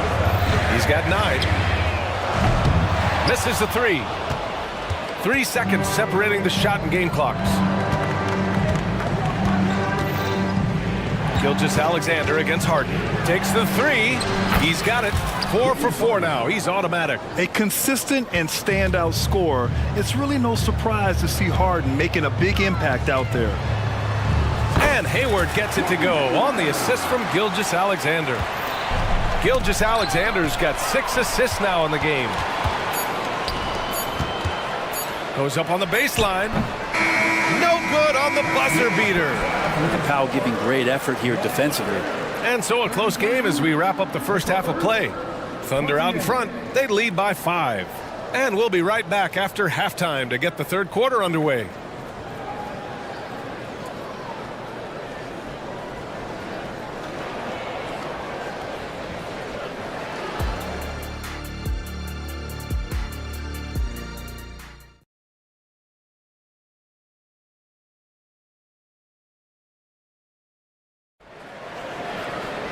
And if you're just joining us, we played through the first half in a game that's been fairly even so far. We are seeing an outstanding game from James Harden. Yeah, he plays such a smart first half, maximizing his opportunities offensively. Yeah, I'm thinking back to the first half and wondering, did he take a low percentage shot? Everything efficient. Gilgeous-Alexander runs the point with Dort at the 2. Holmgren is out there with Gordon Hayward. And it's Williams in at the small forward position. That's the group from Mark Daigneault starting the second half. Well, at 6'6", SGA absolutely has the size to get up there and throw it down. Here's George. The Thunder making their last shot. Outside Tucker, the three. And it's Holmgren with a rebound. Holmgren's got his 5th rebound in this one. Many people were disappointed that Chet Holmgren lost his rookie year to injury, Brent. Well, none more so than Chet Holmgren, who's an incredible competitor. But all of the talk is the anticipation around him coming back more well-built, more skilled, and ready for the league in what it has to offer a big man. The instincts on defense on full display there. It was a gamble for sure, but it paid off big time in the form of a steal. First team foul. And there's a whistle. That'll belong to Shai Gilgeous-Alexander. That's his first foul. Second team foul. George against Gilgeous-Alexander. And the jam by George. Well, not only looking at Paul George get up, look at the guys on the bench loving it from PG. Here's Gilgeous-Alexander. SGA using that size. And kind of par for the course here, right? Coming through with a solid offensive game to help them get this lead. Leonard with a screen on Dort. Here's Harden. Out to Leonard. Dort against Harden. Leonard with a screen on Dort. Shot clock at 5. Let's go with a 3. It's hauled in by Hayward. And Hayward has got the ball here for the Oklahoma City Thunder. They lead by 7. Yeah, when Hayward has the ball, he watches all the angles. That's how he finds wide open guys to feed. Now here's Harden. He's got 12. Tucker with a screen on Dort. Pass to Tucker. Outside for Harden. Back to Tucker. And slam dunk by Tucker. And just a lack of fight right now on the defensive end. Right? At least on that slam it was. That's one way to let a team back in the game. You have to credit the aggressiveness offensively because that's when you make a play when you really need it. Now that's how you capitalize on a screen. Yeah, good positioning too. Gave him a clear path to the hoop. Really not enough help there. Lack of communication on the backside. Now here's Leonard. He has 7. Pass to Tucker. Outside Harden.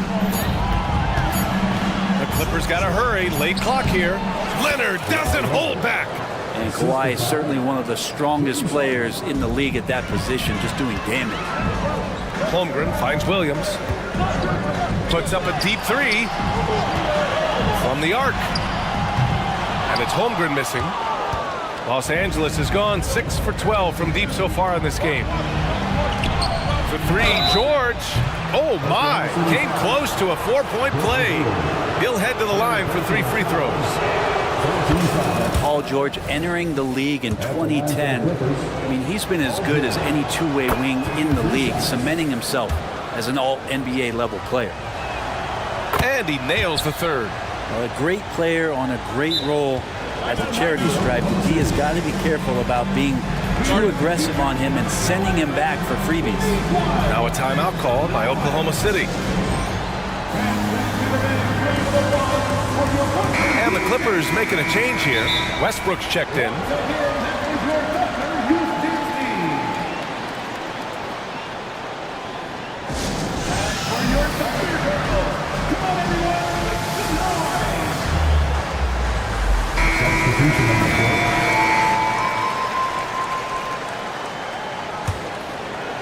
And now we're 3 minutes into this 3rd quarter of play.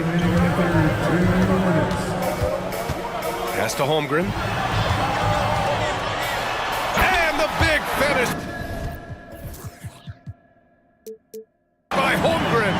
Yeah, the defense making it way too easy for Holmgren. Gotta push him farther out than this. Poke loose. Gilgeous-Alexander with the ball. Picked up by Powell. Gilgeous-Alexander against Powell. And that's an intentional foul. First personal foul. Second team foul. 3rd quarter of basketball here. A little under 3.5 minutes gone by. He's making plays all over the floor. Gilgeous-Alexander will not be stopped. George scanning the floor. The crossover and the jam by George. That's unblockable unless they can get a bigger man on him. Gotta learn your lesson. Leonard against Gilgeous-Alexander. Right side, Williams. Pass to Holmgren.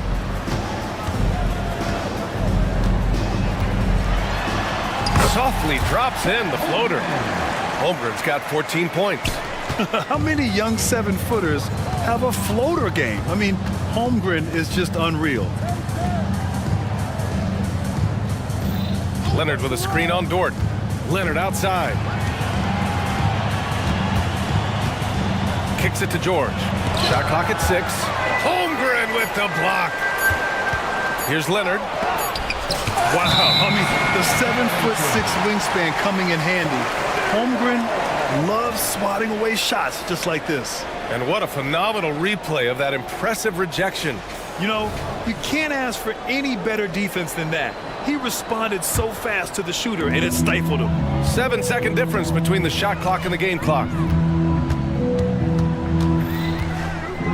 Outside, Gilgeous-Alexander.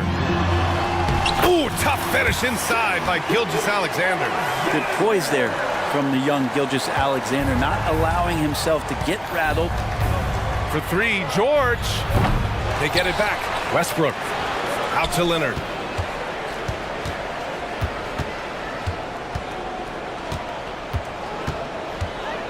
The Clippers call timeout. And now that they have some time to get a little bit of rest, it's time for these players to regroup while hydrating themselves with some Gatorade, looking to gain a boost of energy as they continue to play in this game. And staying hydrated is the only surefire way to do it. An athlete's body doesn't have the same power and stamina without proper hydration. These guys will be sure to use this timeout wisely.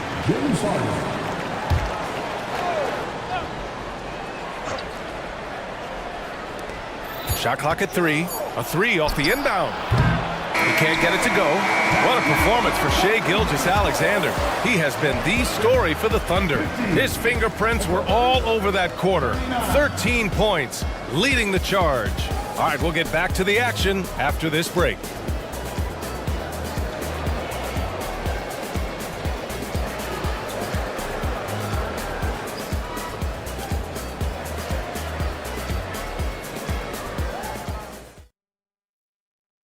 And now we have a moment to reveal our State Farm assist of the game. This is the definition of team chemistry. I love to see this kind of communication and connection between teammates leading to the perfect pass. The coaches talk about it all the time, but to be able to play with that kind of feel, nice. And coach doesn't like the call at all. He's opting to use his challenge. He wants the officials to look at the replay.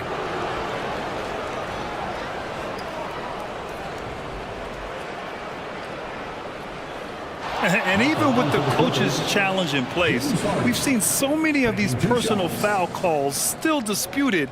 The previous play is under review.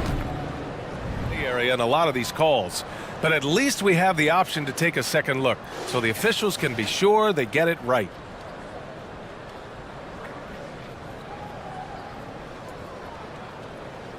The ruling on the floor stands.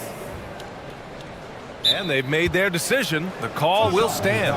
And as much as it hurts to lose a challenge, I think coach would challenge that call again if he could. He really disagreed with the foul, and he's still heaved. The Thunder making a switch here. Giddey's checked in. Gives us a chance to catch up with Allie LaForce.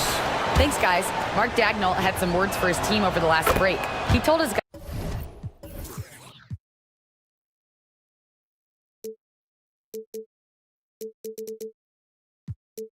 guys, let's not waste this advantage. Hold on to it. Stay aggressive. Let's not give up ground. Coach wants to see his team staying strong out there, guys. All right, appreciate it, Allie. Pass to Holmgren.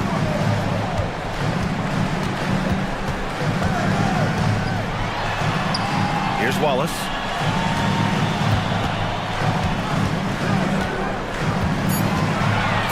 Oklahoma City's got to hurry. They got to get up a shot. And it's Holmgren missing. And it's Powell with the ball for Los Angeles. And now we've got an intentional foul. First personal foul. Second team foul.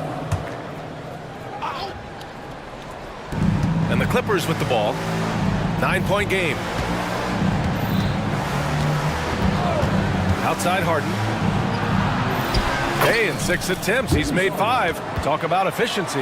Yeah, getting it done inside. Harden proves he's more than just a perimeter player. Here's Holmgren. And the big finish by Holmgren. Nice one-handed jam. Simple and effective, B.A. Hey, with the lead, I'm surprised he didn't come up with something a little more creative.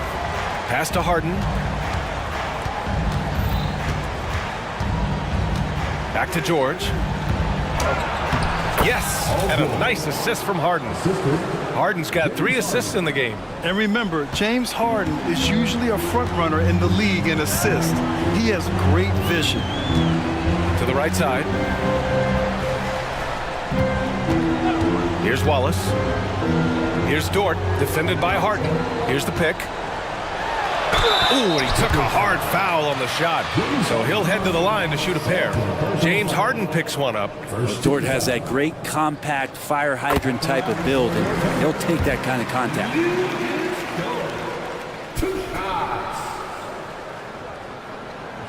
That one's no good. The Clippers trail.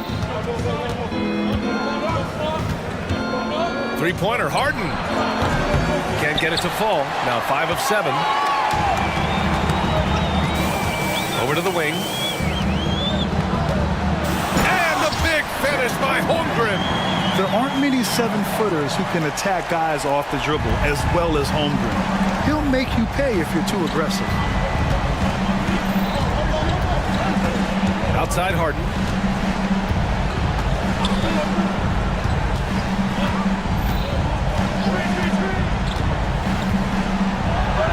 And he makes it on the layup.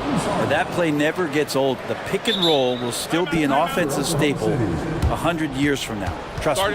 And the Thunder call time here. Shai Gilgeous-Alexander, he's checked.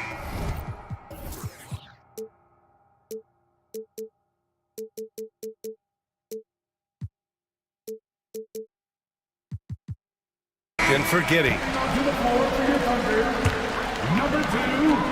A touch under 2.5 minutes have passed now here in the 4th. Gilgeous-Alexander against Leonard. And Kawhi Leonard gets a whistle that time. That's foul number 2 for him. Second team foul.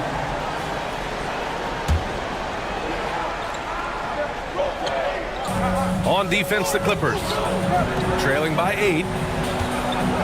Here's Wallace. And the foul is called. He missed it, so he's got a couple of free throws coming his way. Heady play to stop that easy layup right there. I mean, make him earn it at the line. And taking a quick look here at the hustle stats for the Thunder. Well, you have to like what you've seen from them defensively. They've done well contesting shots and have managed to come away with some blocks, too. Their attacking of the offensive glass has also been a success story. All game long, they've been committed to finding those second chance opportunities. Here's George. And he gets it to go. Well, the height and the length really helping PG get that one off. And we're about 3 minutes into the 4th now. Holmgren against George. And the big finish by Holmgren. He flashes to the rim and is met with no resistance. George outside.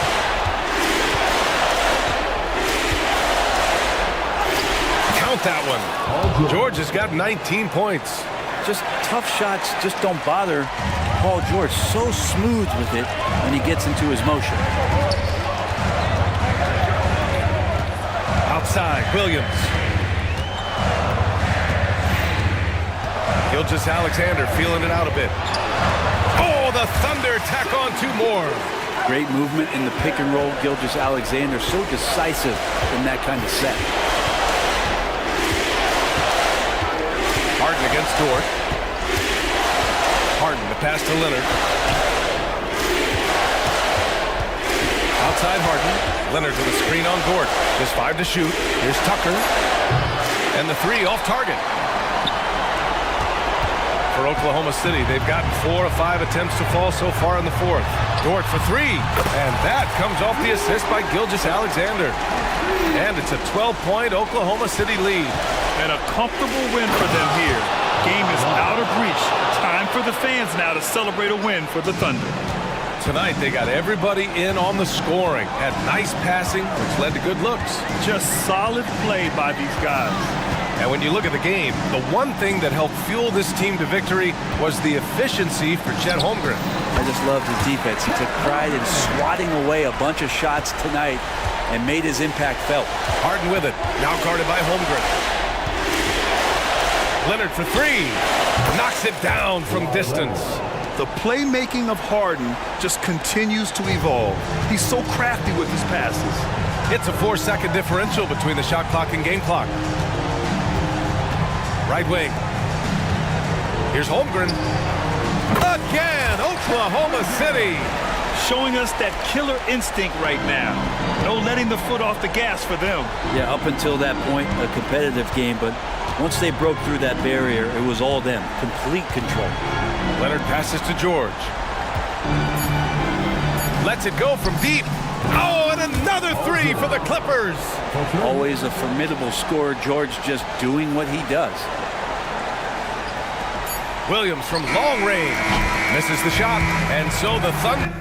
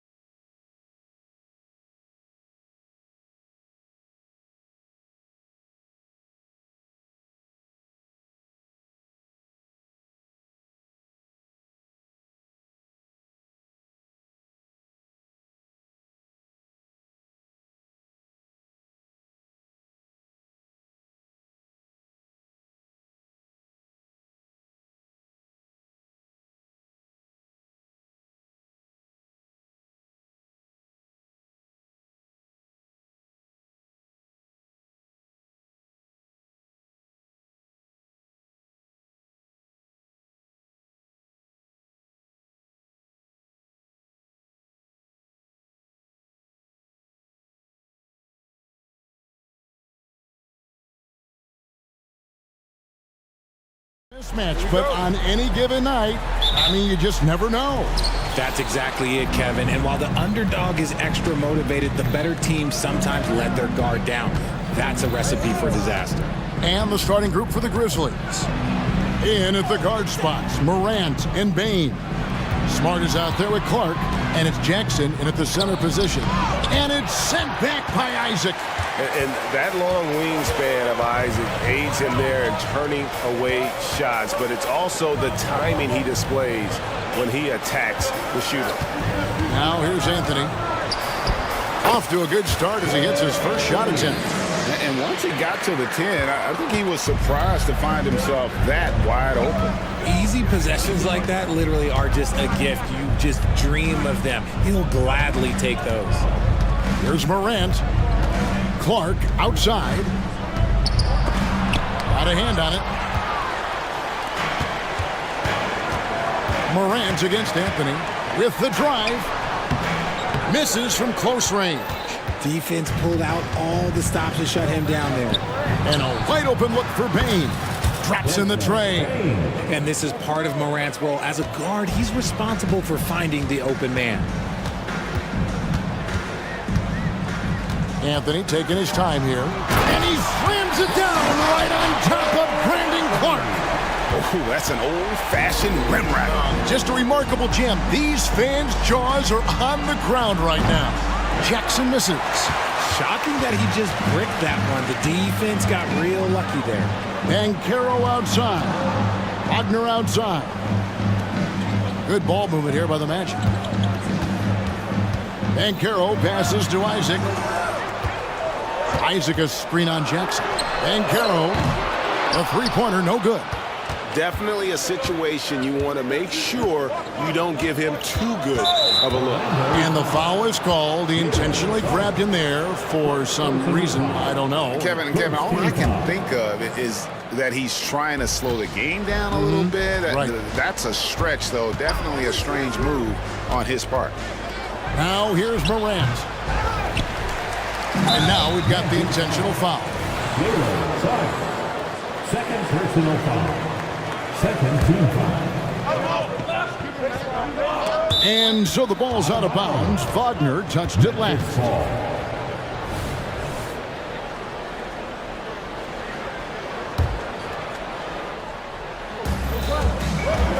It's Morant with the drive. And Morant throws it down.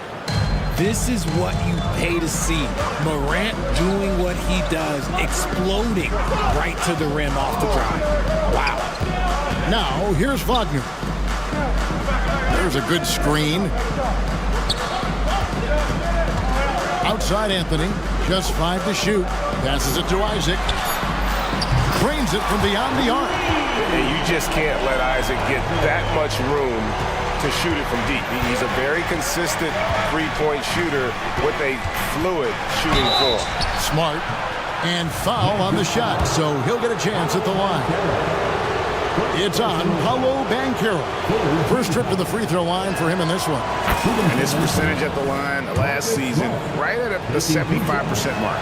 This is surely a spot that Marcus Smart has shown signs of being really good. He's definitely improved from the moment that he came into the league until now. Now here's Anthony. 2 minutes remaining in the third. 2 minutes. Pass to Isaac. And that's an intentional foul. Really no idea why you're fouling in a situation like that. You know, maybe there's some bad blood between those two. Off the inbound pass, and Anthony with the basket on the assist by Isaac. And that's now 6 points for Cole Anthony. Morant kicks to Jackson. And again, Memphis no good. Orlando leading. 1:32 left here in the opening quarter. Anthony nowhere around. And again, it's Orlando converting. That's a guy you want taking shots, a quality offensive player. Jackson setting the pick here for Morant. Inside.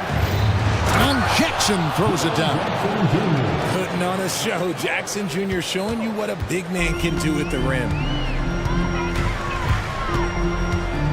Anthony against Morant. 2 points. That one goes. Anthony's got 10 points. A nice move to create a gap there in the defense and get to the bucket. And he's going to get whistled for that foul, G. That was intentional, but not exactly logical. How about pointless to foul there? I mean, I don't know where his head is, but it's not in the game. And so it looks like the Grizzlies will retain possession here. Yeah, gets a finger on it, but just can't quite come up with the steal. That's fine. You love the effort, not making things easy for the opposition on offense. Now here's Morant. Clark with a wide open look. Good, and the nice assist from Morant. Morant's got 3 assists in the game. Isaac outside. And Isaac throws it down. Yeah, you gotta push Isaac out of the paint. Once he's got that position, he is going to be all over the rim. And Clark slams it in.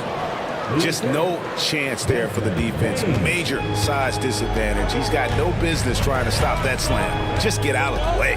1 second separating the shot clock and game clock. Morant against Anthony. Shot clock at 6.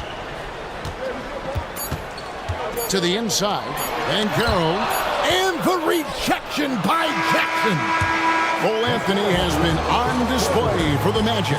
He got into double digits for the quarter with 10 points total.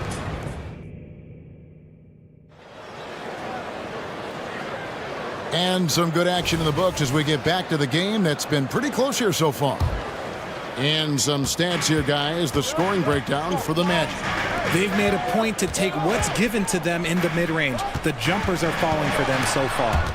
And something else that's working for them is ball movement. A lot of their points so far have come as a result of smart plays. So on the floor for Memphis.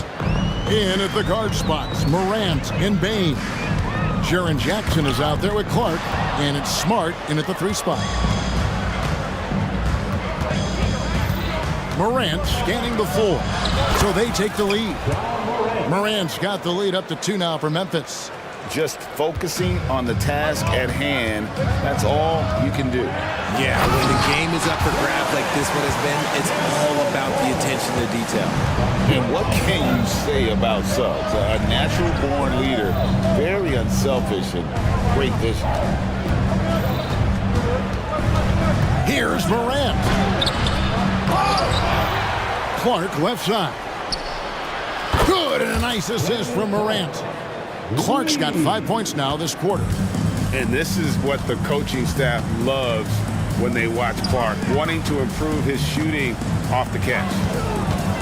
Here's Fultz. And yes, it's good. Fultz has got his 2nd bucket of the game to go. We know referees have some of the toughest jobs around, but Richard, any steps you see for the league to improve its officiating? No, I think the officials actually do a very good job given how difficult their jobs are. Officials 20 years ago didn't have the internet where people were putting all this stuff out, though. So I think the referees are as good percentage-wise as they've ever been. Right side Bain. Left side Jackson. Some nice passing there by Memphis. Outside Smart. Here's Morant. And Morant throws it down. Oh, he's got some hops. Morant, this man loves to attack the rim whenever he gets the chance. And when I mean any chance, I mean any chance.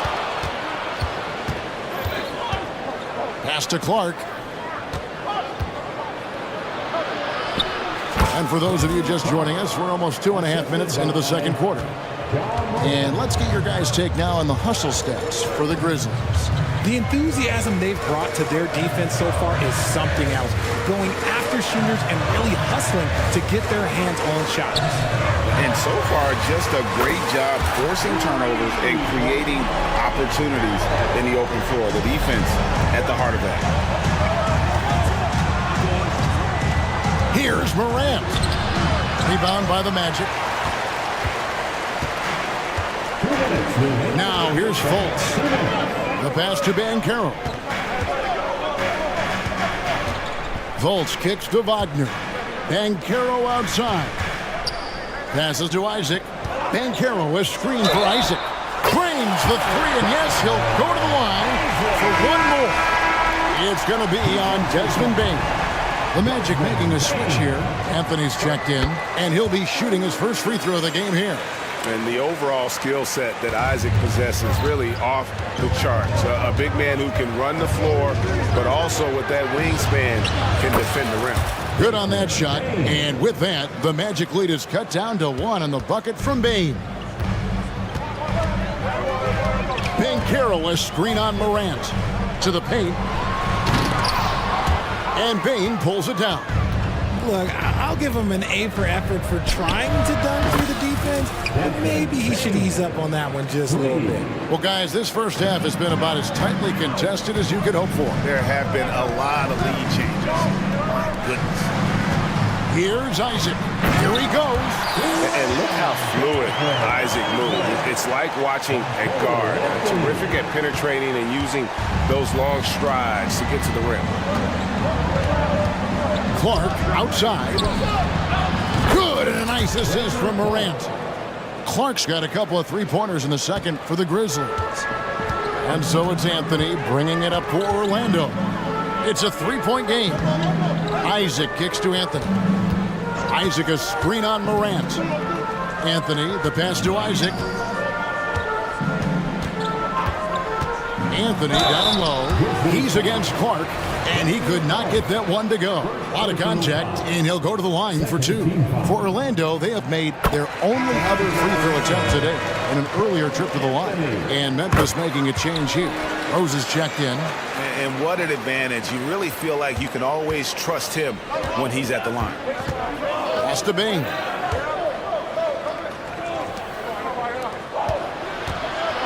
Back to Clark.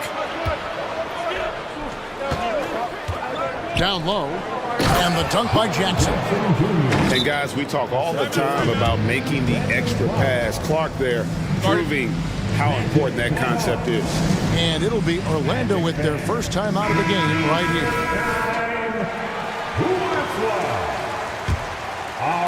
Here are the Magic now. They trail by 3. Anthony with it. He's got 12.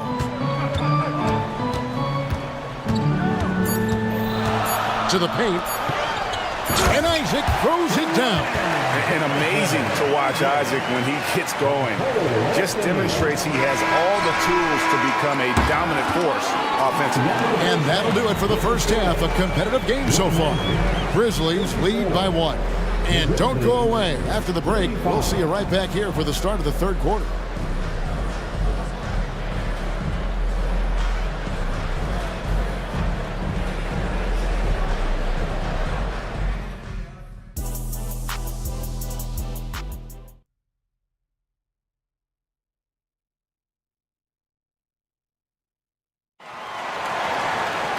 And if you're just joining us, we've played through the first half in a game that's been fairly even so far. Orlando's gone 3 of 4 from long range in the game. The guard pair for them, Anthony and Suggs. Isaac in the front court along with Wagner. And it's Banchero in at the center. Prince is out there for Orlando. No doubt the size of Isaac is a problem for the defense. Excellent at using that long frame to draw contact. And he makes all 3. And it's been a really good day for him at the line. Some other bigs have well-documented problems on their free throws. He's not one of them. And they go to the intentional foul. Fultz, he's checked in for Orlando. First team foul. Now into the lineup for your Magic. Now, here's Bain. Tight defense on him. Here's the drive. The finish was nice, but the setup was better. Yeah, GA, the pick working to full effect before the stuff. Yeah, you like the pick to set up the open shot, but when it leads to a dunk, okay, even better, you'll take it. Here's Wagner. Pass to Isaac. Back to Wagner. Orlando moving the ball around. Now a timeout called by Orlando. your World 7th team. Joe Ingles is checked in for Isaac. For your Magic, number 7, Joe Ingles. A steal, and it goes out of bounds. That one off Fultz. Grizzlies ball.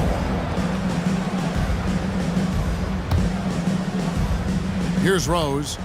Scoreless thus far. Clark outside.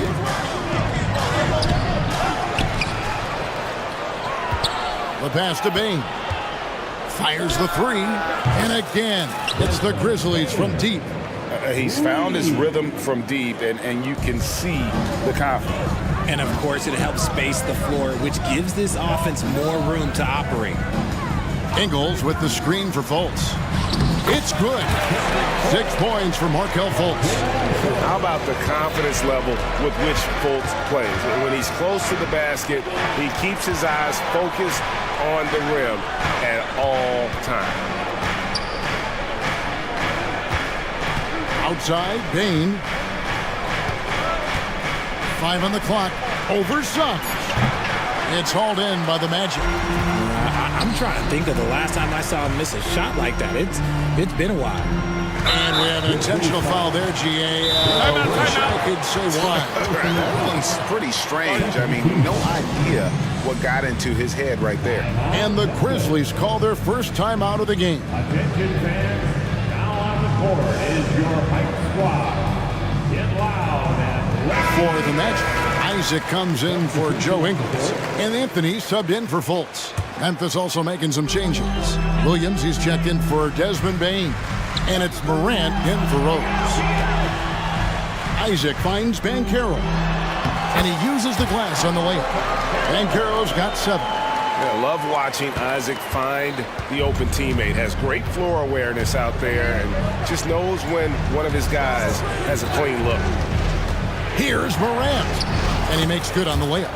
He's got 8 and not even 3/4 out of the way. So many lead changes. The fans, guys, are getting their money's worth. Heck, I should have paid to watch this one. It's been a nail biter.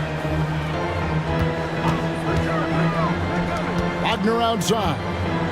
Back to Anthony. Banchero outside. The Magic need to get a shot off here. And it's Suggs missing. And you could tell he thought that triple was going to fall. It's good. With that basket, he's now 5 for 9.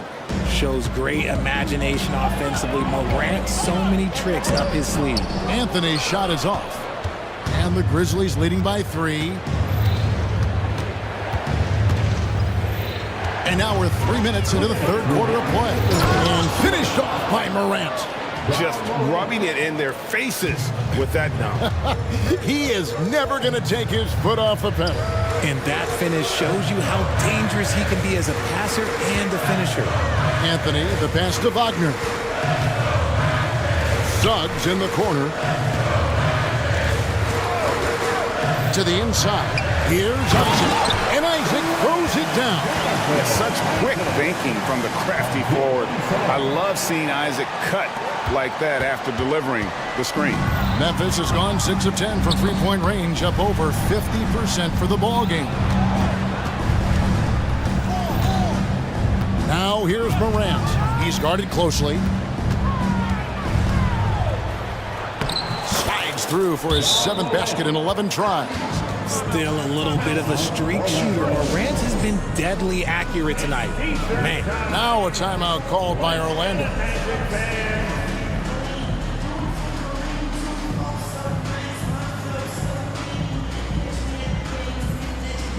Jackson, he's checked in for Memphis. Rose comes in for Morant. The Magic trail by 5. Here's Anthony. 12 points for him. Harris, that's in there. Anthony with the assist. Anthony's got 4 assists in the game. You got to do more than that to keep the ball out of his hands down low. Agreed. He's just too dominant inside out. So you're better off stopping him from getting the ball in the first place. And they call the foul, so he's got the and one chance here to make it a 3-point play. So it'll be Derrick Rose shooting. It's on Cole Anthony. Rose no good on the free throw. And you gotta love watching Rose play the game. His intense style can be infectious out there, and I think it really does elevate his teammates. Not an easy finish right there, but a beautiful move to give himself just enough space to get in close and knock it down. Rose kicks to Jackson. To the middle. Here's Smart. Takes the assist and lays it in. Picked out the pass nicely. And the Grizzlies lead by 5. The shot and game clock separated by 4. Here's Anthony. That one is good again. He's 6 straight from the floor with the basket. They didn't have much of a problem getting the ball into the post that time. Timeout called the Grizzlies. And team strategies closely guarded. One aspect of the game the fans aren't always privy to. And we see it so often. One little tweak to the game plan and everything falls into place for a team. And the Grizzlies making a change here.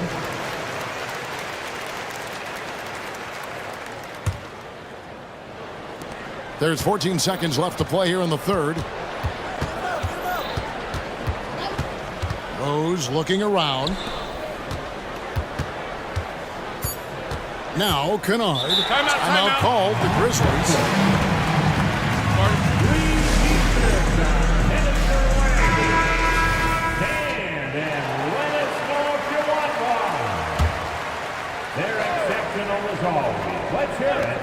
Long range from the inbound. Good. Great play by Williams to set it up. Kennard's got the lead up to 6 now for the Grizzlies. And as we end the third quarter, a great game. Both teams playing well. Grizzlies out in front. And it's time now to bring you our State Farm assist of the game. And the definition of teamwork right there, guys. I mean, what great communication between them, and what a beautiful feed. Serving it up on a platter, that is a beautiful dish. And 2 teammates on the same page. Woo. 3/10 quarters behind us. One more to go. Thanks for being with us as we begin the fourth. On the court for Memphis to start the fourth. They've got Marcus Smart. Williams is out there with Jackson. And it's Rose. And it's Kennard in at the 2 spot. Here are the Magic now. 6-point game. Banchero is screen for Anthony. Passes it to Isaac. Wagner with it. Now defended by Bain. And Wagner drives in. Laid in with a nice touch off the glass. Wagner's got the first basket as we get going in the fourth for the Magic. Now here's Morant. Guarded closely. No good from Clark. And the defense dodged one right there. Not the guy you want to leave open. Anthony kicks to Banchero. The bucket is good. And yep, we thought we might see it. And the coach's challenge has been triggered on the personal foul call. And this is the time now where the officials can review in closer detail what constituted the original. A lot easier to determine. Indeed, and the one thing with replay review is that when you see the slow motion replays, you really get a new appreciation. After review, the ruling on the floor stands.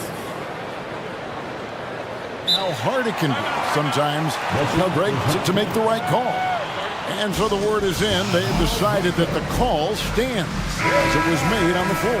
And, you know, even if a coach still feels this wasn't the right call, you got to acknowledge the effort being put in to reviewing it. The double checking, and the game continues on. With a short break in the action, gives us a chance now to send it over to David Aldridge.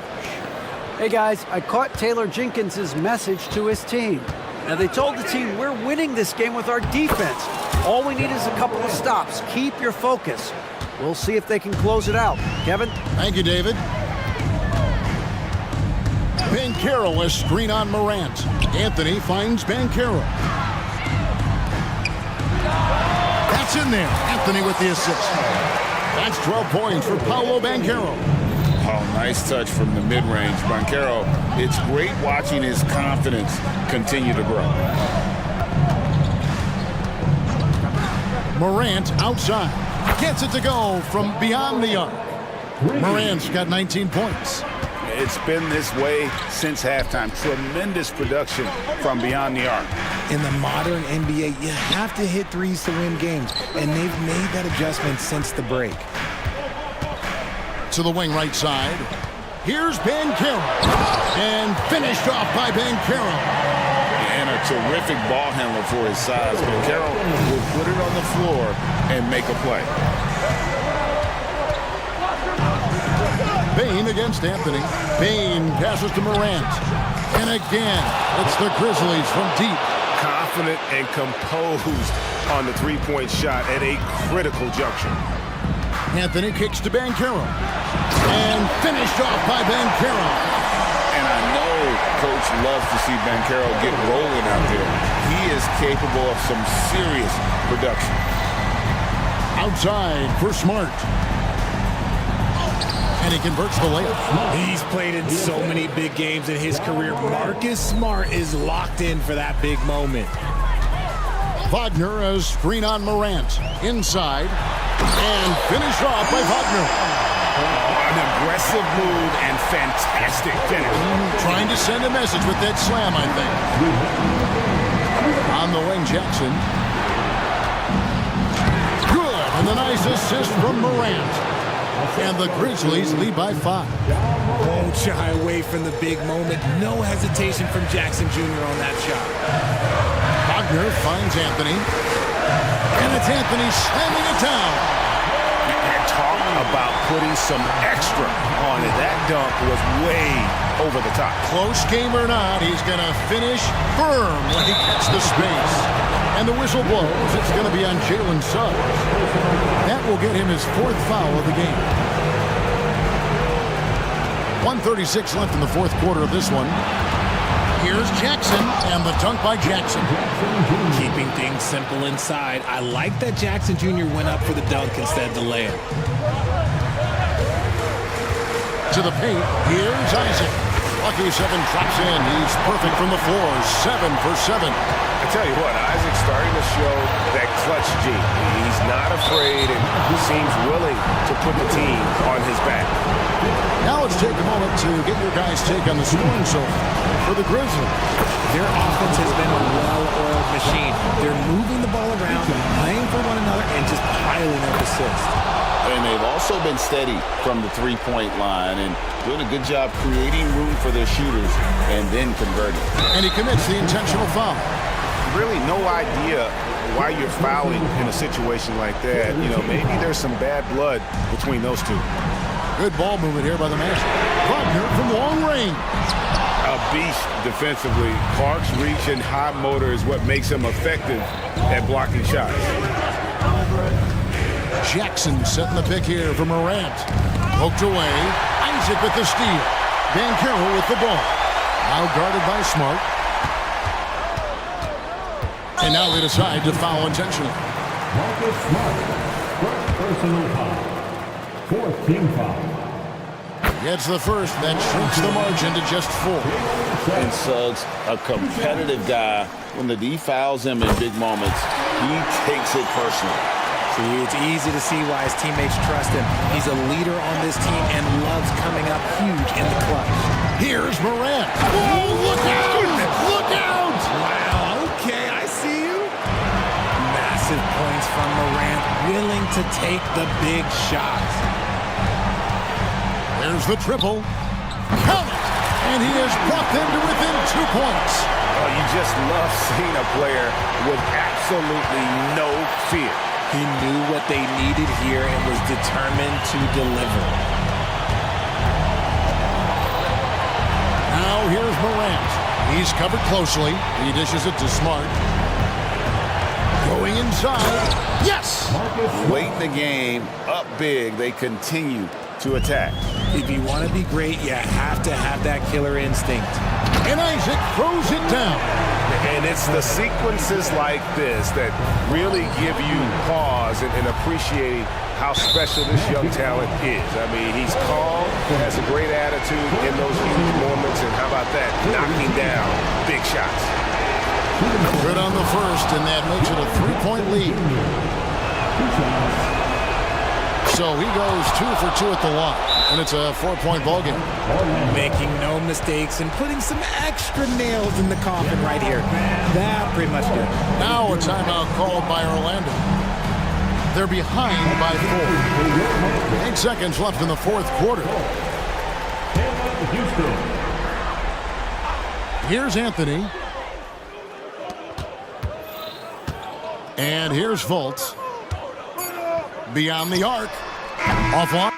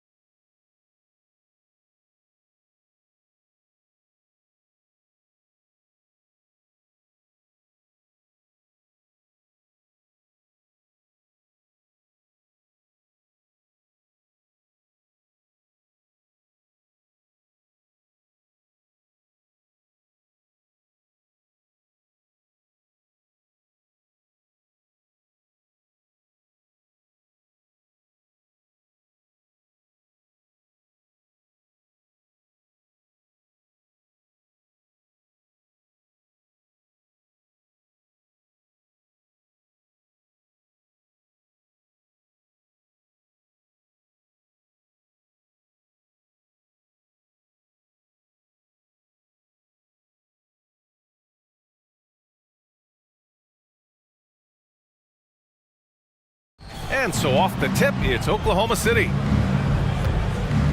A look at the opening lineup for the Oklahoma City Thunder. Gilgeous-Alexander runs the point with Dort at the 2.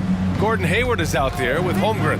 And it's Williams in at small forward. And that one's good. Gilgeous-Alexander. I tell you, it always feels great getting those first points on the board. And will that get him rolling? Will it get his team rolling? This should be an interesting night. Now here's Brunson. From the high post. Williams grabs the board. Well, he's a quality mid-range shooter, but he can't get that one to go.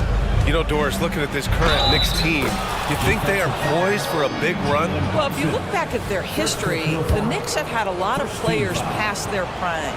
This version of the Knicks is a lot younger, and I like what they've done with their roster. So, are they poised for a big run? We'll see. What a package Gordon Hayward brings to the table. Size, athleticism, high IQ for the game of basketball. You can count on his decision-making at both ends. I just love his game. Now here's Gilgeous-Alexander. An easy 2 on the layup. Gilgeous-Alexander's gotten his second bucket. There's the focus from SGA, the ability to absorb contact and finish. Here's Randall, pass to Achua.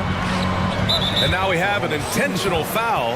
I'm not sure why. Yeah, bizarre play, BA. Not sure what got into him. I mean, I'm just not sure what he was thinking right there. I mean, he needs to get his head in the game. Brunson taking his time here. Anunoby for 3. And again, New York with the triple. Boy, just tremendous concentration on deep range. OG Anunoby is really coming along as a shooter. Gilgeous-Alexander passes to Holmgren. And the big finish by Holmgren. BA, when he gets the rim in his sights, it's tough to stop. So aggressive and a determined finisher. Nice. Now here's Brunson. Back to Hart from outside the arc. Count it. 1 for 1 to start the game. That's just outstanding floor awareness from Jalen Brunson. It doesn't matter if he's at the 1 or the 2. He always makes the right play. Gilgeous-Alexander against Anunoby. Now here's Gilgeous-Alexander. Defense right on him. Oh, nice D from Anunoby. And a guy who entered the league in a supporting role, Doris. Jalen Brunson, now a legitimate star. He is, BA, and consider that this is a man who was drafted in the 2nd round and just kept working, biding his time, and contributing to winning. And the greater the opportunity, the more he has stretched to meet that opportunity. That gives him the lead. Brunson's got 5 now. Yeah, that's just an innate awareness that the clock is putting you under duress. Jalen Brunson calmly delivers. Here's Gilgeous-Alexander. Uses the glass to finish the layup. And setting the tempo with an assertive move. Like, where was the defense on that play? To me, that's a complete lack of communication on that side of the ball. These guys need to be talking to each other. They get the rebound. And so they foul intentionally. First personal foul. Second team foul. We've got 1:55 left in the first quarter of the game. Dort against Brunson. Down to 5 on the shot clock. Sinks it from distance. Give him 8 points now. It's gotten to the point where you have to chase Jalen Brunson off the perimeter. This guy will really hurt you from deep. Back to Holmgren. Outside, Williams. Hayward with a screen on Hart. Here's Williams. Hits the target from 18 feet. Defensively, you can't afford to get stuck on the pick. You know exactly what that takes. It takes energy, it takes activity, it takes intensity. And defensively, you have to make them work harder than this, or it's going to be a long night. Pass to Brunson. Over Williams. And the Knicks getting another bucket right there. I mean, this guy reads situations so well, and he knows how to execute. Gilgeous-Alexander up top. Anunoby covering. And Hayward gets it to go on the assist from Gilgeous-Alexander. Well, pretty pass from Shai Gilgeous-Alexander. This guy can score it, but make sure you're lifting up the guys around you. Brunson against Dort. And Brunson, here we go. And that one falls. His 5th basket in 7 tries. These teams have really gone back and forth. Yeah, 5 lead changes already. This one's going to be a battle for sure. Hayward finds Gilgeous-Alexander. Over Achua. Here's Holmgren. And the big finish by Holmgren. And this is what coach wants to see from Holmgren. Outworking the defense to get a second chance look. To the middle. And he jams it home with authority. And this night already has the makings of an offensive war. Well, the fans love it. Coaches may not like the lack of defense, but boy, the rules promote scoring, no doubt. Here's Gilgeous-Alexander, and slam dunk by Gilgeous-Alexander. I love when Shea does not just settle for a layup, finish with authority. What a pretty dunk. And that one goes out of bounds. Last touch by Dort. Oh, they're lucky that pass was just tipped and not taken. Could have been worse.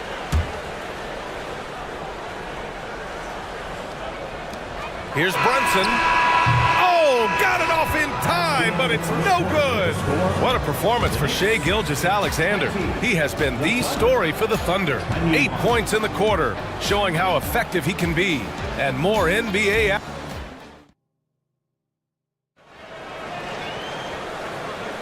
And some good action in the books as we get back to a game that's been pretty close so far here. All right, guys, some stats here. The scoring breakdown for Oklahoma City. In the early goings, their effort level has been exceptional. The speeding around the defense and opening up options with good penetration. I think the other thing they've done a great job of is making their presence felt inside, converting tons of paint opportunities. On the court for the Thunder, Gilgeous-Alexander runs the point with Dort at the 2.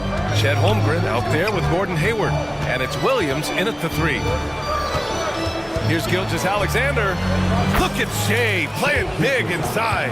Well, Grant, we saw a lot of lower seeds winning series in last year's playoffs.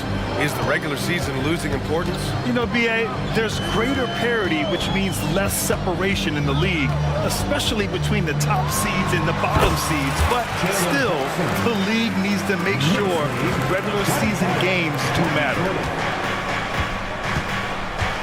Here's Gilgeous-Alexander. Nails it. He's now 6 for 8 from the floor.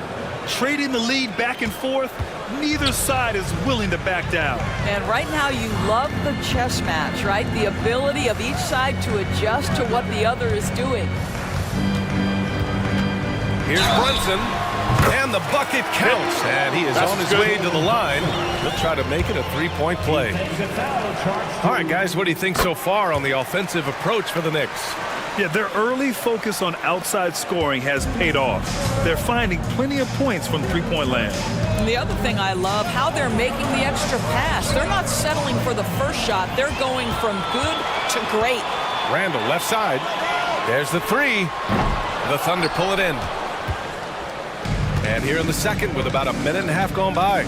Well, when Josh Hart gets going, his confidence skyrockets, Grant. That seems to be the key for him. Well, his floor game is special regardless. I mean, the rebounding and defense are his bread and butter, B.A. And when he's hitting shots, he becomes the complete package on the wing. And from the sideline, let's catch up with Allie.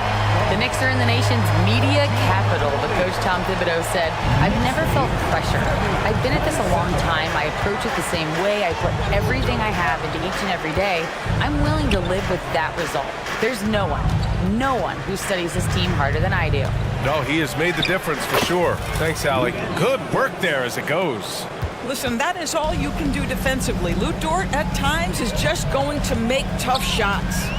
And here's Brunson from the arc. And the Knicks, another 3. What a great shooting performance. His percentage is outstanding. Outside, Gilgeous-Alexander. Holmgren with a screen on Anunoby. Down low. And the big finish by Holmgren.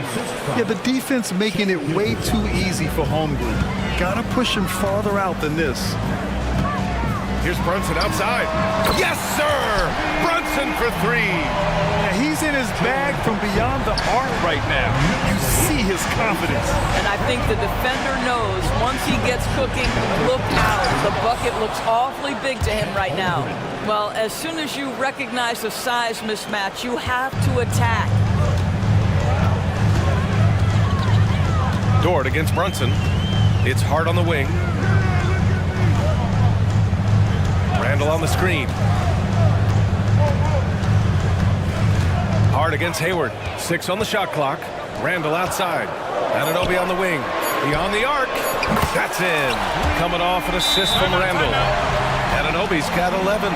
OG Anunoby increasingly dangerous with his jumper. Nice catch and shoot opportunity there.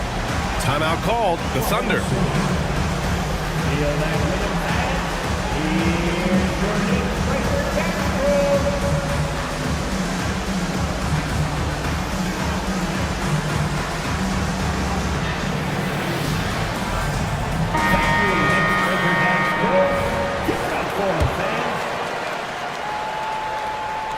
And almost 4 minutes gone in the second quarter of play.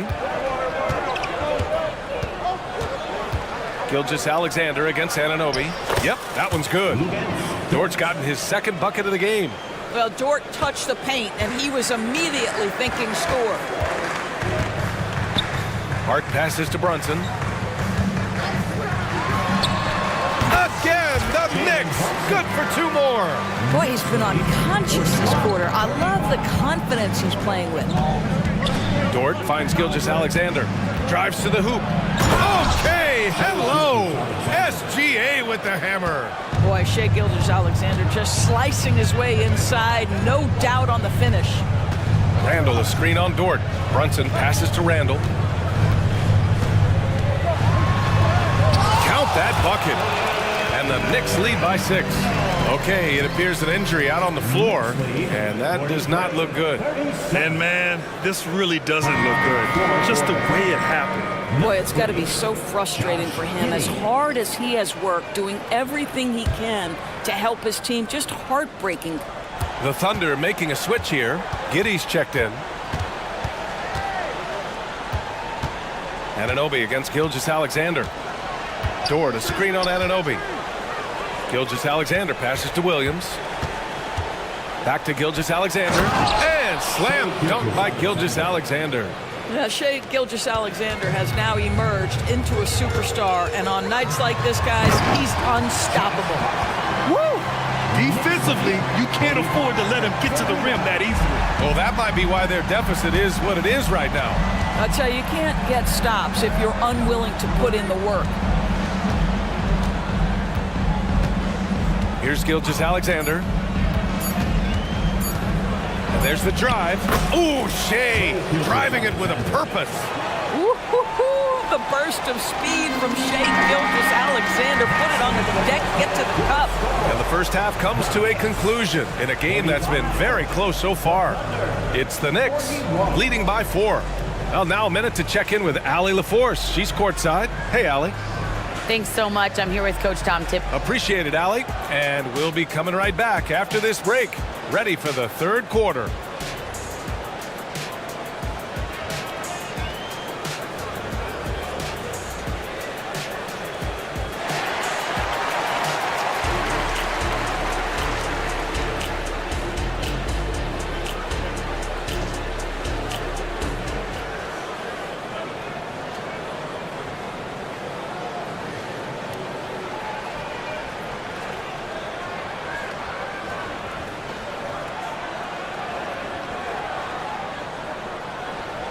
And we've got second half action for you.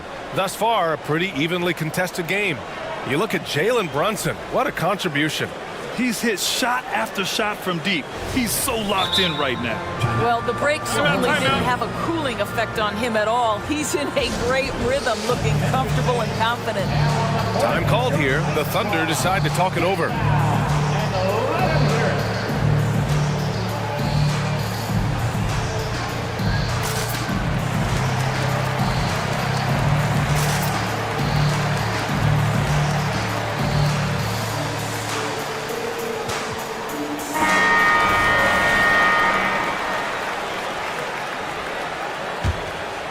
The Knicks with the lead. A moment here for an injury report. And now we'll send it over for a report on Chet Holmgren. Guys, I was able to catch up with Oklahoma City's head athletic trainer. He said there's severe pain and swelling near the heel.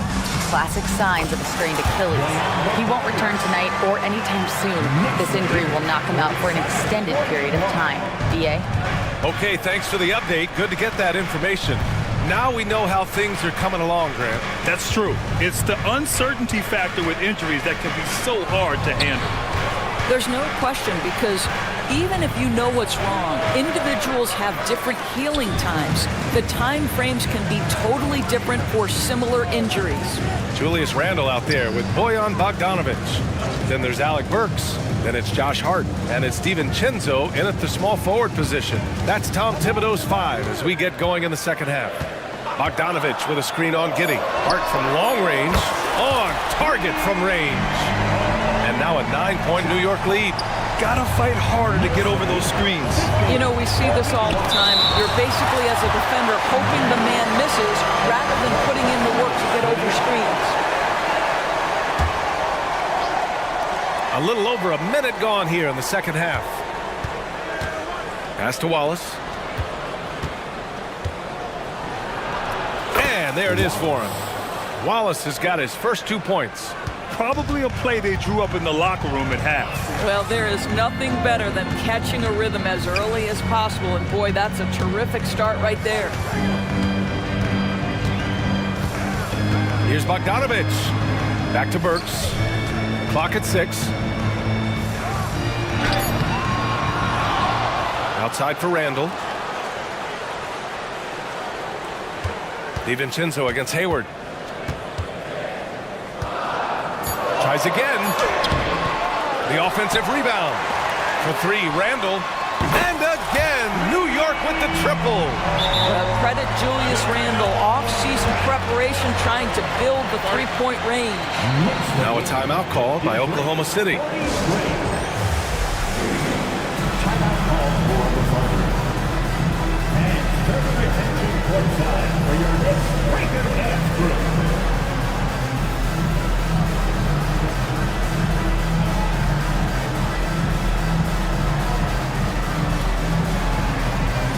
McBride, he's checked in for New York. And now around 2 minutes gone by in this half. Giddey with it. He's scoreless. Blocked! They get it back. They retain possession. That one falls. The Knicks have gone 3 of 5 from the field in this third quarter. There's the drive. Out to DiVincenzo. Bogdanovic with a screen on Hayward. Here's DiVincenzo. And the shot counts. He's fouled, and it's a chance for a three-point play. That free throw no good from DiVincenzo. A touch over 2.5 minutes of basketball played here in the third quarter. A moment to hear from Allie LaForce. Well, Jalen Brunson has been a steadying presence at the point guard spot for the Knicks. Coach Thibodeau said his mind is probably his greatest asset. He's always been that way. He's mastered all the fundamentals, and the game's not too big for him. Brian? Yeah, in either sense of the word, right? All right, Allie, thank you. Good stuff. Well, Burke showing he's more than just a scorer. Terrific pass to his teammate. And Hayward has got the ball here for the Oklahoma City Thunder. They trail by 11. DiVincenzo against Giddey. Hayward outside. And the layup is good off the glass. Hayward's got 7 points. Boy, pure strength from Hayward. Loves overcoming any challenge a defender might throw his way. McBride passes to Bogdanovic.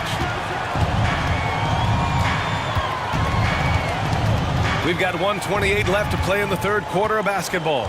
Here's Burks. So it'll be 2 free throws, and they stop the action here. They're using their coach's challenge to see if they can get this foul overturned.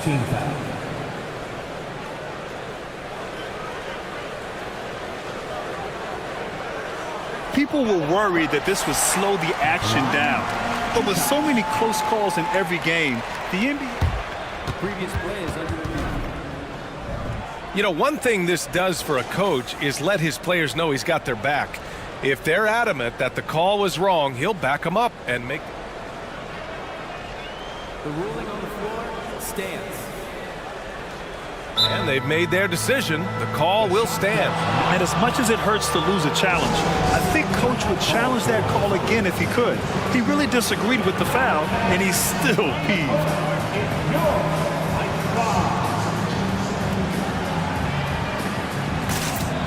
For the Knicks, OG Anunoby comes in for DiVincenzo, and Brunson is subbed in for McBride.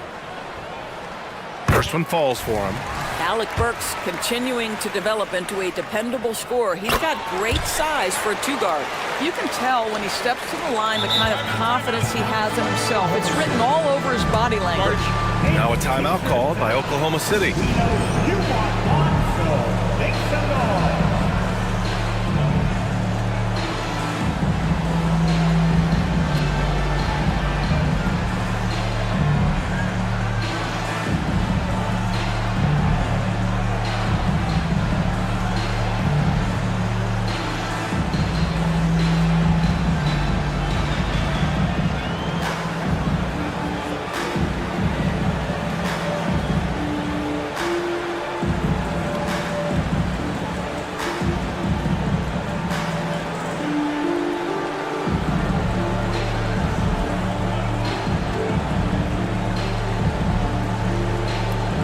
So for the Knicks, Achua's checked in for Randall, and it's DiVincenzo in for Burks. Williams is checked in for Oklahoma City. Gilgeous-Alexander comes in for Giddey. Gilgeous-Alexander against Anunoby. Releases.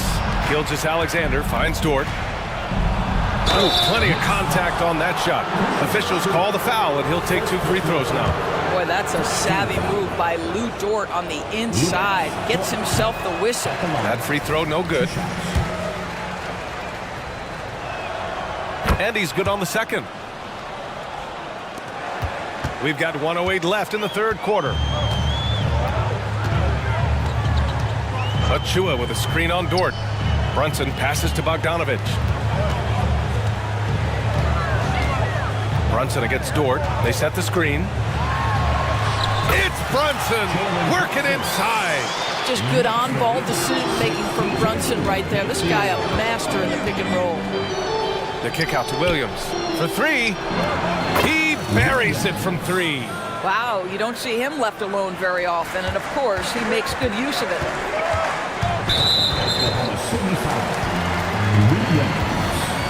First personal foul. Third team foul. And he knocks down the first one. Well, because Jalen Brunson's such a terrific decision maker, you can tell how confident and comfortable this team is when he runs the offense. Now here's Gilgeous-Alexander. Give him 20. Right side, Williams. Inside, Williams passes to Williams. Just 5 on the clock. Here's Gilgeous-Alexander from down in the low post. It goes. Gilgeous-Alexander's got 22 points. Oh, boy, how slippery is SGA on the dribble drive. Just so difficult to stay in front of him. Pass to Anunoby. And there's the screen. There's Bogdanovich with the 3. Oh, drew the foul and almost hit the three-point bucket. But he'll head to the line for 3. Fourth team foul. You know, not the smartest play a defender can make there. And that one falls for Bogdanovich. Now, Bojan Bogdanovich is as well-rounded a basketball player as you'll find. This guy contributes to winning in any number of ways. And he makes all 3.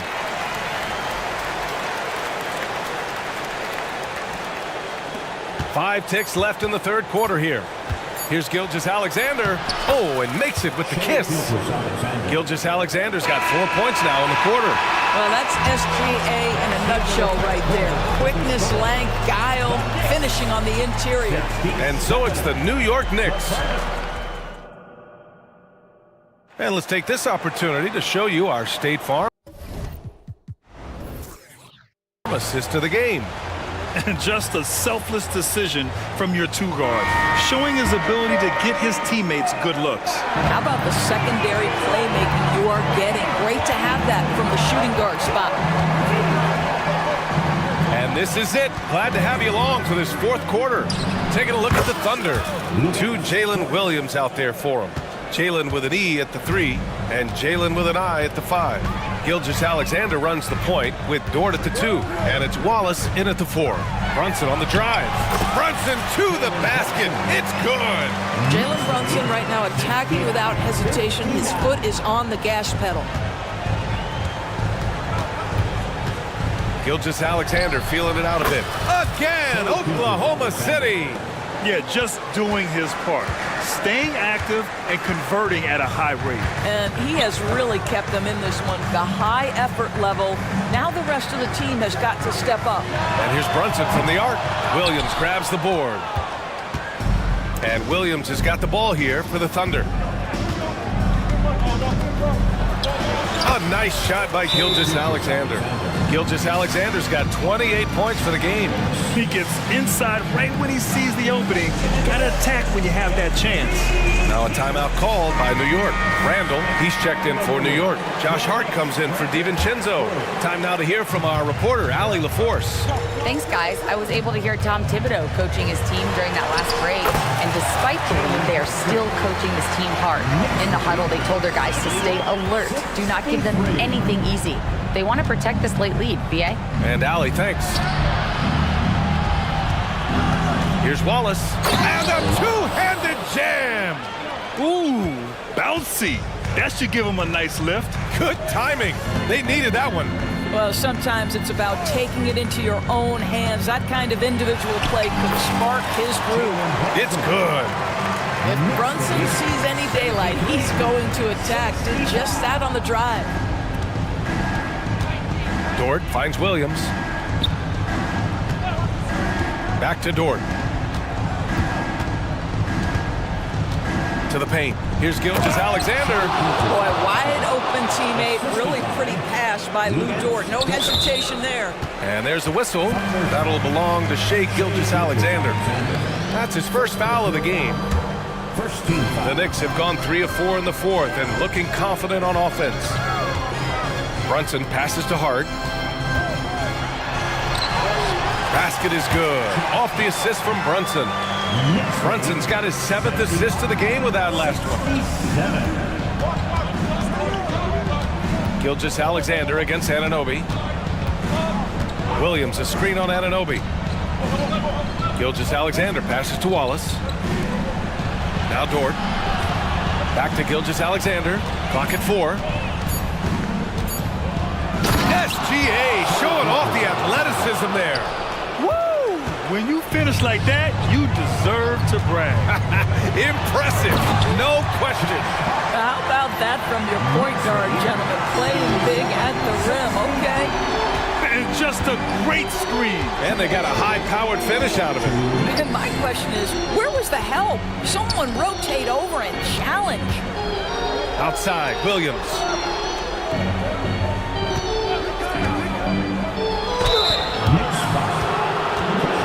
And a moment now to quickly take a look at the offensive approach for the Knicks.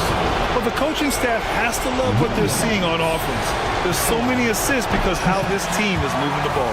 And the other thing, guys, that they've been very effective at is shooting the long-range jumpers. The defense has been having trouble closing out to them in this game in particular. You know, he doesn't shrink the lead as much as he should have. That hurts a bit. Here's Brunson. 2 points. That one goes. Brunson's got 12 points here in the second half. Boy, how highly skilled is Jalen Brunson with the ball in his hands. The ability to get anywhere on the floor that he wants to go. Williams' shot is good. 1:31 left to play in the fourth. Anunoby a screen on Dort. Inside. Gilgeous-Alexander with a steal. Williams passes to Gilgeous-Alexander. Driving inside. Yeah, he tried to gain position, but couldn't quite get there. good on the first, and that trims the lead to 6. Boy, the more you watch Shai Gilgeous-Alexander play, the more he shows you the aspects of his game just getting better and better and better. A perfect trip to the line narrows the gap. Brunson driving, and he drops in the layup off the glass. Brunson's got 39. And trying to put the game away, he's been nails all evening. And he hasn't forced much tonight. I love the efficiency he's giving to them. Yes! And now they trail by just 4. There is no moment too big, no pressure too heavy for Mr. Shai Gilgeous-Alexander. The delivery is on time. Achua with a screen on Gilgeous-Alexander. Anunoby passes to Randall. Just 4 to shoot. Count it. Good. That's about trusting your guy in the clutch. Julius Randle embracing a tough opportunity. There's 37 seconds left in the fourth quarter. Gilgeous-Alexander against Anunoby. And he sinks it. What a moment for Gilgeous-Alexander in the clutch. Yes, sir. Pass to Randall. 4-3. Pure from three-point range. How about the timing? Could be the difference between an assist and a turnover. Nice delivery. Anunoby against Gilgeous-Alexander. From deep. And knocks down the 3. Boy, the young fella knocking down the 3 to answer on the other end. Wow. Go ahead, Gilgeous-Alexander. No coverage that time. His three-point mechanics have been flawless. Get him a clean look from deep, and he'll bury it. Williams from long range. No good.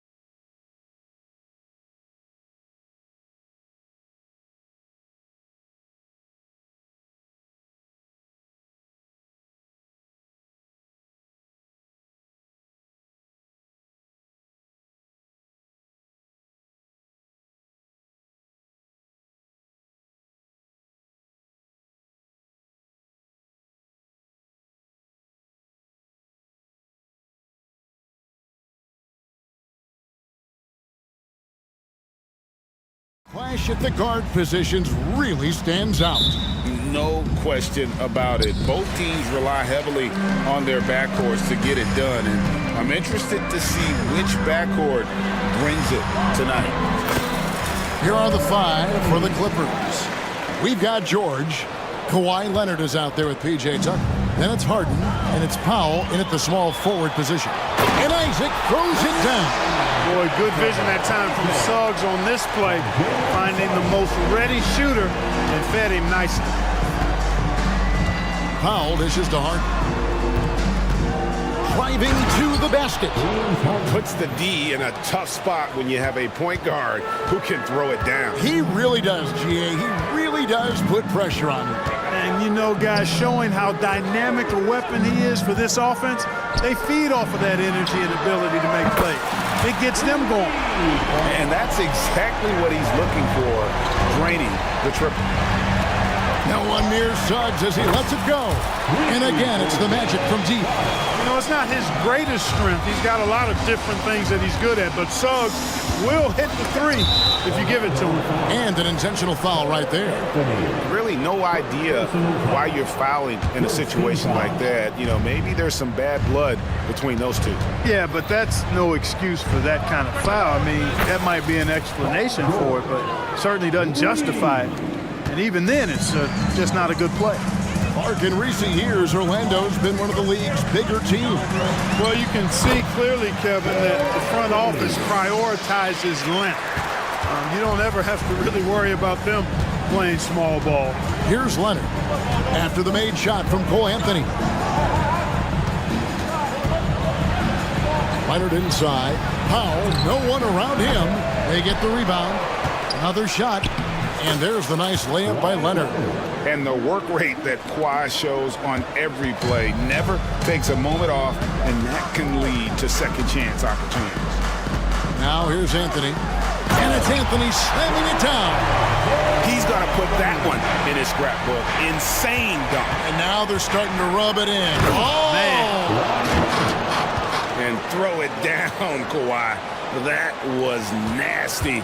Love watching him go hard and attacking with power. Anthony taking his time here. And again, it's Orlando with the 3. Pick works well there. Not much resistance from the D. Yeah, that's not the defense you need. You got to be tougher defensively. George with no one around. Hits it from three-point range. George has got 6 points.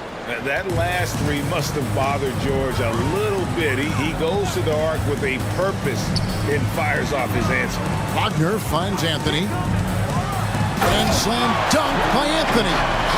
Oh, let's go home. That was just ridiculous. I do not remember the last time I saw a dunk like that in a game. And guys, it's going to be a long time before we see another one just like that.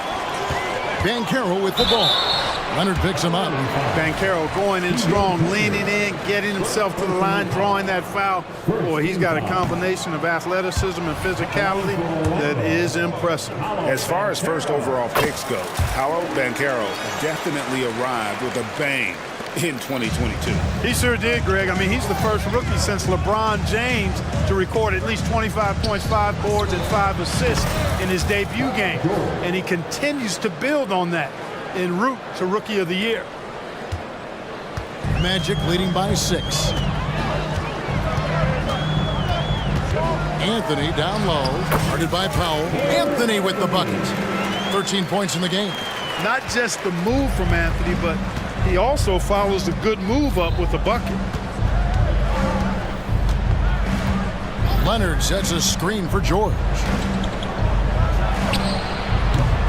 Rebounded by Isaac. Boy, defense non-existent there, but they catch a break as he whiffs it. Anthony, the pass to Isaac. Isaac a screen on Harden. Back to Isaac. Stolen by Harden. 52 seconds left to play in the first. George against Isaac. George looking over the floor. 5 to shoot. And it's sent back by Isaac. And the suffocating reach of Isaac is tough to overcome and outshoot, excels at getting up and denying shots. And they have owned the paint so far, and the score reflects it. And, you know, establishing that physical dominance early gives you a big mental edge, too. Don't discount that. Harden kicks to George. Leonard with a screen on Isaac. Down low. Oh, and the jam by Leonard. George with a fantastic look. Excellent job creating an easy opportunity for his teammate. Now, here's Suggs. To the inside. Here's Anthony. Takes it off the glass. Anthony's got 17 now. I like their focus coming in. Terrific execution so far. And, you know, it's an all-out effort they've come in with. Very aggressive offense so far. Cole Anthony has been on display for the Orlando Magic. Going on an absolute rampage, piling in the points. He dictated the pace of the entire quarter. And we'll be right back after this.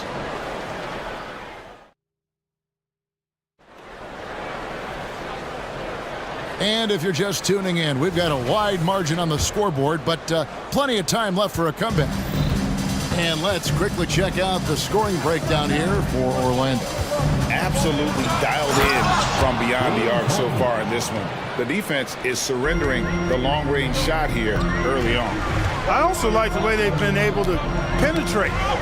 Penetration has led to some big buckets as a result. Here are the 5 the Clippers have to start the second. Harden out there with Paul George. Then there's Norman Powell. Then it's P.J. Tucker. And it's Leonard in at the 5 spot.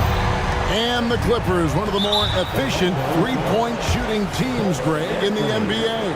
And Kevin, really over the last decade, that's been one of their most consistent traits.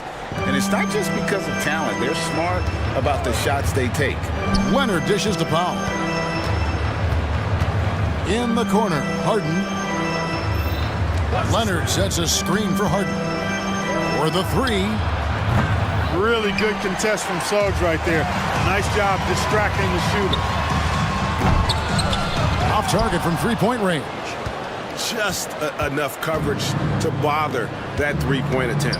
Powell, the pass to Leonard. Over Banchero. Almost, but it rolls out. Very surprising that he came away empty there, especially given room to operate. A moment now to hear from our sideline reporter, Hall of Famer David Aldridge. David.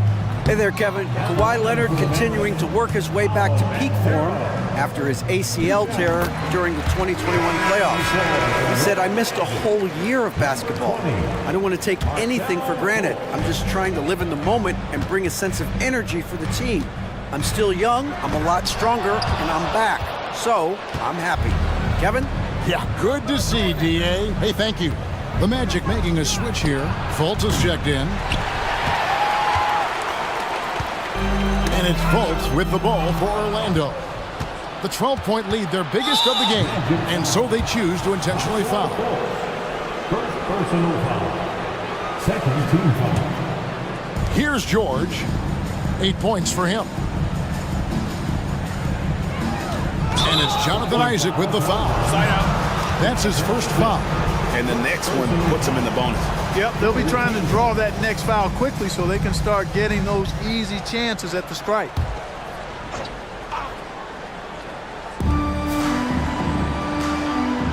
Powell with it.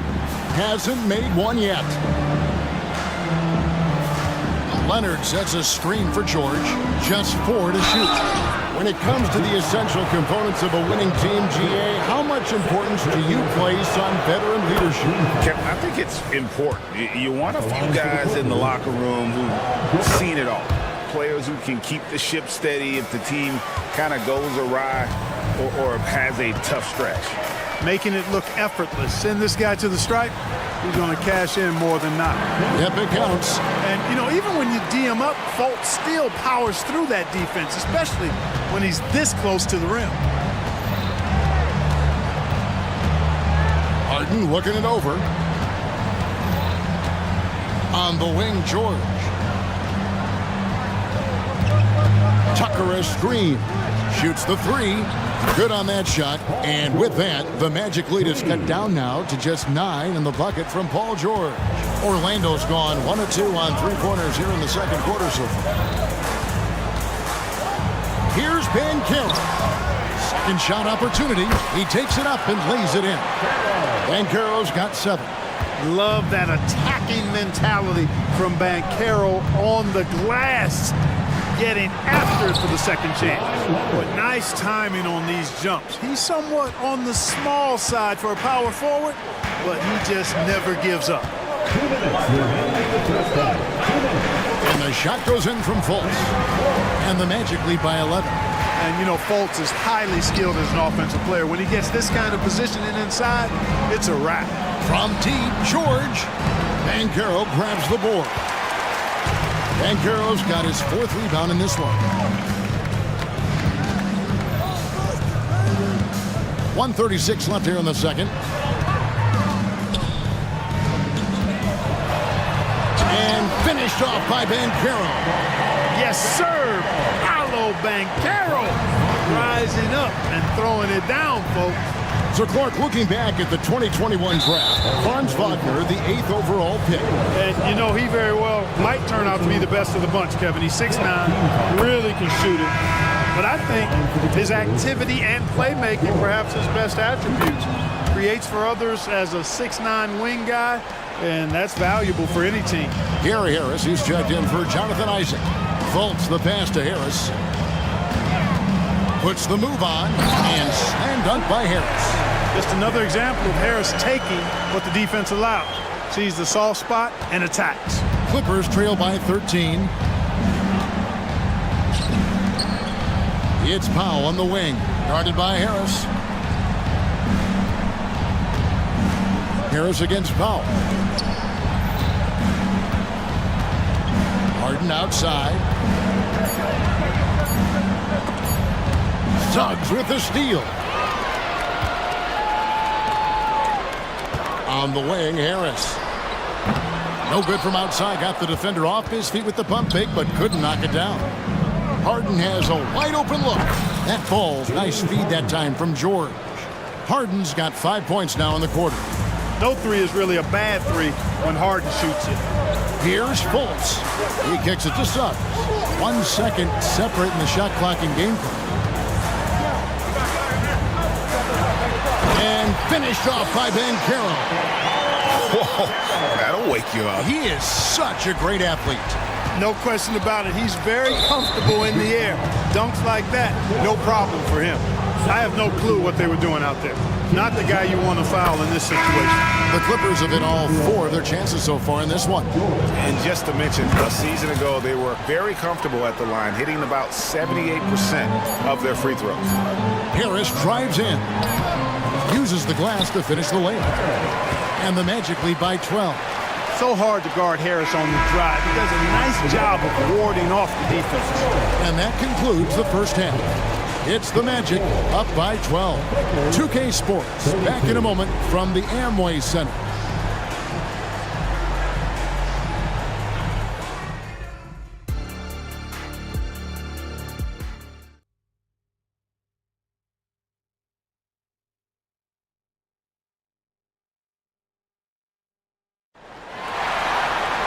Well, we've got a second half competitive, and it probably has to happen quickly. Cole Anthony having a dominant impact, guys, in this game. You just love the patience in that first half. Waited until he got the look he wanted. Well, you know what, guys? It was all about efficient offense, not rushing things, taking your time, finding the best shot on every possession. Backcourt pair for him, Fultz and Suggs. The post pairing.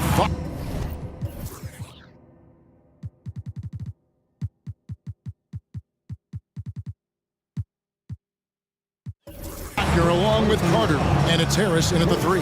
So that's the lineup on the floor for the Magic.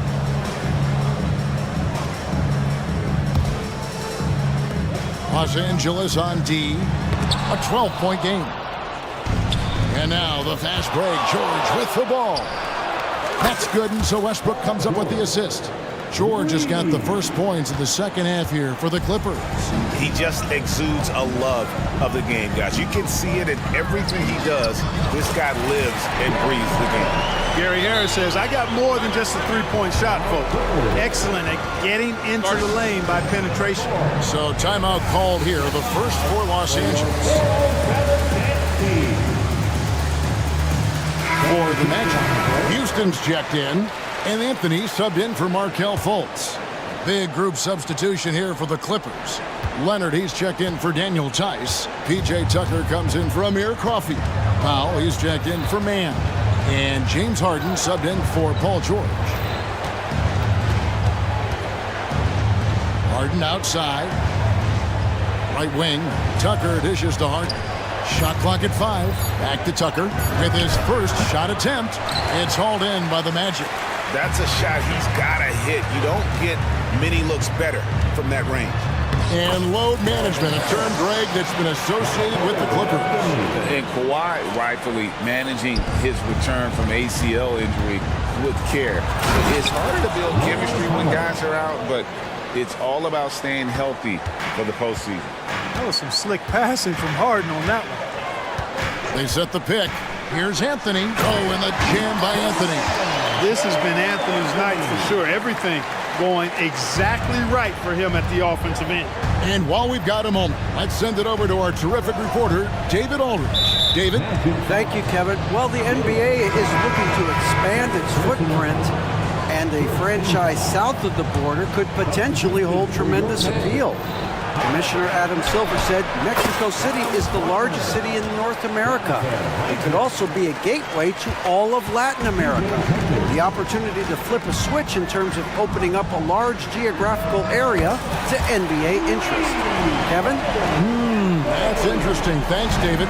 That last shot got Anthony geeked up. He wanted some revenge. A three from Leonard, and again Los Angeles with the triple. The real. Come at us, and we're coming right back at you. A little back and forth from long range. I love it. That's a terrific answer there. Anthony with the bucket. You see the quickness there from Anthony, beating everybody to the spot. And it's Leonard with the ball. He'll bring it up for the Los Angeles Clippers. Down by 12. Good. It's Harden with the assist that time. Harden's got his 4th assist in this one. Just reliable, guys. He's just always trying to make the right play. Harris, no good. Los Angeles has gotten off 12 shots from beyond the arc tonight, hitting 7 of them. Harden finds Leonard. To the middle. This one for 3. Rebounded by Anthony. Orlando leading by 10. And the whistle blows. It's going to be on Paolo Banchero. That's his first foul. Yeah, way to get there first and be willing to absorb the contact. No question about it. No flop there. That was a direct shot to the chest. And the Magic making a change here. Houston's checked in.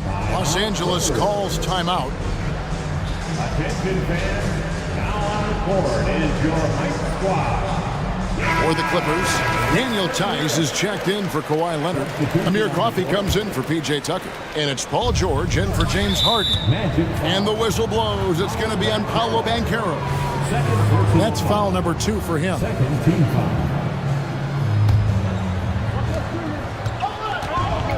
Here's Powell. And that'll be 2 free throws. And here we go. Coach's challenge happening right now. This one in regards to the personal foul. Seeing if that was the right call. And I think when it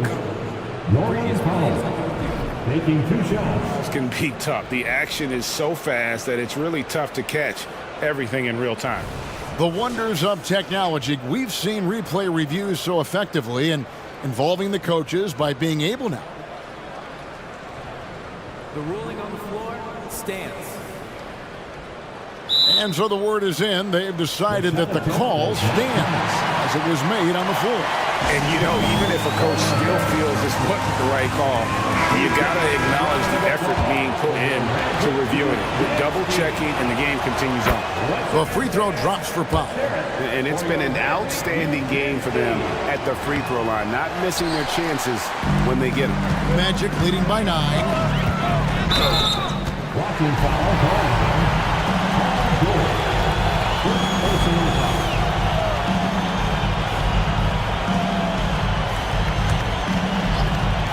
Third quarter action, and just under 3.5 minutes have gone. Here's Anthony, and he makes the bucket, gets the whistle, and now a 3-point play chance here for him. Fighting to the finish. Cole Anthony gets his and then some. The Magic shooting their 5th free throw of the game here. There's 1:38 left to play in the third. Westbrook passes to George.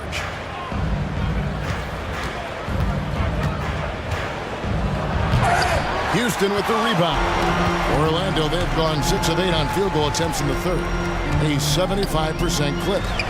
And it's sent back by George. George is versatile defensively, can guard multiple positions, and that versatility allows him to block some shots, too. Yeah, I mean, maybe could have tried for a more memorable dunk than that one. And we know he's capable of those memorable ones. Hey, they've got a nice, comfortable lead here, fellas. Might as well keep it simple. Do it a plain, simple one-hander, just like pound cake. Kawhi Leonard's checked in for Los Angeles. P.J. Tucker comes in for Amir Coffey. Up top, Leonard. He's covered by Banchero. Westbrook against Harris. Puts up a three. Short. Down goes basket number 6 for him this game. He's taken 12 shots and made half of them. Classic play that time by Westbrook, making space with the pick and roll to create for his team. Anthony kicks to Isaac. Back to Anthony. Passes it to Banchero.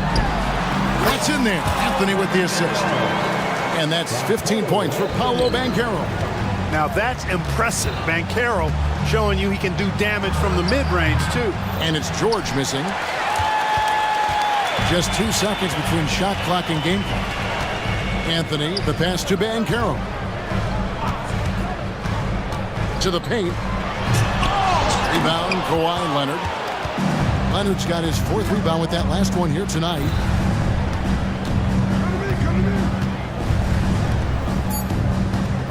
Lets the 3 fly, and the 3 ball is good. Leonard's got 8 points here in this quarter. And perimeter scoring, I have to imagine it was a topic of discussion at halftime. Certainly. I mean, they saw a weakness in the perimeter defense and took advantage of it. Now a timeout called by Orlando.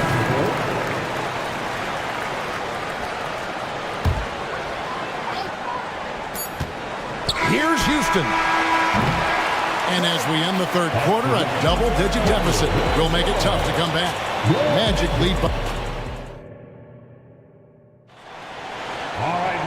And there may not be a lot of drama down the stretch as we head into the fourth quarter, but stranger things have happened.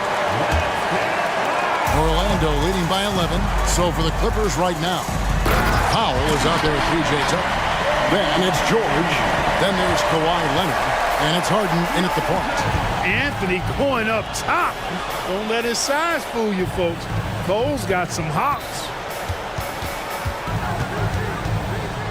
Harden outside. Leonard sets a screen for Harden.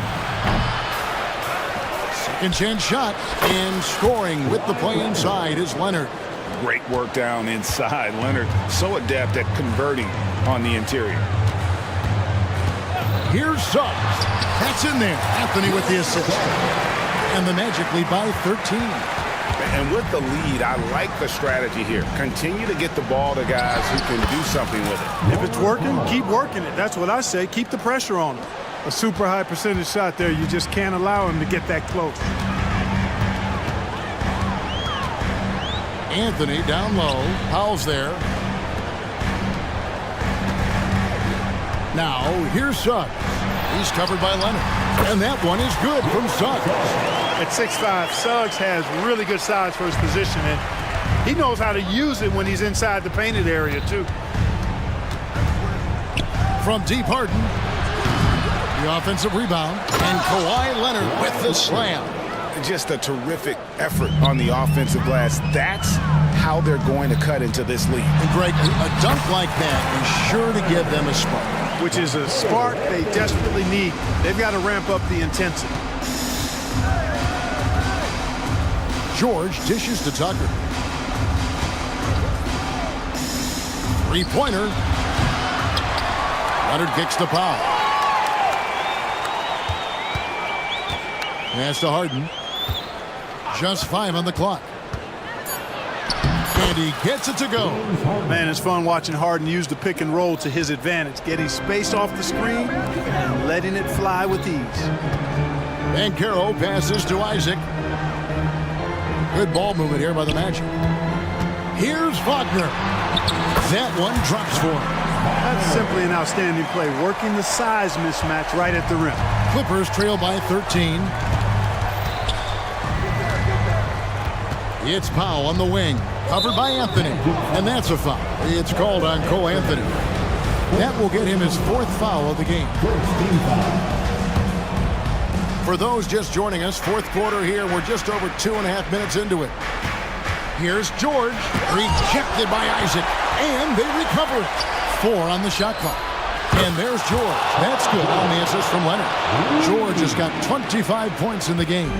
Nice rhythm to that play right there, and George was ready to fire. The drive by Anthony. Plays it up and banks it in. And the Magic lead by 12.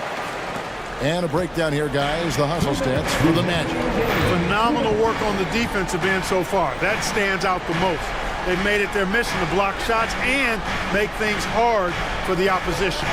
And another difference maker for them has been their opportunistic defense. That they are really piling up the steals in this one. The shot by George, no good. Magic leading by 12.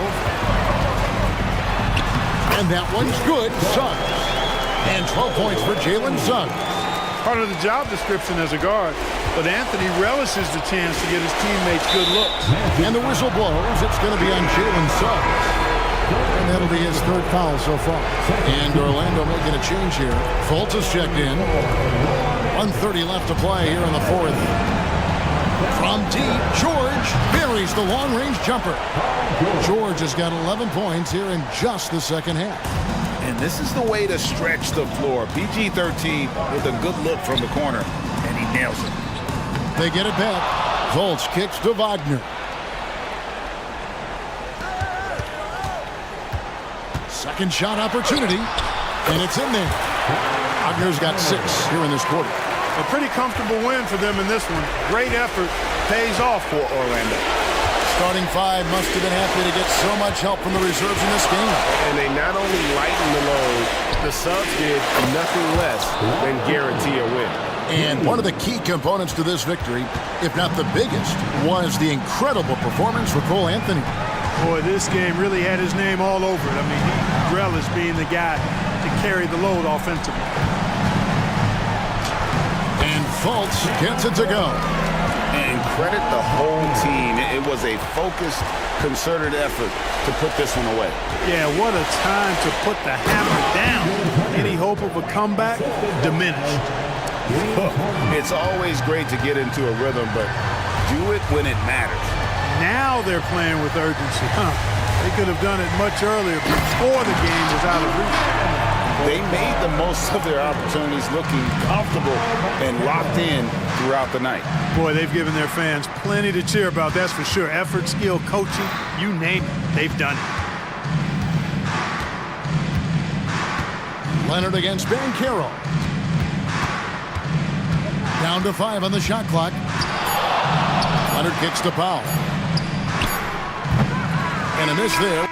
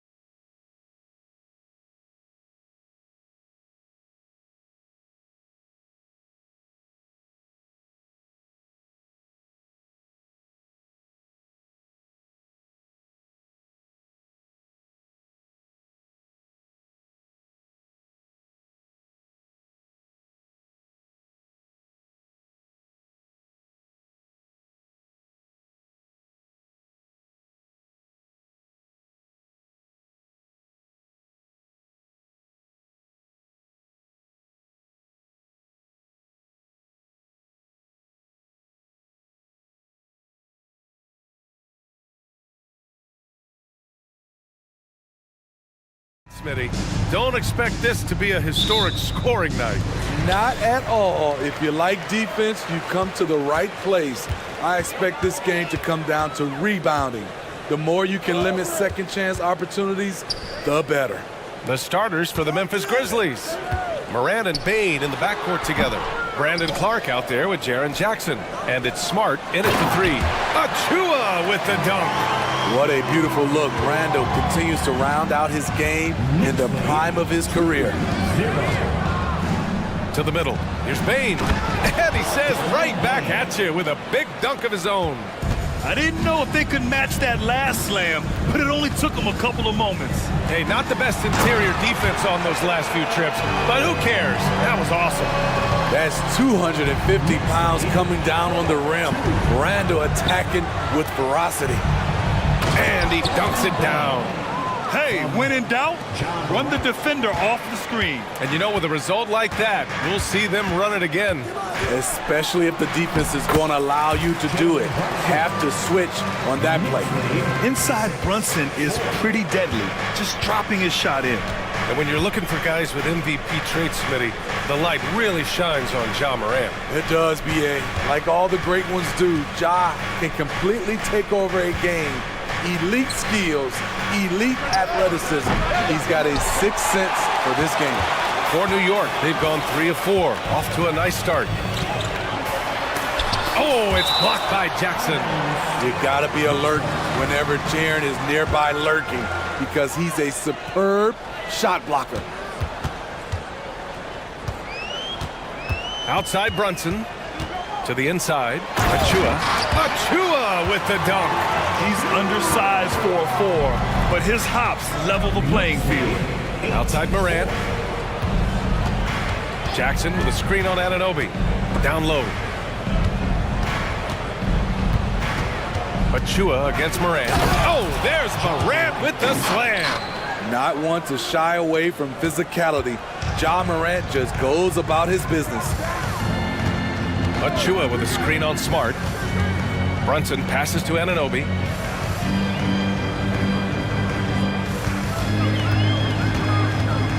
Pass to Hart. 5 to shoot.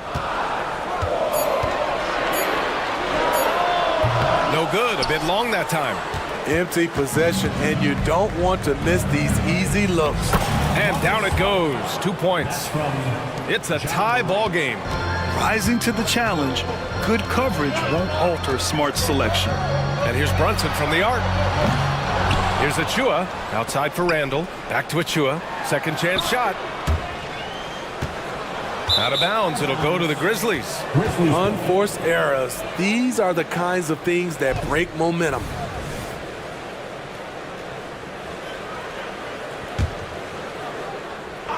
And here's Smart. He'll bring it up for Memphis. Jackson outside. To the middle.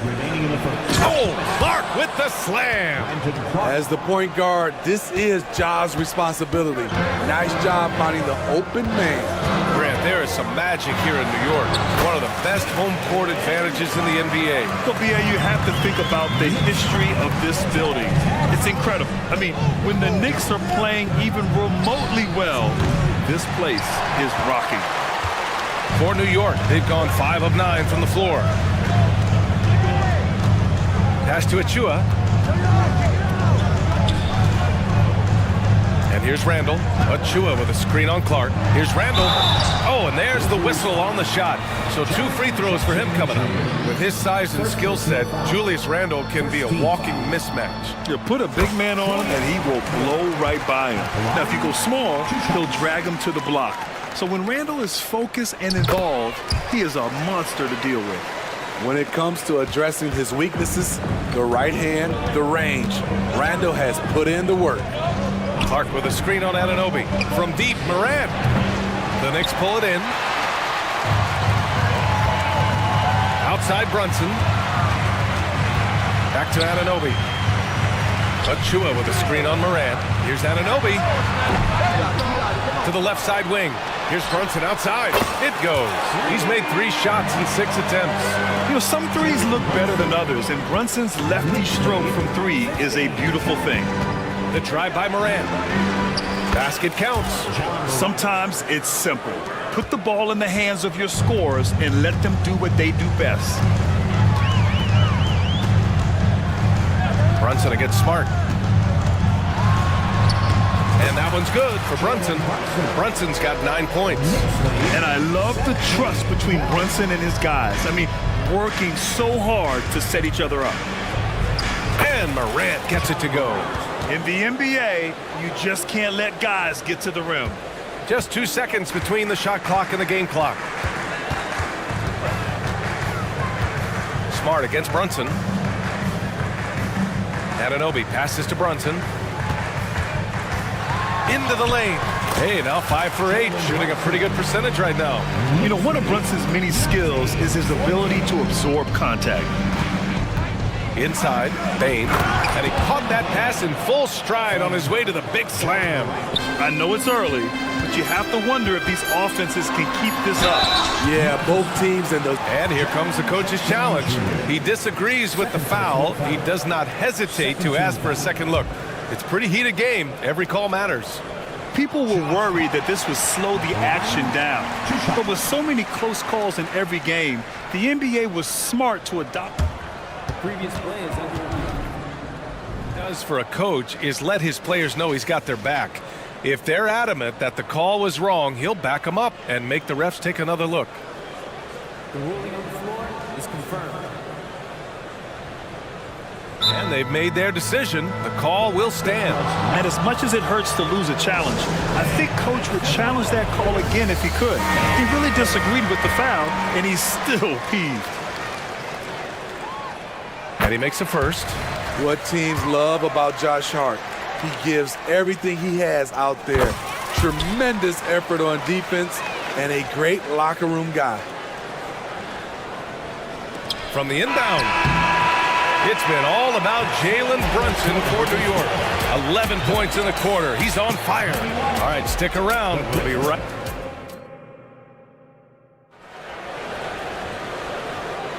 And thanks again for tuning in. If you're just joining us, we played through 1 quarter of action so far. All right, guys, what's your take on the Knicks so far? Well, it's pretty obvious. I mean, cashing in on extra opportunities. That's how they built this early lead. You can do everything else right, but if you fail to take care of the defensive glass, you're killing your chances. So on the floor for Memphis to kick off the second quarter. Morant and Bane in the backcourt together. Brandon Clark out there with Marcus Smart. And it's Jackson in at the center position, locking down the middle. Brunson finds Randall. And it's Bane with the rebound. Memphis trailing here. The 2023 postseason didn't go as the Grizzlies had envisioned it, Smitty. Yeah, a first-round departure. BA, I think inexperience and overconfidence got the better of them. A veteran Lakers team was able to put them away. A great decision from Smart. He's all about doing what's best for the team. Brunson passes to Randall. Gets hard on the wing. Driving to the basket. Oh, powered down with both hands. And plays like that one can make the difference in a close game. And it definitely got the bench on their feet, too. This is a close-knit group. They feed off one another's energy. And so it's Brunson who brings up the ball for the Knicks.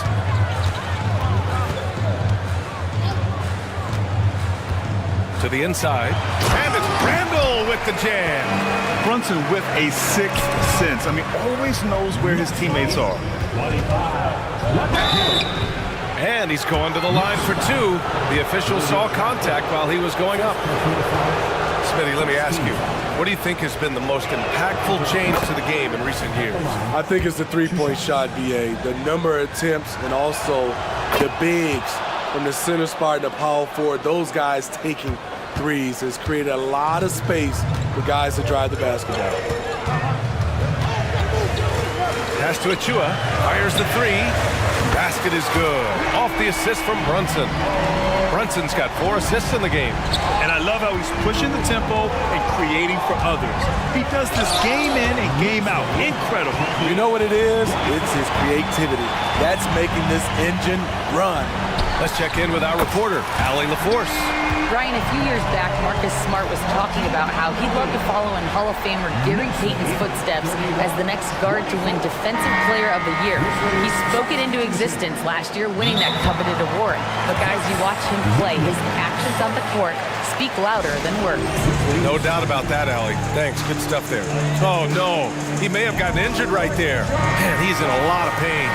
And you guys know that this is something every player worries about, no matter your age or your ability. It's an unfortunate part of the game. Our thoughts and prayers are with him. The drive by Smart, and Smart goes up strong at the rim. The speed of Smart's drive is really something. I mean, he is cooking them right now. Here's Brunson. Count that one. He's scoring at a nice clip. He's 6 of 9 tonight. Once he breaks out the crossover, you just know something special is about to happen. On the wing, Bain. The 3 is up. Ooh, he's locked in. Drains his 5th shot in as many attempts. A stellar shooter from downtown. All Bain needs is a little space, and he's ready to fire. Achua with the dunk. Beautiful location on the pass, as usual. Led his man perfectly. Timeout call, Memphis. And as we head into this break, the players have an opportunity to replenish their energy with Gatorade as they prepare to go into the final stages of this ballgame. Absolutely. Over the course of a game, not to mention over the course of a season, you have to stay hydrated. If you don't, it's amazing how much slower your body is to bounce back. It can have a serious effect on performance, no question. DiVincenzo, he's checked in for New York. Burks comes in for Jalen Brunson. Kennard, he's checked in for Memphis.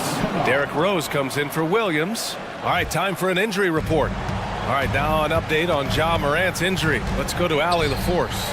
Hi guys, the head athletic trainer for the Grizzlies provided us some information. I was told it's a knee sprain, not great news by any stretch, but luckily it wasn't anything major. His return to the court won't happen tonight, and likely not for a while after that. Guys? All right, Allie, good stuff there. Always on top of it.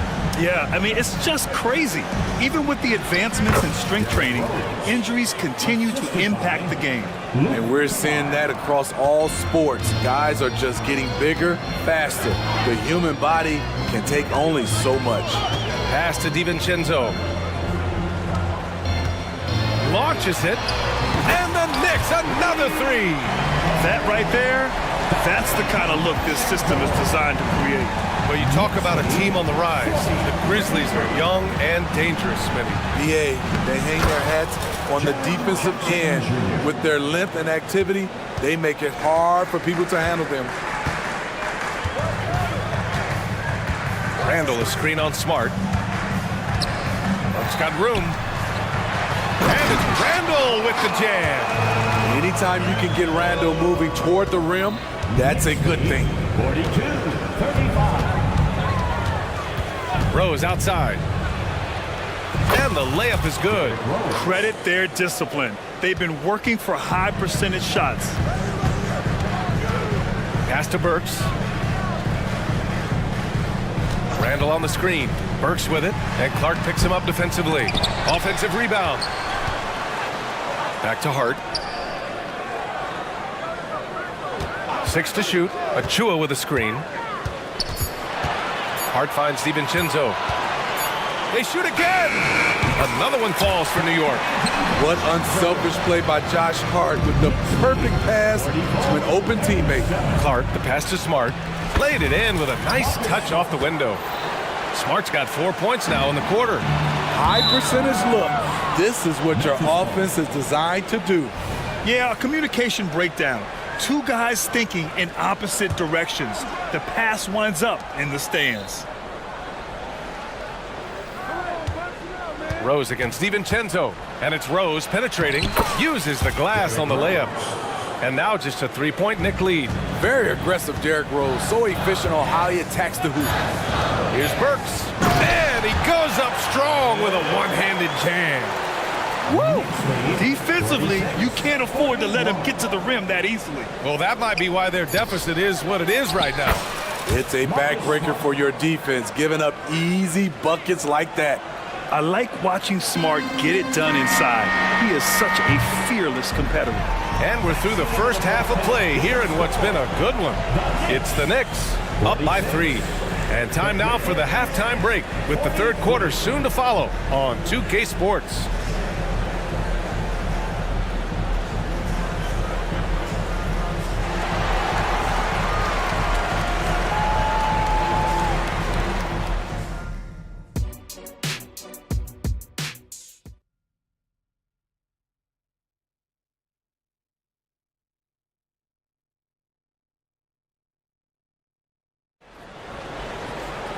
And we're halfway through this one. Plenty of basketball left in a game that's been a fairly even one.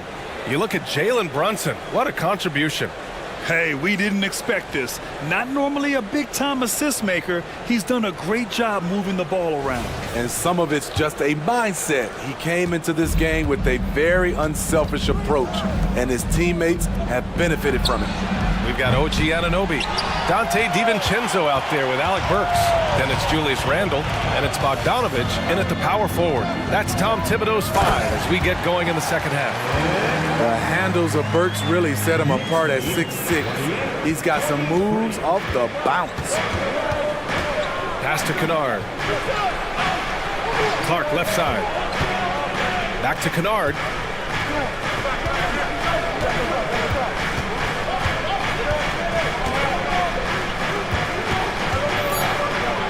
To the paint. Here's Smart.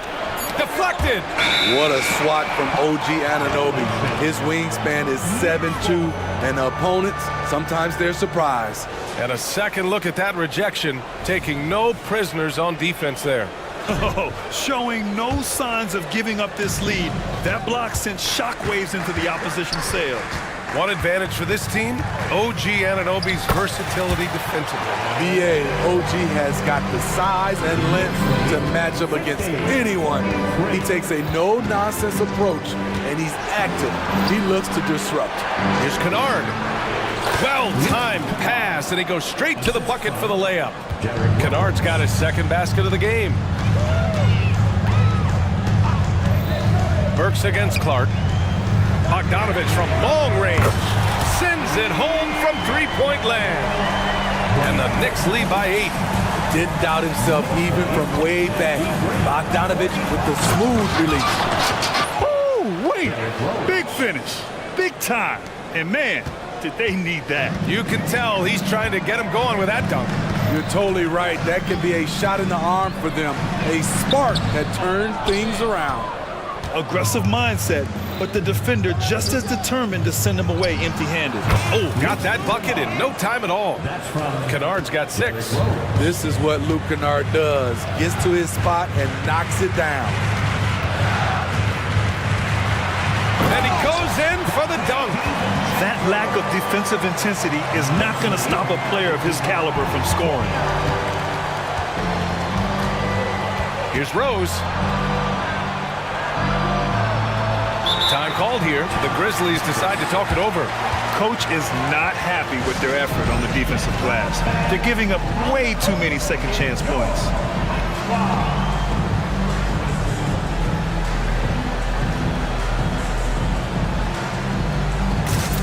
For the Knicks, Achua's checked in for Julius Randle. Josh Hart comes in for DiVincenzo. And Brunson is subbed in for Burks. And Memphis also making a switch. Desmond Bane, he's checked in for Kennard. Clark with a screen on Hart. Bane, the pass to Clark. Soft touch off the glass. 6 points for him. Keeping pace here. That's an excellent move inside. The last few seasons, the Knicks have had a defensive-minded approach. And that's been the key for them getting back into the postseason, BA. I mean, they play great team defense and pride themselves on getting stops. Smart finds Jackson, and he gets that one. Now just a 2-point New York lead. I just love the way Jaren finishes inside with either hand. The defense can't really take everything away. Here's Bogdanovich, and then Bogdanovich with the dunk. Back to the basics, unleashing the one-hand flush. Boy, he makes the basics look pretty outstanding, though, huh? That's true. Made shot by Derrick Rose. Reason why, his ability to drive the basketball in the teeth of the defense. Bogdanovich with a screen on Smart. Brunson, so confident at the rim. Want to score in the NBA? Knicks can really force the D to make tough choices. Pass to Bain. Drives to the hoop. That one falls. Nice feed that time from Rose. Rose has got his 5th assist in this one. Brunson surveys. Brunson steams his way inside. A flashy ball handler at times, Brunson knows how to carve up scoring opportunities for himself. Anunoby against Rose. That one's good for 2. Rose has got 12 points. And you look at how they've come out in the second half. It's almost like night and day. In this half, a more entertaining one. The pace is picked up, tougher defense, better ball movement. Brunson against Smart. Bogdanovich with a screen on Smart. Bogdanovich down low. He's got 5. Misses in close. Smart finds Rose. Jackson on the wing. For the tie. And he got the whistle on the way up. So and they're not happy with the call here. Coach has given the signal. He's going to use his challenge. Probably a good idea in such a close contest. And even with the coach's challenge, The previous play is under the ball still disputed even after the video review. There's no doubt there's going to be a gray area in a lot of these calls. But at least we have the option to take a second look. So the official... The ruling on the floor is confirmed. And they've made their decision. The call will stand. And as much as it hurts to lose a challenge, I think Coach would challenge that call again if he could. He really disagreed with the foul, and he's still peeved.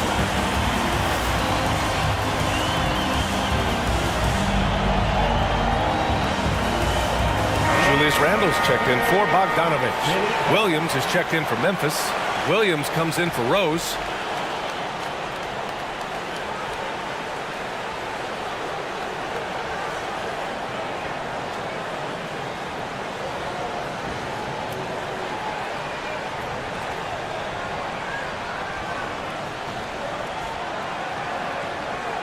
Shooting 2.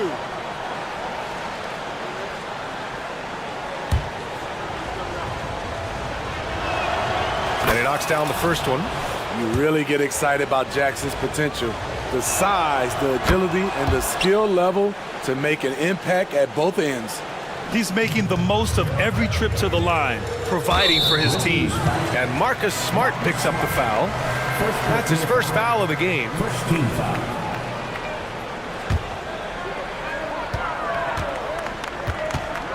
Brunson against Smart. Randle, a screen on Smart. Brunson passes to Randle. Anunoby on the wing. And he drives in. And denied! He sends it right off the glass. Timeout called. Memphis. You look at Jalen Brunson. What a contribution.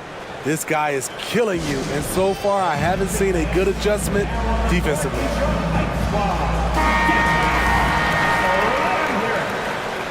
Checking in for the Grizzlies, number 10. For the lead. And it's in! Oh! Nails the buzzer beater! Are you kidding? A huge 3 allows them. And as we finish the third quarter, it's still close. Both teams trading buckets. It's the Grizzlies. They lead by 3. And we'll have the start of the fourth quarter for you as soon as we get back from this short break. And while we have a chance, let's go to our State Farm assist of the game. And I'll tell you what, this was a no-brainer tonight. Take a look at the precision on this feed.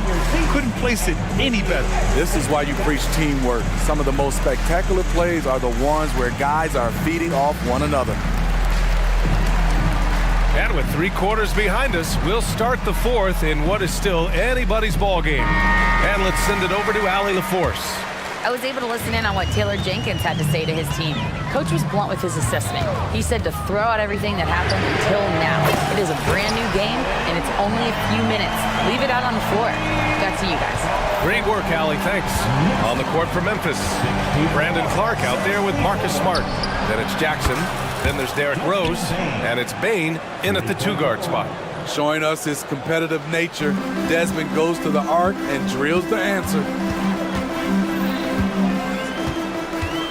Smart against Brunson. Anunoby on the wing. Back to Brunson. Achua with a screen on Smart. Here's Brunson outside. Kicks it out to Anunoby.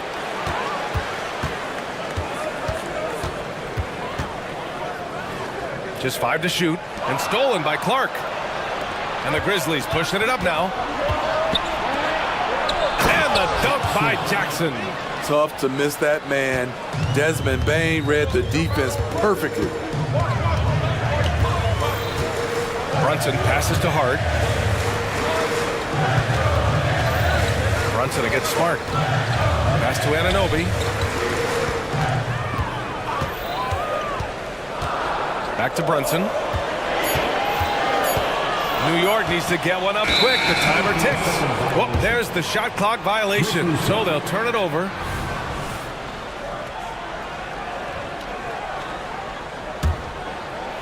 We've gone about a minute and a half into this fourth quarter.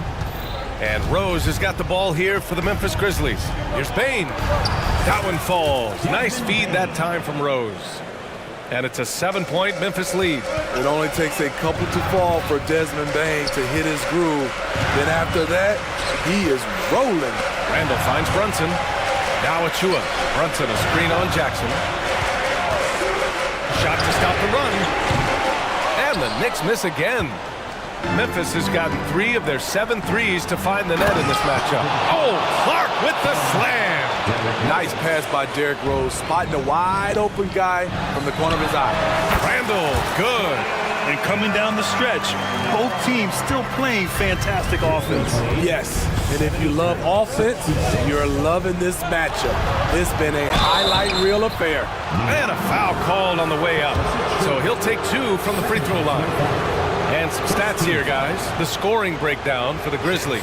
Something I've noticed is how aggressive they've been on driving the basketball. Time and time again, they've turned cracks in the defense into points. And they've also been in the zone with the mid-range jumper. The defense has given them space, and they haven't hesitated to rise and fire. We're in the fourth quarter here. Just under 2.5 minutes gone by. Anunoby passes to Brunson. That one's down for Brunson. And you have to credit Anunoby. He's put in the work to become a better playmaker. Jackson left side. Using his post moves to get the 2 points. Jackson's got 5 points in the quarter. That's the pass you want. Orchestrating the offense, creating for others. Achua with a screen on Bane. And Anunoby gets it to go. What a game. Tight score, pressure's on. Anunoby showing no fear. Rose against Anunoby. It's Smart on the wing. To the inside. Bane. Hart pulls it in. And it didn't register as an official block, but he did everything you want in disrupting that shot. You know what he did? He timed it well and did a good job of contesting without committing the foul. Anunoby finds Brunson. Shot clock at 5. And there's the call. It's going to be an illegal screen. The screener was leaning a bit right there. His feet may not have been planted. Pretty obvious call by the officials. So difficult to stay planted, especially with all the motion around you. Annoying turnover. The Grizzlies making a switch here. Jackson is checked in. Outside Brunson. Outside Hart. Down low. Knocks it loose. And it's going to be out of bounds. New York will have another go.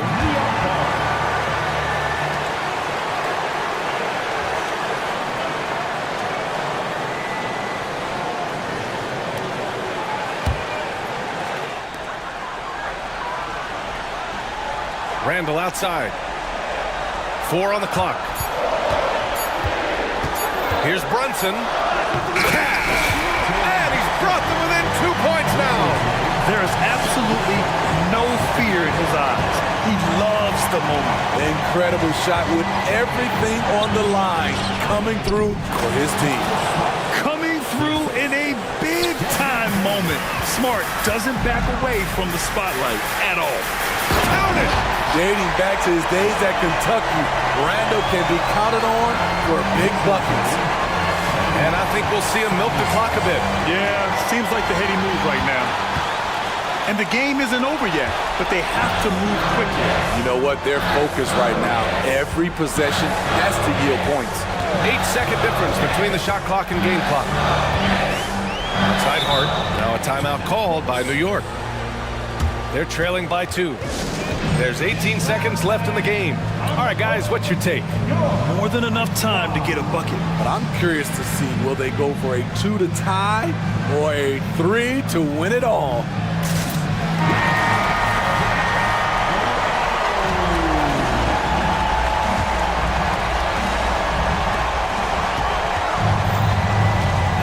Smart against Brunson and stolen by Clark. And they foul intentionally. Now they're going to have to do that again. They're not in the penalty just yet. And a smart choice right there. I mean, you can't allow them to just drain the clock.